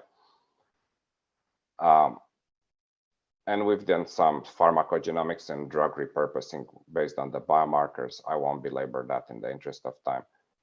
Let's go to the acknowledgements slide. I want to acknowledge my collaborators on this. So next. Okay. So this work was funded by the NIH and the VA. It was a team effort. My team at the Indiana University School of Medicine, my team at the VA, some collaborators, long-standing collaborators, and I'd like to thank you for your attention. Thank you very much, Dr. Niculescu, for an excellent presentation. In the interest of time, as I mentioned, please put your questions in the Q&A, and I'm going to switch to the next speaker, which is Dr. Christina Lecce. Dr. Lecce completed her undergraduate training at the veterinary in veterinary biotechnology at the University of Milan in 2003. She was awarded her PhD from the University of Milan in 2009. And she currently serves as an associate professor of veterinary pathology in the Department of Veterinary Medicine at the University of Milan. And her research focuses on the study of ruminant innate immunity and the identification of biomarkers useful in veterinary medicine. And the title of her presentation is MicroRNA for Assessing Pain in Veterinary Species. Welcome, Dr. Lecce. It's a big pleasure to be here. Please, next slide. Okay, these are my disclosure. The presentation includes only my own view, and I'd like to add that all the experiments have been performed after ethical approval. Next, please. My presentation is divided into 4 parts. The first briefly illustrates the activities and the role of microRNA. Then I show you our experiences using microRNA as biomarker to evaluate stress and pain in animals, focusing in particular on salivary microRNA in piglets, microRNA in association with non-invasive pain measure in horses, and circulating microRNA in exotic species. Next, please. MicroRNA belong to the non-coding RNA family. They are short, single-stranded RNA molecules with conserved sequences within the eukaryotic cells. They are post-transcriptional regulators of gene expression, and they are involved in almost all cellular processes, contributing to specific profile of protein expression.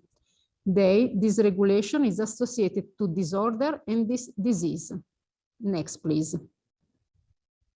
mRNA act into the cytoplasm binding target mRNA, but they can also be secreted to the extracellular spaces and are involved in cell-to-cell communication. They can act in autocrine, paracrine, and endocrine regulator of cellular activities. Extracellular mRNA are stable within vesicles, such as, for example, exosome, or in association with RNA binding protein, including AGO and HDL protein. They are potentially suitable biomarker because their expression patterns are unique to individual tissue and differ between physiopathological conditions. Moreover, they are stable in the range of specimen types, including formalin-fixed, paraffin-embodied tissue, and biofluids such as blood, milk, urine, and saliva, in which they can be easily detected and quantified. So, circulating mRNA are very promising, less invasive biomarkers. Next, please. A variety of mRNA detection methods are commonly used. They can be mainly divided into two groups. The targeted approach, including, for example, qPCR and macroarray, and the untargeted approach, including sequencing. Both approaches have disadvantages and advantages. The main difference is that in the targeted approach, you have to know the targets you want to quantify at the beginning of the study, while the untargeted is a fishing approach. The untargeted approach suits better biomarker discovery, but it's very expensive. So, to set up your experiment, it's necessary to balance between the information already present in the literature and the economic means. Next, please. We investigate the potential use of circulating mRNA to assess stress, discomfort, and pain in animals. Our research topics include animal welfare, oncology, and infectious disease. Next, please. Focusing on animal welfare, we have investigated the use of mRNA as biomarker to assess transplant-related stress in Turkey, pain associated with tail docking and castration in piglet, pain associated with castration laminitis in horses, and surgical pain in turtles. Next, please. So let's start with the first study on salivary macroRNA in piglets. Tail docking and castration of male piglets are routine husbandry procedures, which aim to reduce the damage caused by tail biting and undesirable sexual behavior. Since the stakeholder of some European countries envisage that the surgical castration of male piglets without any drug is not an issue, these procedures are traditionally performed without anesthesia or analgesia, causing stress and pain in piglets. Since these procedures are barbaric, next please, the aim of our studies were to evaluate whether acute pain associated with castration and tail docking may modulate the expression of salivary macroRNA, to investigate the potential use of differentially expressed mRNA as biomarker, and also to investigate the biological processes potentially affected by macroRNA. Next, please. The experimental design included three groups.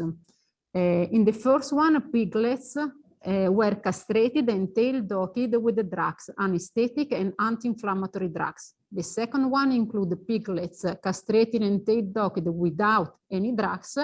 And the last one only handled piglets. The 50 microliter of saliva was collected 10 minutes before and 30-45 minutes after procedures. And a targeted approach was used to quantify the pain-related mRNA. Next, please. The expression of mRNA was higher in the saliva of a piglet underwent castration and tail docked without any drugs compared to other groups.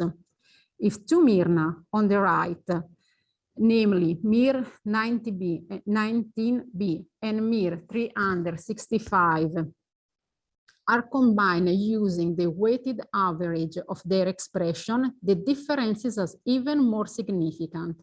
So we conclude that these husbandry procedures affect the expression of salivary myrna. Next, please. The diagnostic value of differentially expressed myrna was evaluated by rock analysis.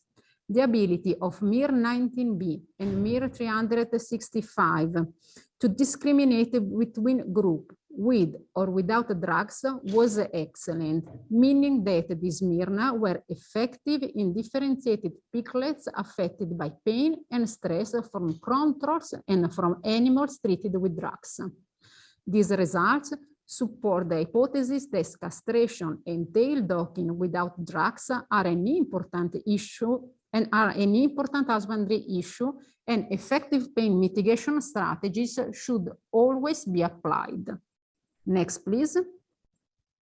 Then, using bioinformatics and public databases, such as, for example, KEGG, we have identified genes targeted by myrna, among which some genes encode for protein involved in the TGF-beta signaling pathways. This pathway exerts a protective role against neuropathic pain and prevent the development of pathological pain following peripheral inflammatory and neural injuries. Next, please.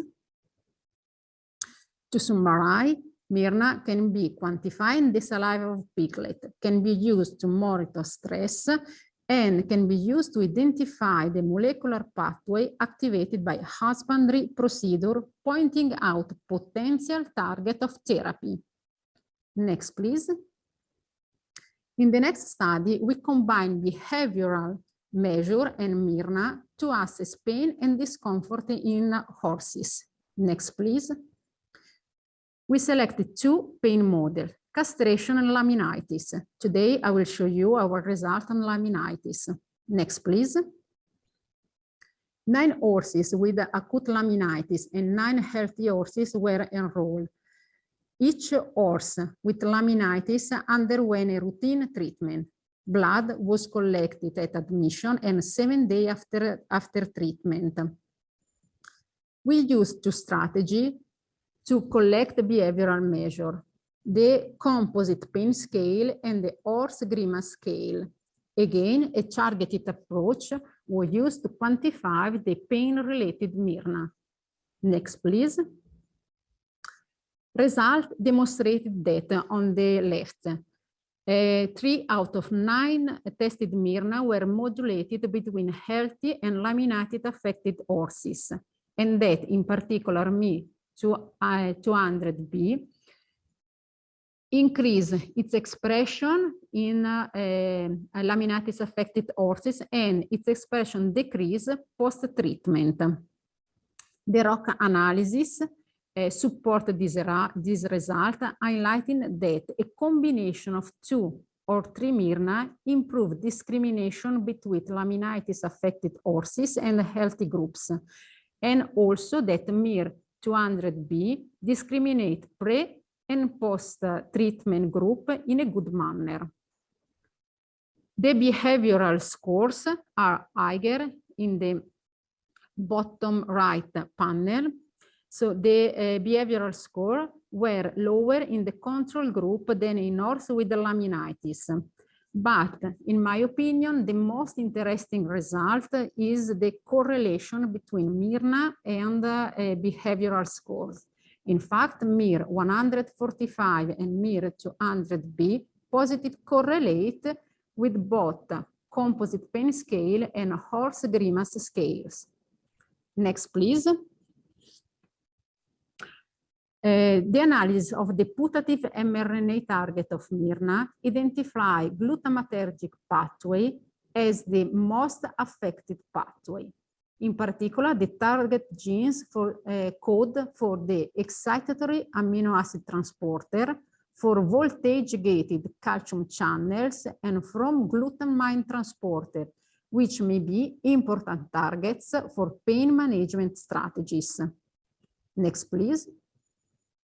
To summarize, an integrated analysis of non-invasive pain measures, such as behavioral score and molecular biomarker, may be useful for more reliable assessment and monitoring of pain condition, suggesting direction for a more accurate pain assessment in horses.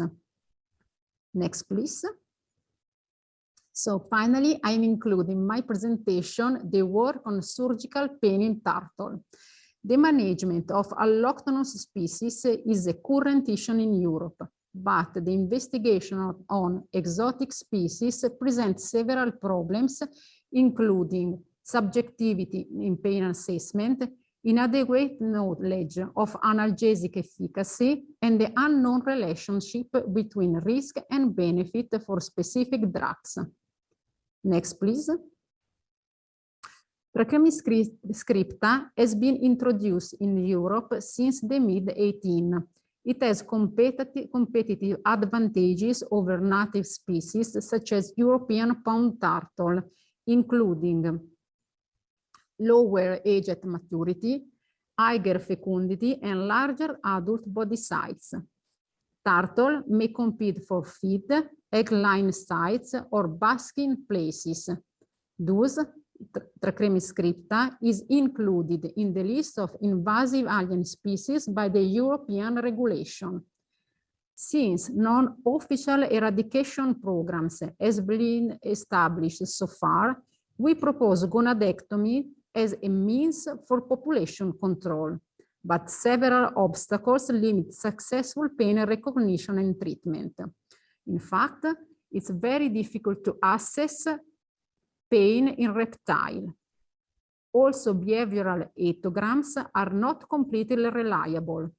Just to give you an idea, I add some picture of turtle. In the first picture on the left, you can see the face of a happy and a healthy turtle. In the middle, the face of a turtle with a slight discomfort, and on the right, the face of a turtle with pain. Next, please.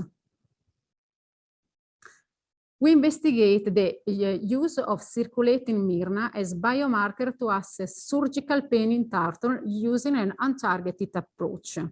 Next, please. 14 healthy female turtles were presented for the gonadectomy for population control. Blood was collected at 3 time points, 24 hours pre-surgery and 2.5 and 36 hours post-surgery. A multi-step approach, including next-generation sequences as first step for the identification of differentially expressed Myrna, and a validation step using a qPCR on an independent cohort was adopted. Next, please. We ran into 2 problems. The first one was the extraction kit, because the kit that we routinely use in our lab had bad extraction performance. The second one was the scarcity of sequences of turtle Myrna in the public databases. To resolve the first issue, the first problem, we tested several kits until we identified the most suitable one for our matrix. The problem of the databases was bypassed thanks to the fact that macroRNA are well conserved between species. So we use the database of different Saura species. Next, please. Next generation sequencing result pointed out 14 differentially expressed Myrna. Next, please. And the validation step highlighted that MIR 203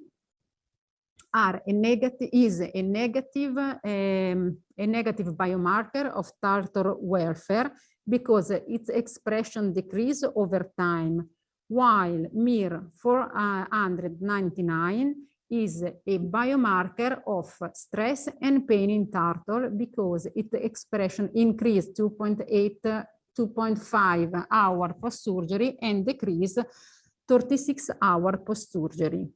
These hypotheses were supported by rock analysis and in particular the analysis identified and demonstrated that MIR 419 were differentially expressed between pre and post-surgery animals. Next, please. To conclude, when studies are performed on exotic species, several technical aspects will be taken into account, and this field is a new, unexplored field in veterinary medicine. Next, please. Just to summarize, the take-home message of my presentation are that MIRNA are promising candidate biomarker to assess stress, pain, and discomfort in animals. Since circulating MIRNA is easily accessible, they may be a very interesting, less invasive biomarker, opening the doors also for liquid biopsies in veterinary medicines. Moreover, the cost of sequencing falls down over the 2 decades, so the technologies to discover nucleotide biomarker already exist, and the development of new assays and tools require less time and lower cost than protein biomarker discovery. Finally, panel composed of some microRNA or macroRNA in association with other, for example, behavioral measure, may provide accurate and precise method for diagnosis and treatment monitoring. Next, please. Thanks for your attention. Thank you very much, Dr. Lecce. That was an excellent presentation. Really interesting to see your cross-species application of this technology. And again, I encourage the audience to post questions in the Q&A box, and we will address those during the panel discussion. I'm going to switch over to our next speaker, who's Professor Mark Hutchinson, who's joining us from Adelaide, where I assume it's just a little after 5 o'clock in the morning on Saturday. Mark is the director of the ARC Centre of Excellence for Nanoscale Biophotonics, an Australian Research Council Future Fellow, and a professor within the Adelaide Medical School at the University of Adelaide. Mark is also president-elect of the To Science and Technology Australia, which is the peak body in Australia that represents 88,000 scientists. His research program explores the neuroimmune synapses within the brain and body, determining their role in maintaining health and creating disease. His work has enabled the translation of therapies at the lab bench to clinical agents used at the bedside. Additionally, it is through his convergence research that novel measurement technologies and approaches have been developed. The title of Mark's presentation is Cell-Based and Transcriptome Biomarkers of Persistent Pain in Livestock. Welcome, Mark. We look forward to your presentation. G'day, Hans. Thanks so much. Thank you very much for the opportunity to speak, and congratulations to Prof. Niculescu and Dr. Lecce for fantastic talks. And it's great to be able to add to their presentations with what I'll be talking to today around the program of work that we're undertaking to explore objective measurements of pain in humans and in animals. Next slide, please. I have nothing specifically to disclose here. This work was also undertaken, all this work has been undertaken under ethics approval from human and animal ethics committees, and I have no financial disclosures relating to the work that's being presented. Next slide, please. As Hans mentioned, I am joining you today from the land of the Kaurna people here in Adelaide in South Australia. Our research programs are undertaken on the lands of the Narungga people and the Adnyamathanha people, and I pay respect to the elders past and present and their continuing connection with the land, water and air of this great country that is fortunately less COVID affected, but we're rejoining the world slowly. Next slide, please. So just to give you a summary of where my research team and program is connected, we are doing a great deal of work within the Centre for Nanoscale Biophotonics, over 200 scientists around the country, connecting events at the nanoscale that are occurring on a level of microseconds to millisecond level, through to preclinical rodent models and examining events occurring on the millimeter to centimeter scale on time orders on the minute to hour level, and then exploring how these have implications in human populations And in humans, we're obviously looking at the hours to day timescale and on order of centimeters to meters. Next slide, please. But just in recent years, we have taken a fork in our research program to start exploring what can we use from our human medicine research program to ask questions of human as an animal model for animals, and can we see a rapid translation of both measurement technologies and medicines into address well-being and welfare issues in animal populations. Next slide. So the great question for us is the why. Next slide. And here you have represented in a two-dimensional fashion the total years lived with disabilities in the United States. These are the diseases, problems that cause long-term disability. They're not the things that you die from. Next animation, and the next one after that. The areas shaded in red are pathologies, disorders, diseases that are lifelong that are associated with pain. Many of these are disorders of the central nervous system. Many of these bridge the acute to chronic pain transition. The reason I show this data, especially when speaking to audiences about animal pain, and especially in Australia in the livestock setting, is to emphasize that we do a terrible job in measuring, in addressing pain in the human population. And this is in the best case scenario in many situations when we can ask the individual how much pain they are in. It is very challenging, of course, as we start transitioning to, as our team starts thinking about moving to pain measurement and pain mitigation in animals, where we don't yet have the language of pain in animals. Next slide. So pain is complicated. Next animation, please. It should not be simplified. And I can't underemphasize that. I can't overemphasize that, I should say, enough. The key question here is, next animation, is it possible to actually measure such a complex state within the animal? Next slide, please. So we have undertaken a program of research with industry in Australia to start asking the question, can we create the right tool for the right job with the end game in mind? And next animation. The key part here is that we need the information to be actionable. It has to be cost effective, and in using business terms, it must have a return on investment. It has to have a transparent auditing process. It must be trusted, and it has to be verifiable.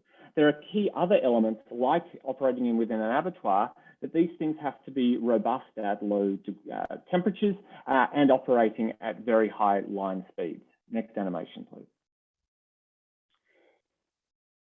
So what do we know about pain? It is complicated and it is a challenging thing to deal with. And the animation's activated. Thanks, Michelle.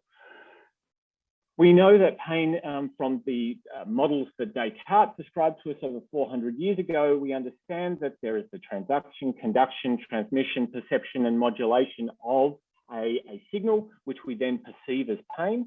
But what Descartes acknowledged, next animation, is that there was very little understanding back then as to what the emotional contributions were to pain, but we now understand, next animation, that pain actually has a neurobiological basis, and we are very much driven by trying to understand not only measurements and biomarkers that are opportunistically identified, but trying to mechanistically link these to states within the biology.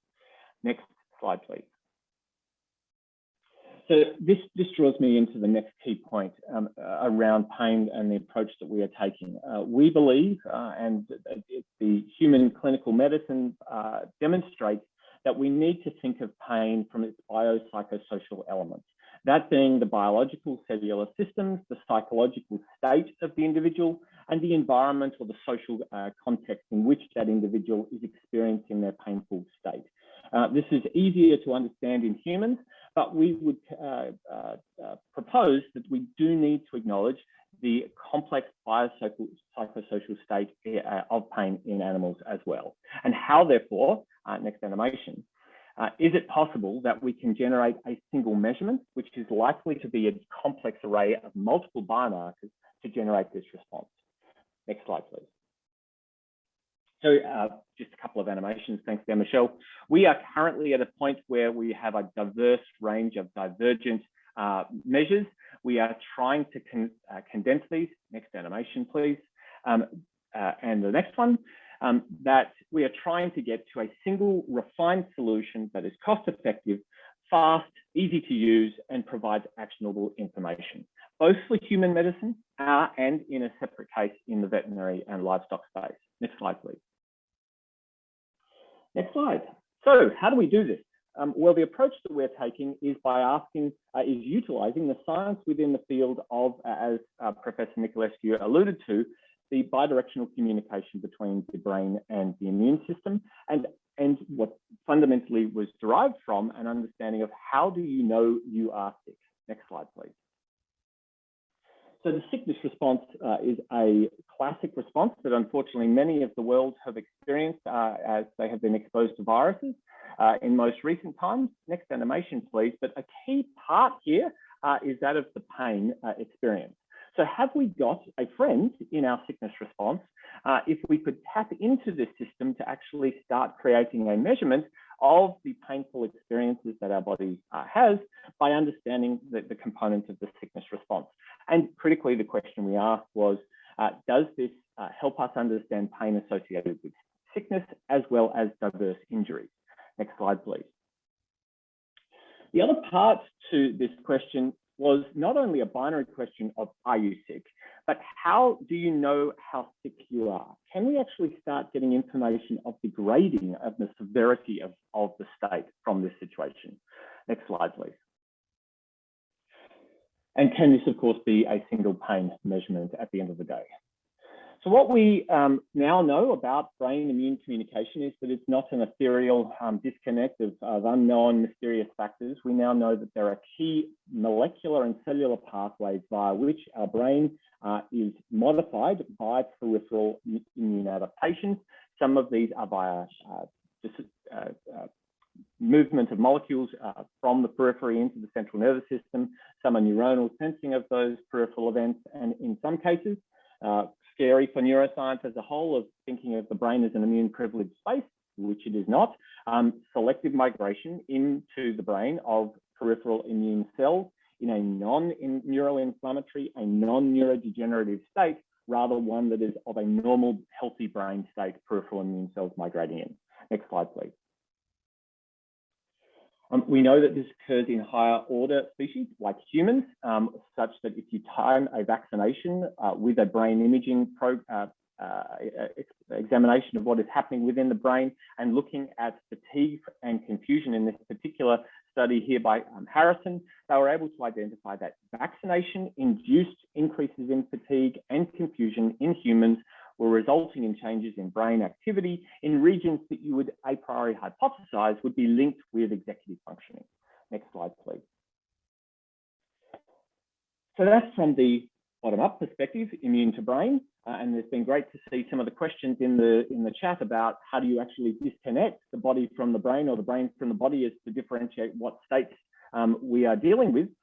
We can't because our brain is connected to our body, and so it also therefore makes sense that the brain is able to modulate our immune system at the same rate as our immunology is able to modify our central nervous system. Next slide, please. So these studies are not new. The work from Ada and Cohen from many decades ago demonstrated for the first time that there was the possibility to elicit a Pavlovian conditioning of an immune response. Here, Ada and Cohen paired cyclosporin treatment with a sweet tasting solution and then just presented the sweet tasting solution. And the immune response in these rodents was the same as that as if they had just received cyclosporin after multiple conditioning events. So just think about that for a moment. Taste has generated a modification in immune response. We cannot separate the mind from the body in terms of its interconnectivity, which emphasizes perhaps the immunology is a key point at which we can intervene and start measuring the biopsychosocial state of the organism. Next slide, please. This isn't something that adapts slowly. This can occur very rapidly, so that acute experimental induced sadness. So this is actually the memory of the death of a loved one within a magnet. Alan Crosland did some beautiful work demonstrating that acute recall of death of a loved one activated brain regions that was associated proportionally with a change in the peripheral immune response. Again, emotion leading to this adaptation of peripheral response. Next slide, please. So without stealing all of Dan's time from his the next presenter who's going to speak to us about the analysis, I want to just give you some examples of the work where we've actually explored this and utilized this connected mind and body to measure pain and the program that we're now undertaking with Meat and Livestock Australia. Next slide, please. So, and a couple of animations, thanks there, Michelle. What we've asked the question is, if we create a graded nerve injury, can we see the binary, yes, you have pain or not, as well as then do we see the immune changes? Thanks, Michelle. So we created this graded nerve injury rather than all or nothing. We elicited a graded response of allodynia and hyperalgesia in our rodents. Next slide, please. And we took these samples through a transcriptome response of both spinal cord and blood. And rather than asking what's changed from nothing to something, we instead asked what is changing proportional to the amount of pain behaviors the animals were expressing to us. And we generated what we hypothesized would be a normal distribution of the 27,000 targets on this transcriptome at this point in time. Next slide, please. What we didn't anticipate was the number of genes that would be in the tails of this distribution. There were over 600 genes that were correlated relatively significantly with the amount of pain behaviors the animals were expressing, and these were both up and down regulated. Next slide, please. And so what we were then able to conclude was that there are 600 molecular switches that were changing proportional to the amount of pain the animals were experiencing. And my drug company colleagues are somewhat disappointed when they see this figure, because clearly we're not going to give 600 defined molecular targeted agents to reverse this pain state. And there must be a better way to address the pain state. And this, of course, is at the level of the spinal column. Next slide. Thanks, Michelle. We actually went in and interrogated where were the known pain genes at this particular time. And I want to just draw your attention to the concordant genes. You see an overrepresentation of genes whose expression goes up as pain gets worse. We have been doing a terrible job in Western medicine research exploring factors that go down as our pain gets worse. What we also see on the discordant representation of genes is that there are a number of genes who perhaps do not follow this linear relationship or are more closely linked to the center of our distribution of factors changing proportional to pain, and therefore perhaps have a nonlinear relationship to the pain experience. Next slide, please. We undertook some pathway analysis, and Michelle, there's a couple of animations here, and I'll just jump to the last one. The take-home message is this isn't just mess. This is a structured adaptation in molecular signaling processing, and the final animation there will show that as we move through the data analysis, we start to see a loss of information as we move further and further into the mess of the distributed transcriptome data that we have here. Next animation, thanks, Michelle, such that we can conclude that all of the information that we believe is linked to a mechanistically driven, pathway-driven approach is contained within the extremes of this distribution of transcriptome data, suggesting that the 600 potential molecular switches actually falls down to somewhere in the order of 100 to 200 targets that may be directly mechanistically linked to this relationship. Next slide, thank you. And again, thanks, Michelle. We also asked in these same animals where I've just shown you the data from the dorsal spinal column, we asked what was changing in the blood, and we also saw excellent correlations with replication in independent cohorts of factors that were changing proportional to the amount of pain behaviors that these animals were experiencing. And just as Professor Lecce described, there are factors in the blood at the level of the RNA that are relevant to measurement of pain state. Next slide, please. But we were keen to explore this further and ask, are these actually observations of something, or are they mechanistically implicated within the pain experience? And this concept of immune to brain, brain to immune communication is critical, obviously in higher order states, but also and in higher order brain structures, but also at the level of the spinal column, where we ask the question, are there peripheral immune cells which are required, necessary for the presentation of pain and the exaggeration of pain in humans and animals? Next slide, please. So here, and Michelle, just tap the next animation, please. What you can see here is we've taken immune cells from painful animals and adoptively transferred them, either their splenocytes or their peripheral blood mononuclear cells, and adoptively transferred those immune cells into slightly injured but not fully injured animals. And we see that this exaggeration of pain is possible just by transferring the immune cells from one to the other. This was a nerve injury. It wasn't an inflammatory condition, and there was an excellent transfer of the pain state. So we now understand that this peripheral blood source is not only associated with, but is mechanistically implicated in the pain state of the animal. Next slide, please. So what happens in the human? In time, so let's go to the next slide. Thanks, Michelle. We asked this question in our human populations of diverse, hit it up again. Thanks, Michelle. We asked the question of the human population, and the next slide will show what we have then started asking questions of the immune system. Can you give us some information about your pain state if we only ask the question of the blood? What I'll draw your attention to is that basally, we do not see a protein difference within our human populations in their pro-inflammatory cytokine levels under unstimulated conditions. What we have to do is actually ask the cells to work for us in a dish, and we use innate immune pattern recognition stimulation to allow this. And there are several commercial sources, such as True Culture, that have adopted this type of methodology from our past work. What we see here is a heterogeneous pain population. These are individuals who have low back pain, migraine, period pain, pelvic pain, endometriosis. What else? I'm struggling to remember all the populations with. Thank you very much. Struggling to remember all of the targets we've hit, but we've got a very nice delineation between pain and non-pain populations using this approach. Next slide, please. So where are we heading now? Right now, we're in the middle of a trial with 140 lambs that sit on Ghana land. We are developing technologies, a suite of technologies that are adapted from our human studies, where we are now exploring the measurement of pain. Some of these are going to be research tools. Some of these are going to be in the hands of vets. Some of these are going to be sitting in abattoirs making real-time measurements. The key part about this is the right tool for the right job. Next slide, please.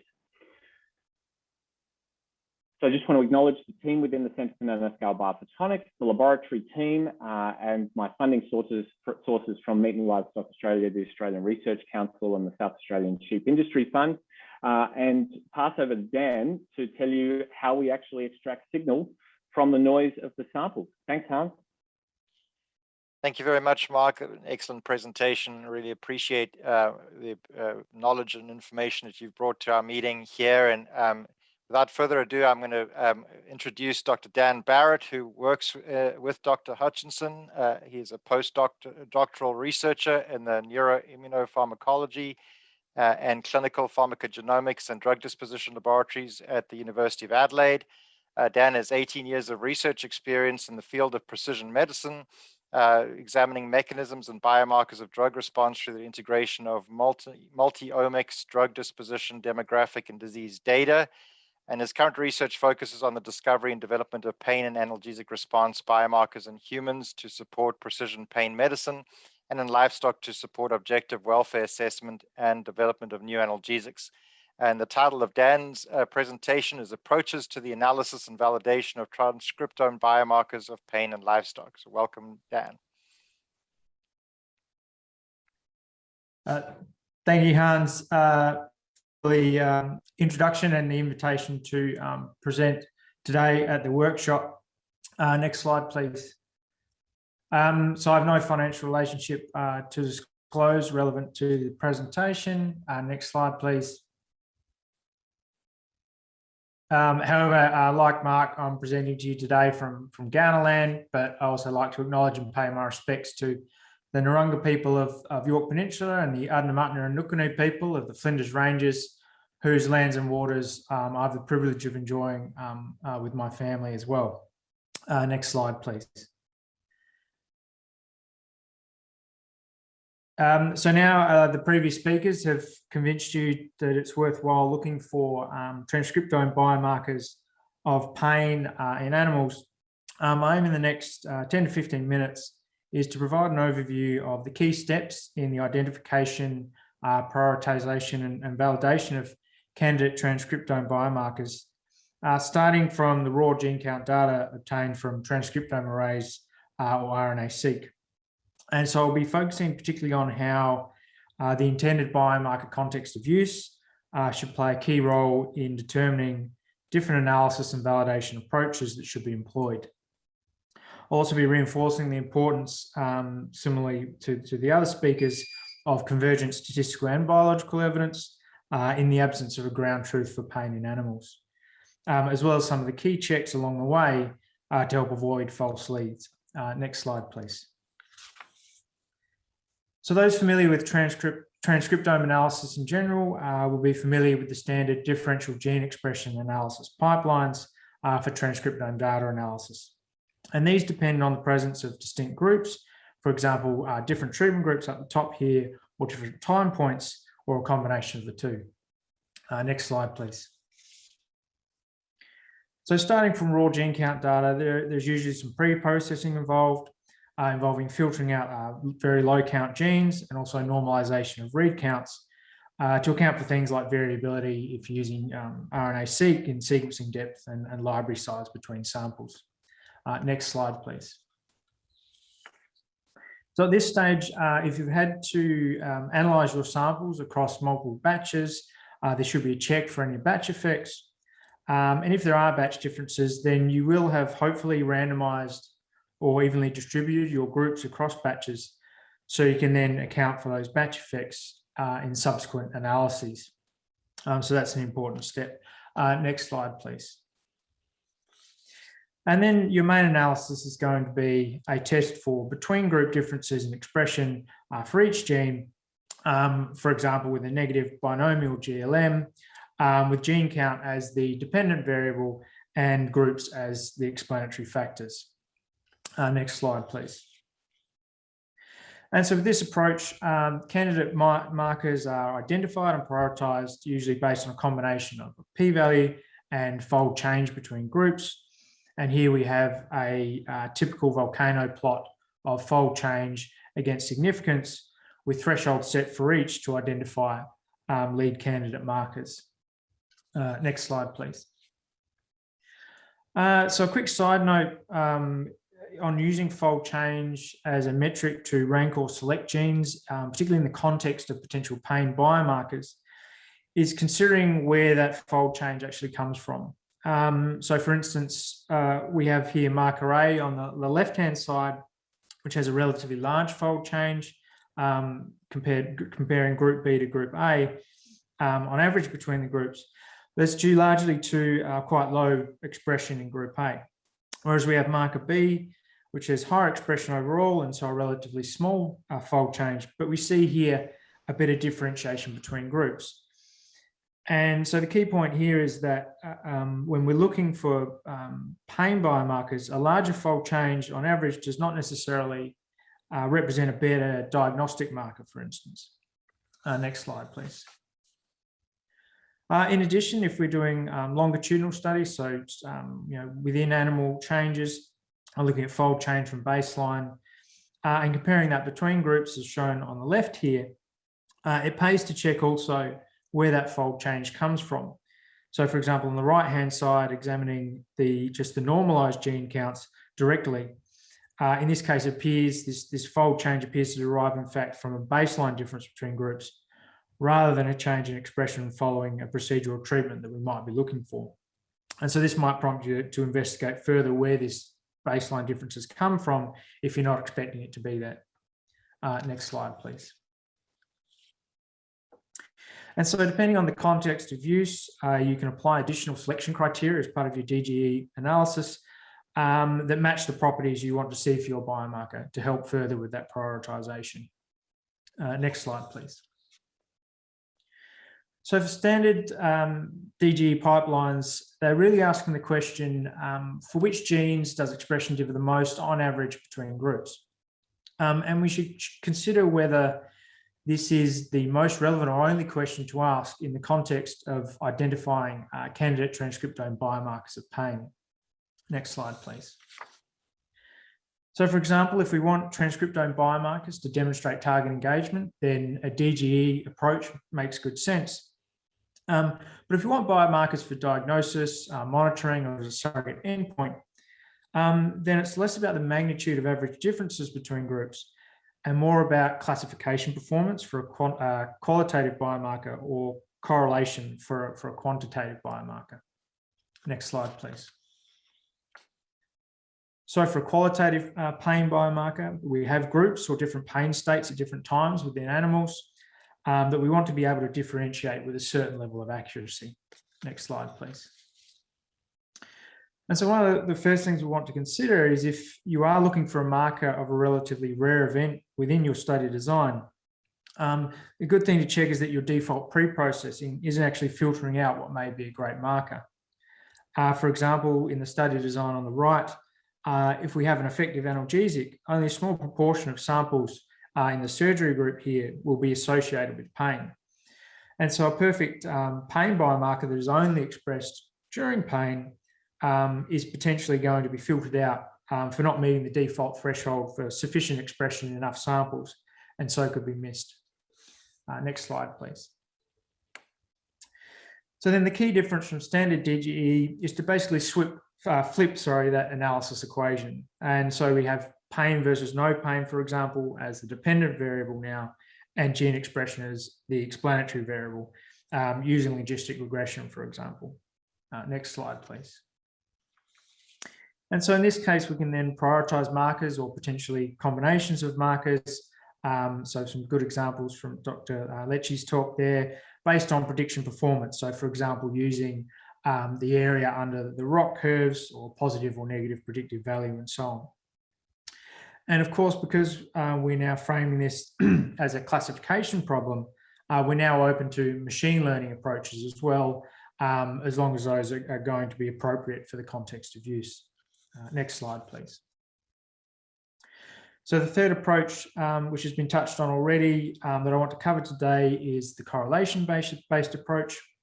So this is obviously relevant if you want a quantitative biomarker of pain severity, but is also useful in a group-based study design, but where there is large variability in the pain phenotype or response phenotype within groups and or overlap between groups in either the pain or analgesic response. So for example, we had the graded CCI model Mark covered with the between and within group variability there. Or down the bottom here, we have variability in pain scores over time, both within and between animals, but also this overlap between groups. Next slide, please.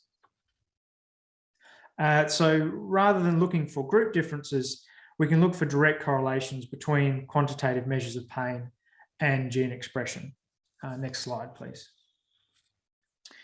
So in this case, we would be prioritizing markers based on measures like correlation coefficients, your R-squareds, AIC for regression, alongside our standard checks that we would make for any linear regression analysis, including data visualization to see, for example, on the left-hand side here in a repeated measures design, how well the expression of a candidate gene correlates with pain score changes within animals.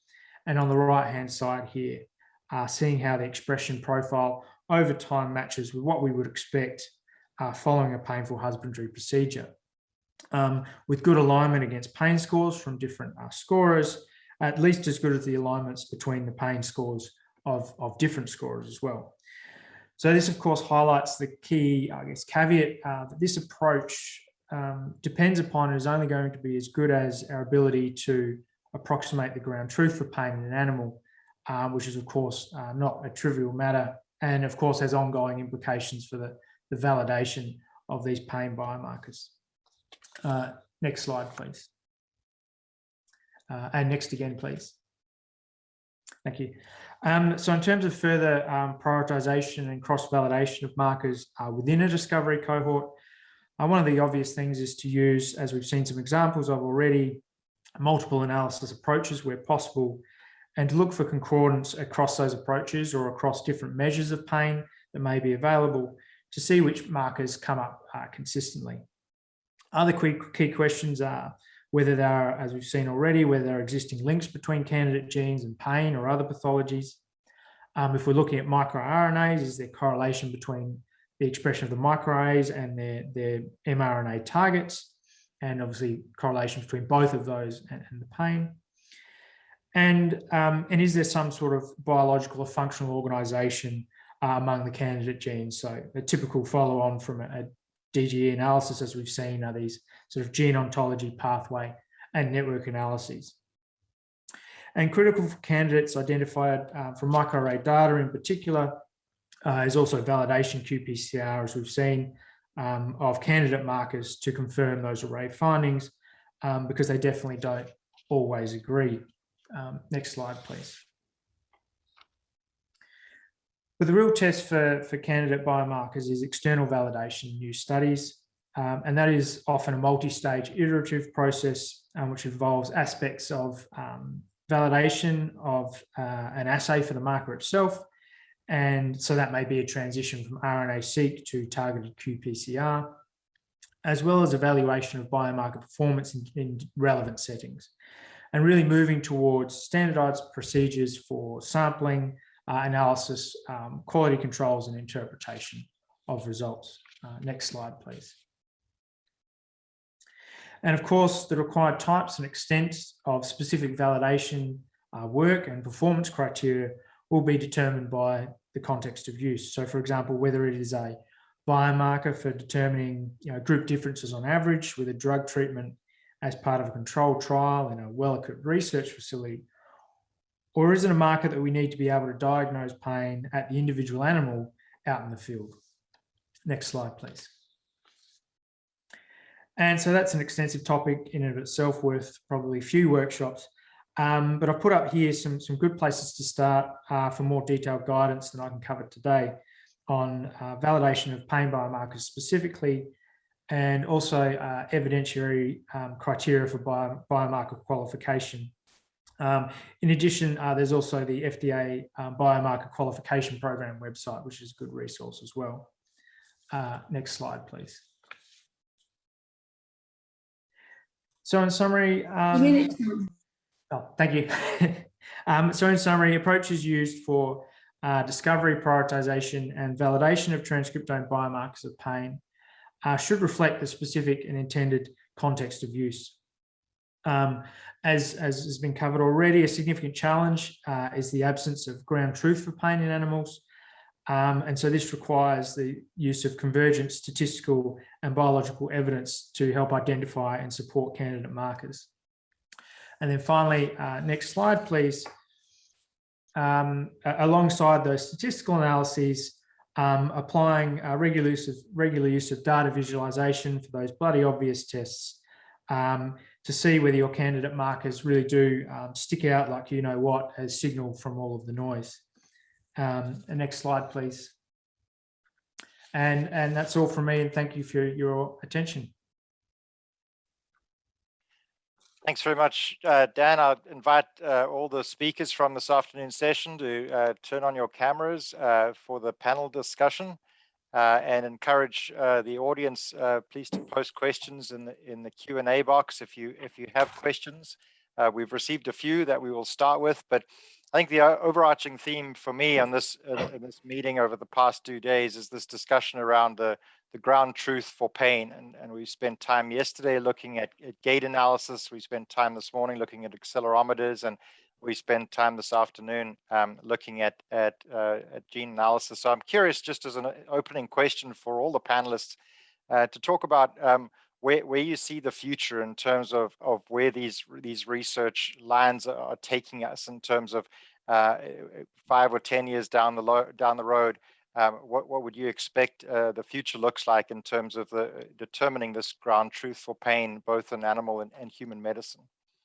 So I can take a first pass at that very interesting and very tough question, which is, it's a little bit circular how we do it, isn't it? Because we're relying on some soft phenotype to discover biomarkers. So the way we've dealt with that is, yes, you discover biomarkers against a soft phenotype. In our case, is a visual analog scale for pain. But then you have to go on in multiple other cohorts where you have different phenotypes like clinical severity or visits to the ER and so on, and show that you're able to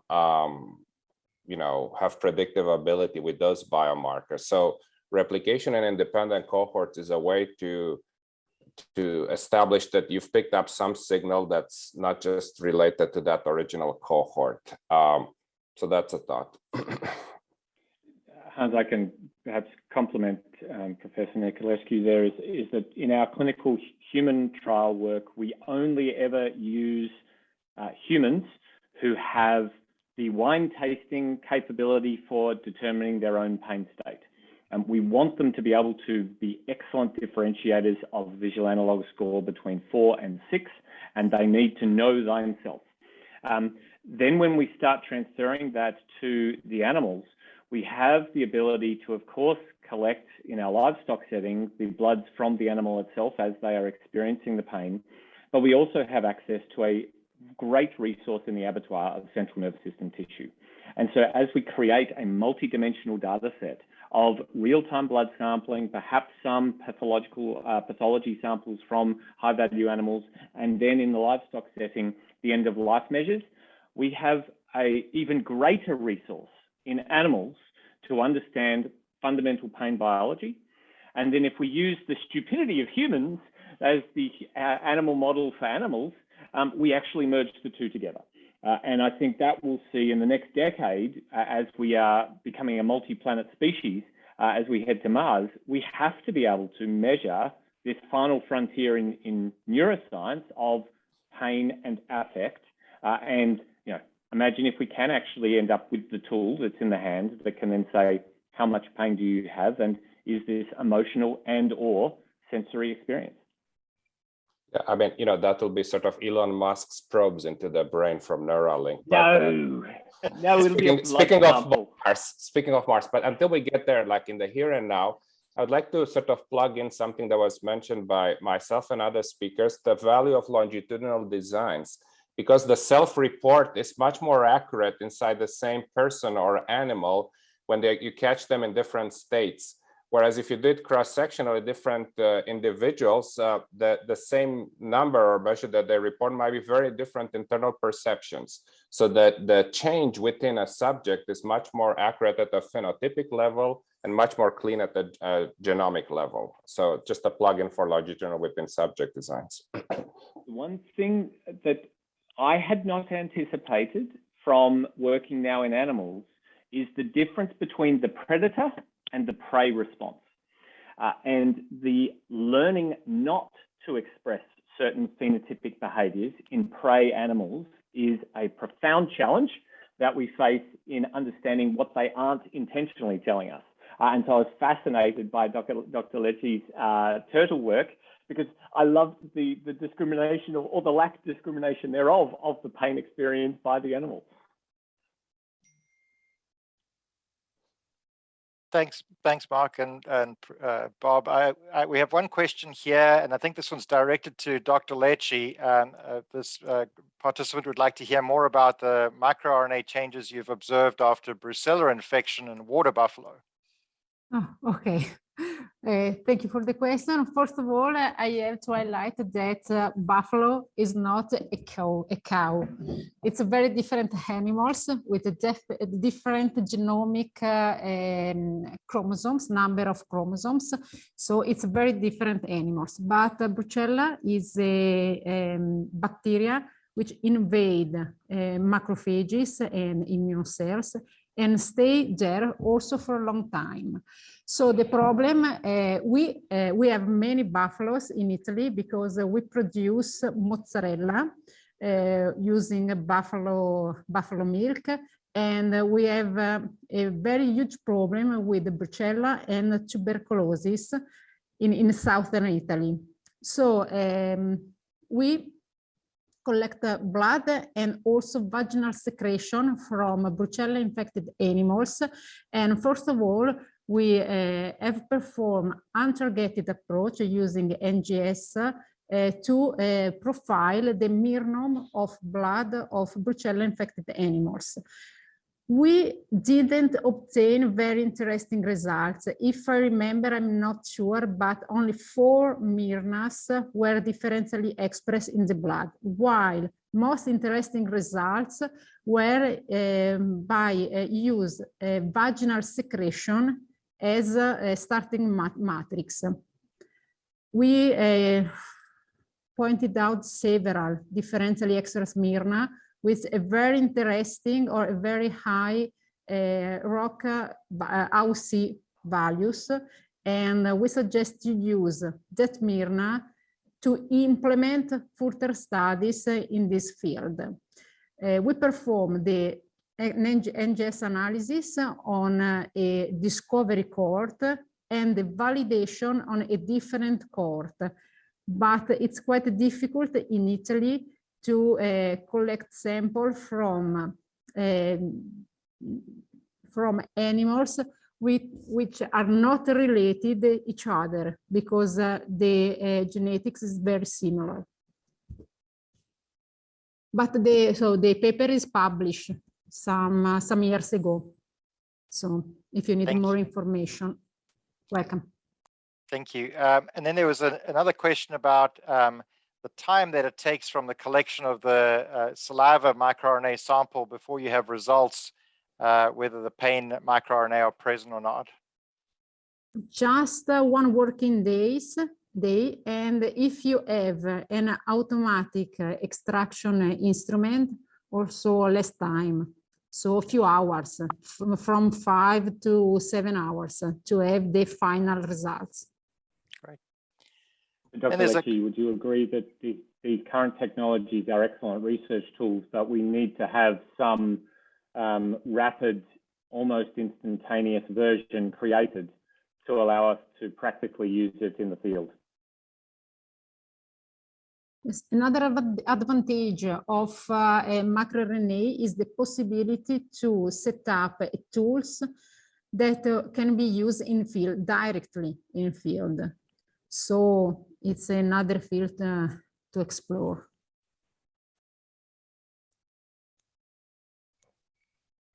I think that's the saliva biomarker area for sort of point of care or point of field assessment is very important. So all of us probably should, if we discovered biomarkers in other places like blood and so on, we should try to see how they translate to saliva.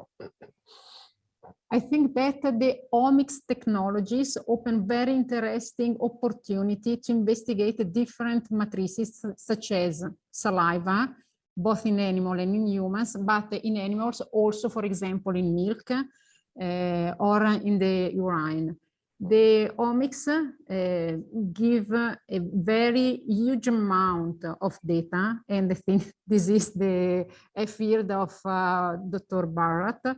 And I think that the only difficulty is to manage data, but that they can give a very interesting overview of the problem. For example, metabolomics in saliva using saliva is another very interesting topic. The identification of small peptide or a small protein in the saliva is biomarker. There's a question for the whole panel. With all these omics and detailed molecular screens, the standouts are identified, but could important molecules, pathways, and signaling mechanisms be lost if they are critically important but not statistically unregulated? Sounds like one for you, Dan. I'll just try to understand what's meant by statistically unregulated. Upregulated. Upregulated. Sorry, there we go. It's upregulated. Okay. Yeah, so I guess that's the difference in we're looking at why we're conducting this analysis. So if we are looking for a biomarker, then there are certain properties that we need that to have, and often that is in the context of use we're thinking about, we need it to really stand out.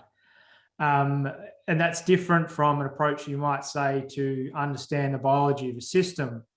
And so I think that's, I guess that's the answer to that question is, yeah, they're different purposes. So really it's taking the approach that matches your end goal. Another aspect of it is that if you're going hypothesis driven with certain things, of course, you're going to miss things you're not testing for. So at least in the early stages, it behooves us to be sort of, you know, very wide in terms of what we test. We went whole genome. We start actually with the whole transcriptome and then narrow down to the top markers like Dan was mentioning. But there is a deeper list one can look at and see, you know, if they have relevance to biology. So, you know, being sort of agnostic initially is important. And to extrapolate that even further, we just published a paper this week using spectral domain analysis of colors of biological tissue to elucidate a pain signature. So here we are using just light matter interactions, not a defined species targeted quantification. And there was sufficient information within the multidimensional data set to localize discrete spinal column associated anatomies with pain state. So, you know, I think this challenge of going for a, rather than black box bioinformatic machine learning to a white box interpretable AI is going to be a key transition that all the fields are making. But if we can harness that for good in quantifying affect and pain, then I think we're going to be on a really exciting trajectory to create effective and efficient pain mitigation strategies.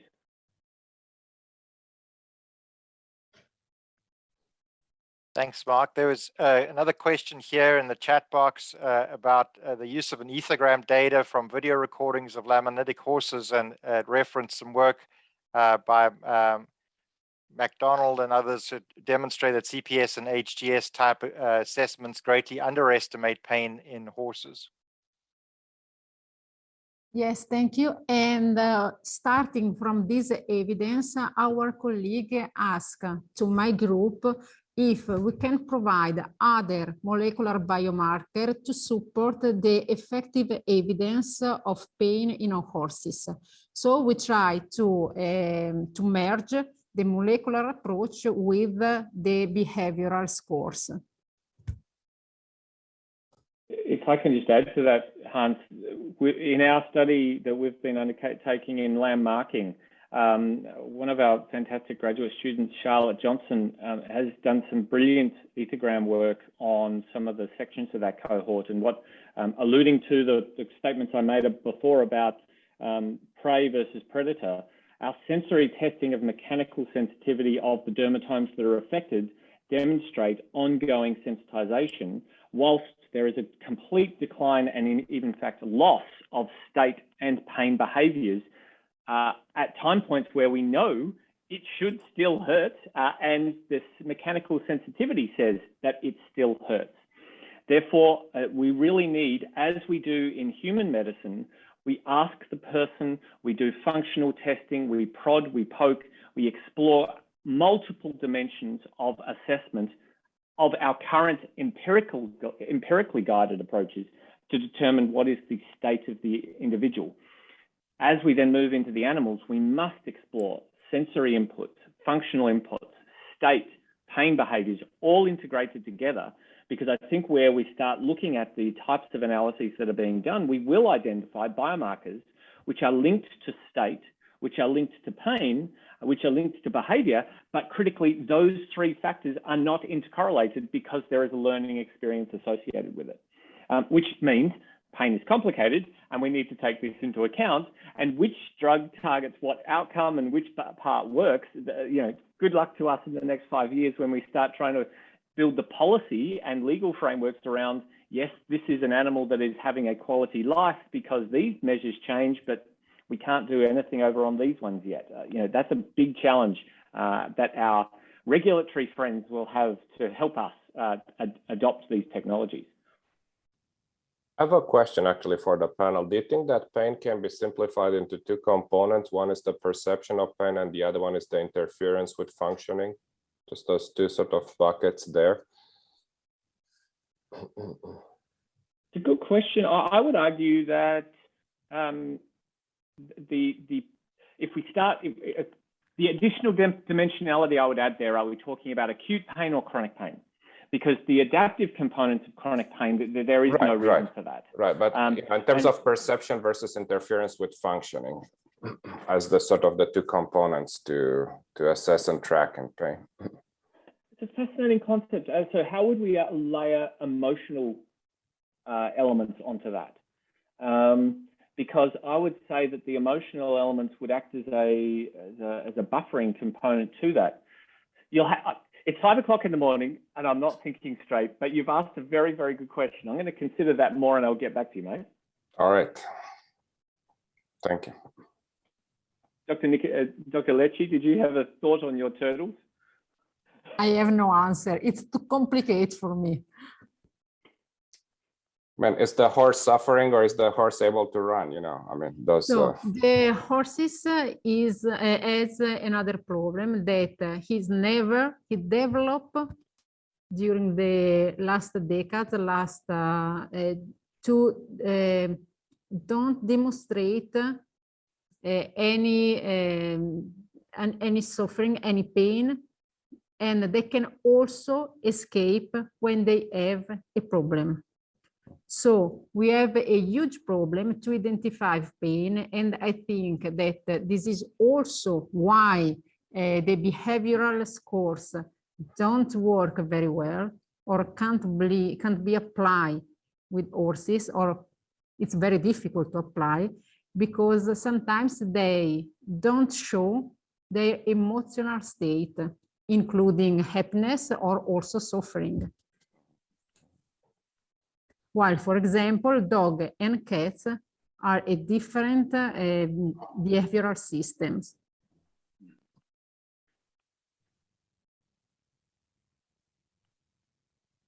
Thank you very much. I don't see any additional questions in the Q&A or in the chat. So at this point in time, unless there are any other points of discussion or questions, I'd like to thank all the panelists for a truly outstanding and thought-provoking series of talks this afternoon. It's certainly at the leading edge, and we have more questions than answers about this technology. But in terms of framing the discussion for future meetings, I think this has been an excellent starting point on the discussion around biomarkers and blood biomarkers. So thank you very much for taking the time to participate this afternoon, and I look forward to seeing your continued work in this space in the future. So I'm going to turn it over to Duncan Lascelles to close us out, but trust everyone will have a good weekend. Thank you. I'm actually going to steal it, Hans. This is Michelle. And I just want to thank you all for an interesting international session. I'm gonna butt in, Michelle, because okay. I think, well, only because I want to thank you before you thank everyone. So what a great couple of days. I am going to hand over to Dr. Michelle Sharkey to close the meeting, but before I do that, I really want to make sure that Michelle is thanked, because I know, knowing her, she's not going to thank herself. So just very briefly, organizing this meeting was very much a team effort, but honestly, it would probably not have come together if it wasn't for the persistent efforts of Michelle to keep the team together, keep the conversations going, and keeping us, the rest of the team, on track. So Michelle, huge thanks to you. All right, now it's over to you. You're very kind, thank you. So just some closing remarks, please. We want to thank you all for another informative Pain in Animals workshop. This is the third call workshop we've had to date. The success of this workshop is due to the excellent presenters and for the cutting edge discussion to promote measuring and assessing pain across animal species and humans. It's been very thought-provoking. The success of PAL 2021 was made possible by NIH and NINDS, the National Institute of Neurologic Disorders and Stroke. Without this without which this meeting would not have been possible. We especially wish to thank Dr. Michael Oshinsky, Marie Gill and Bodie, and Toya Rogers. A debt of gratitude goes out to all our meeting sponsors, the NIH, NINS, NC State's Comparative Pain Research and Education Center, and to the Mayday Fund. And thank you to the incredibly organized folks at Infinity for running the Mayday meeting, especially Holly Harrington, Michelle Lichty, and Sarah Sterling. Thank you very much to the Planning Committee, Mike, Marie Gill, DP Mohapatra, Sheila Robertson, Mike Consimius, Duncan LaSalle, Hans Kutze, Dottie Brown, and Dane Johnson at NC State. And we especially want to thank our chairs, our session chairs, Mike, Duncan, and Hans, who did a great job organizing the topics and the speakers. And attendance at the Paul workshop has grown with every event we've had. This is the largest registration we've had to date. So we thank you for your enthusiastic participation. Pain is universal, and the quest to control pain across species is fostered by all of you. And we thank you immensely. And we can say this meeting is officially adjourned, and we wish you all a great weekend. Thank you very much. Bye-bye all.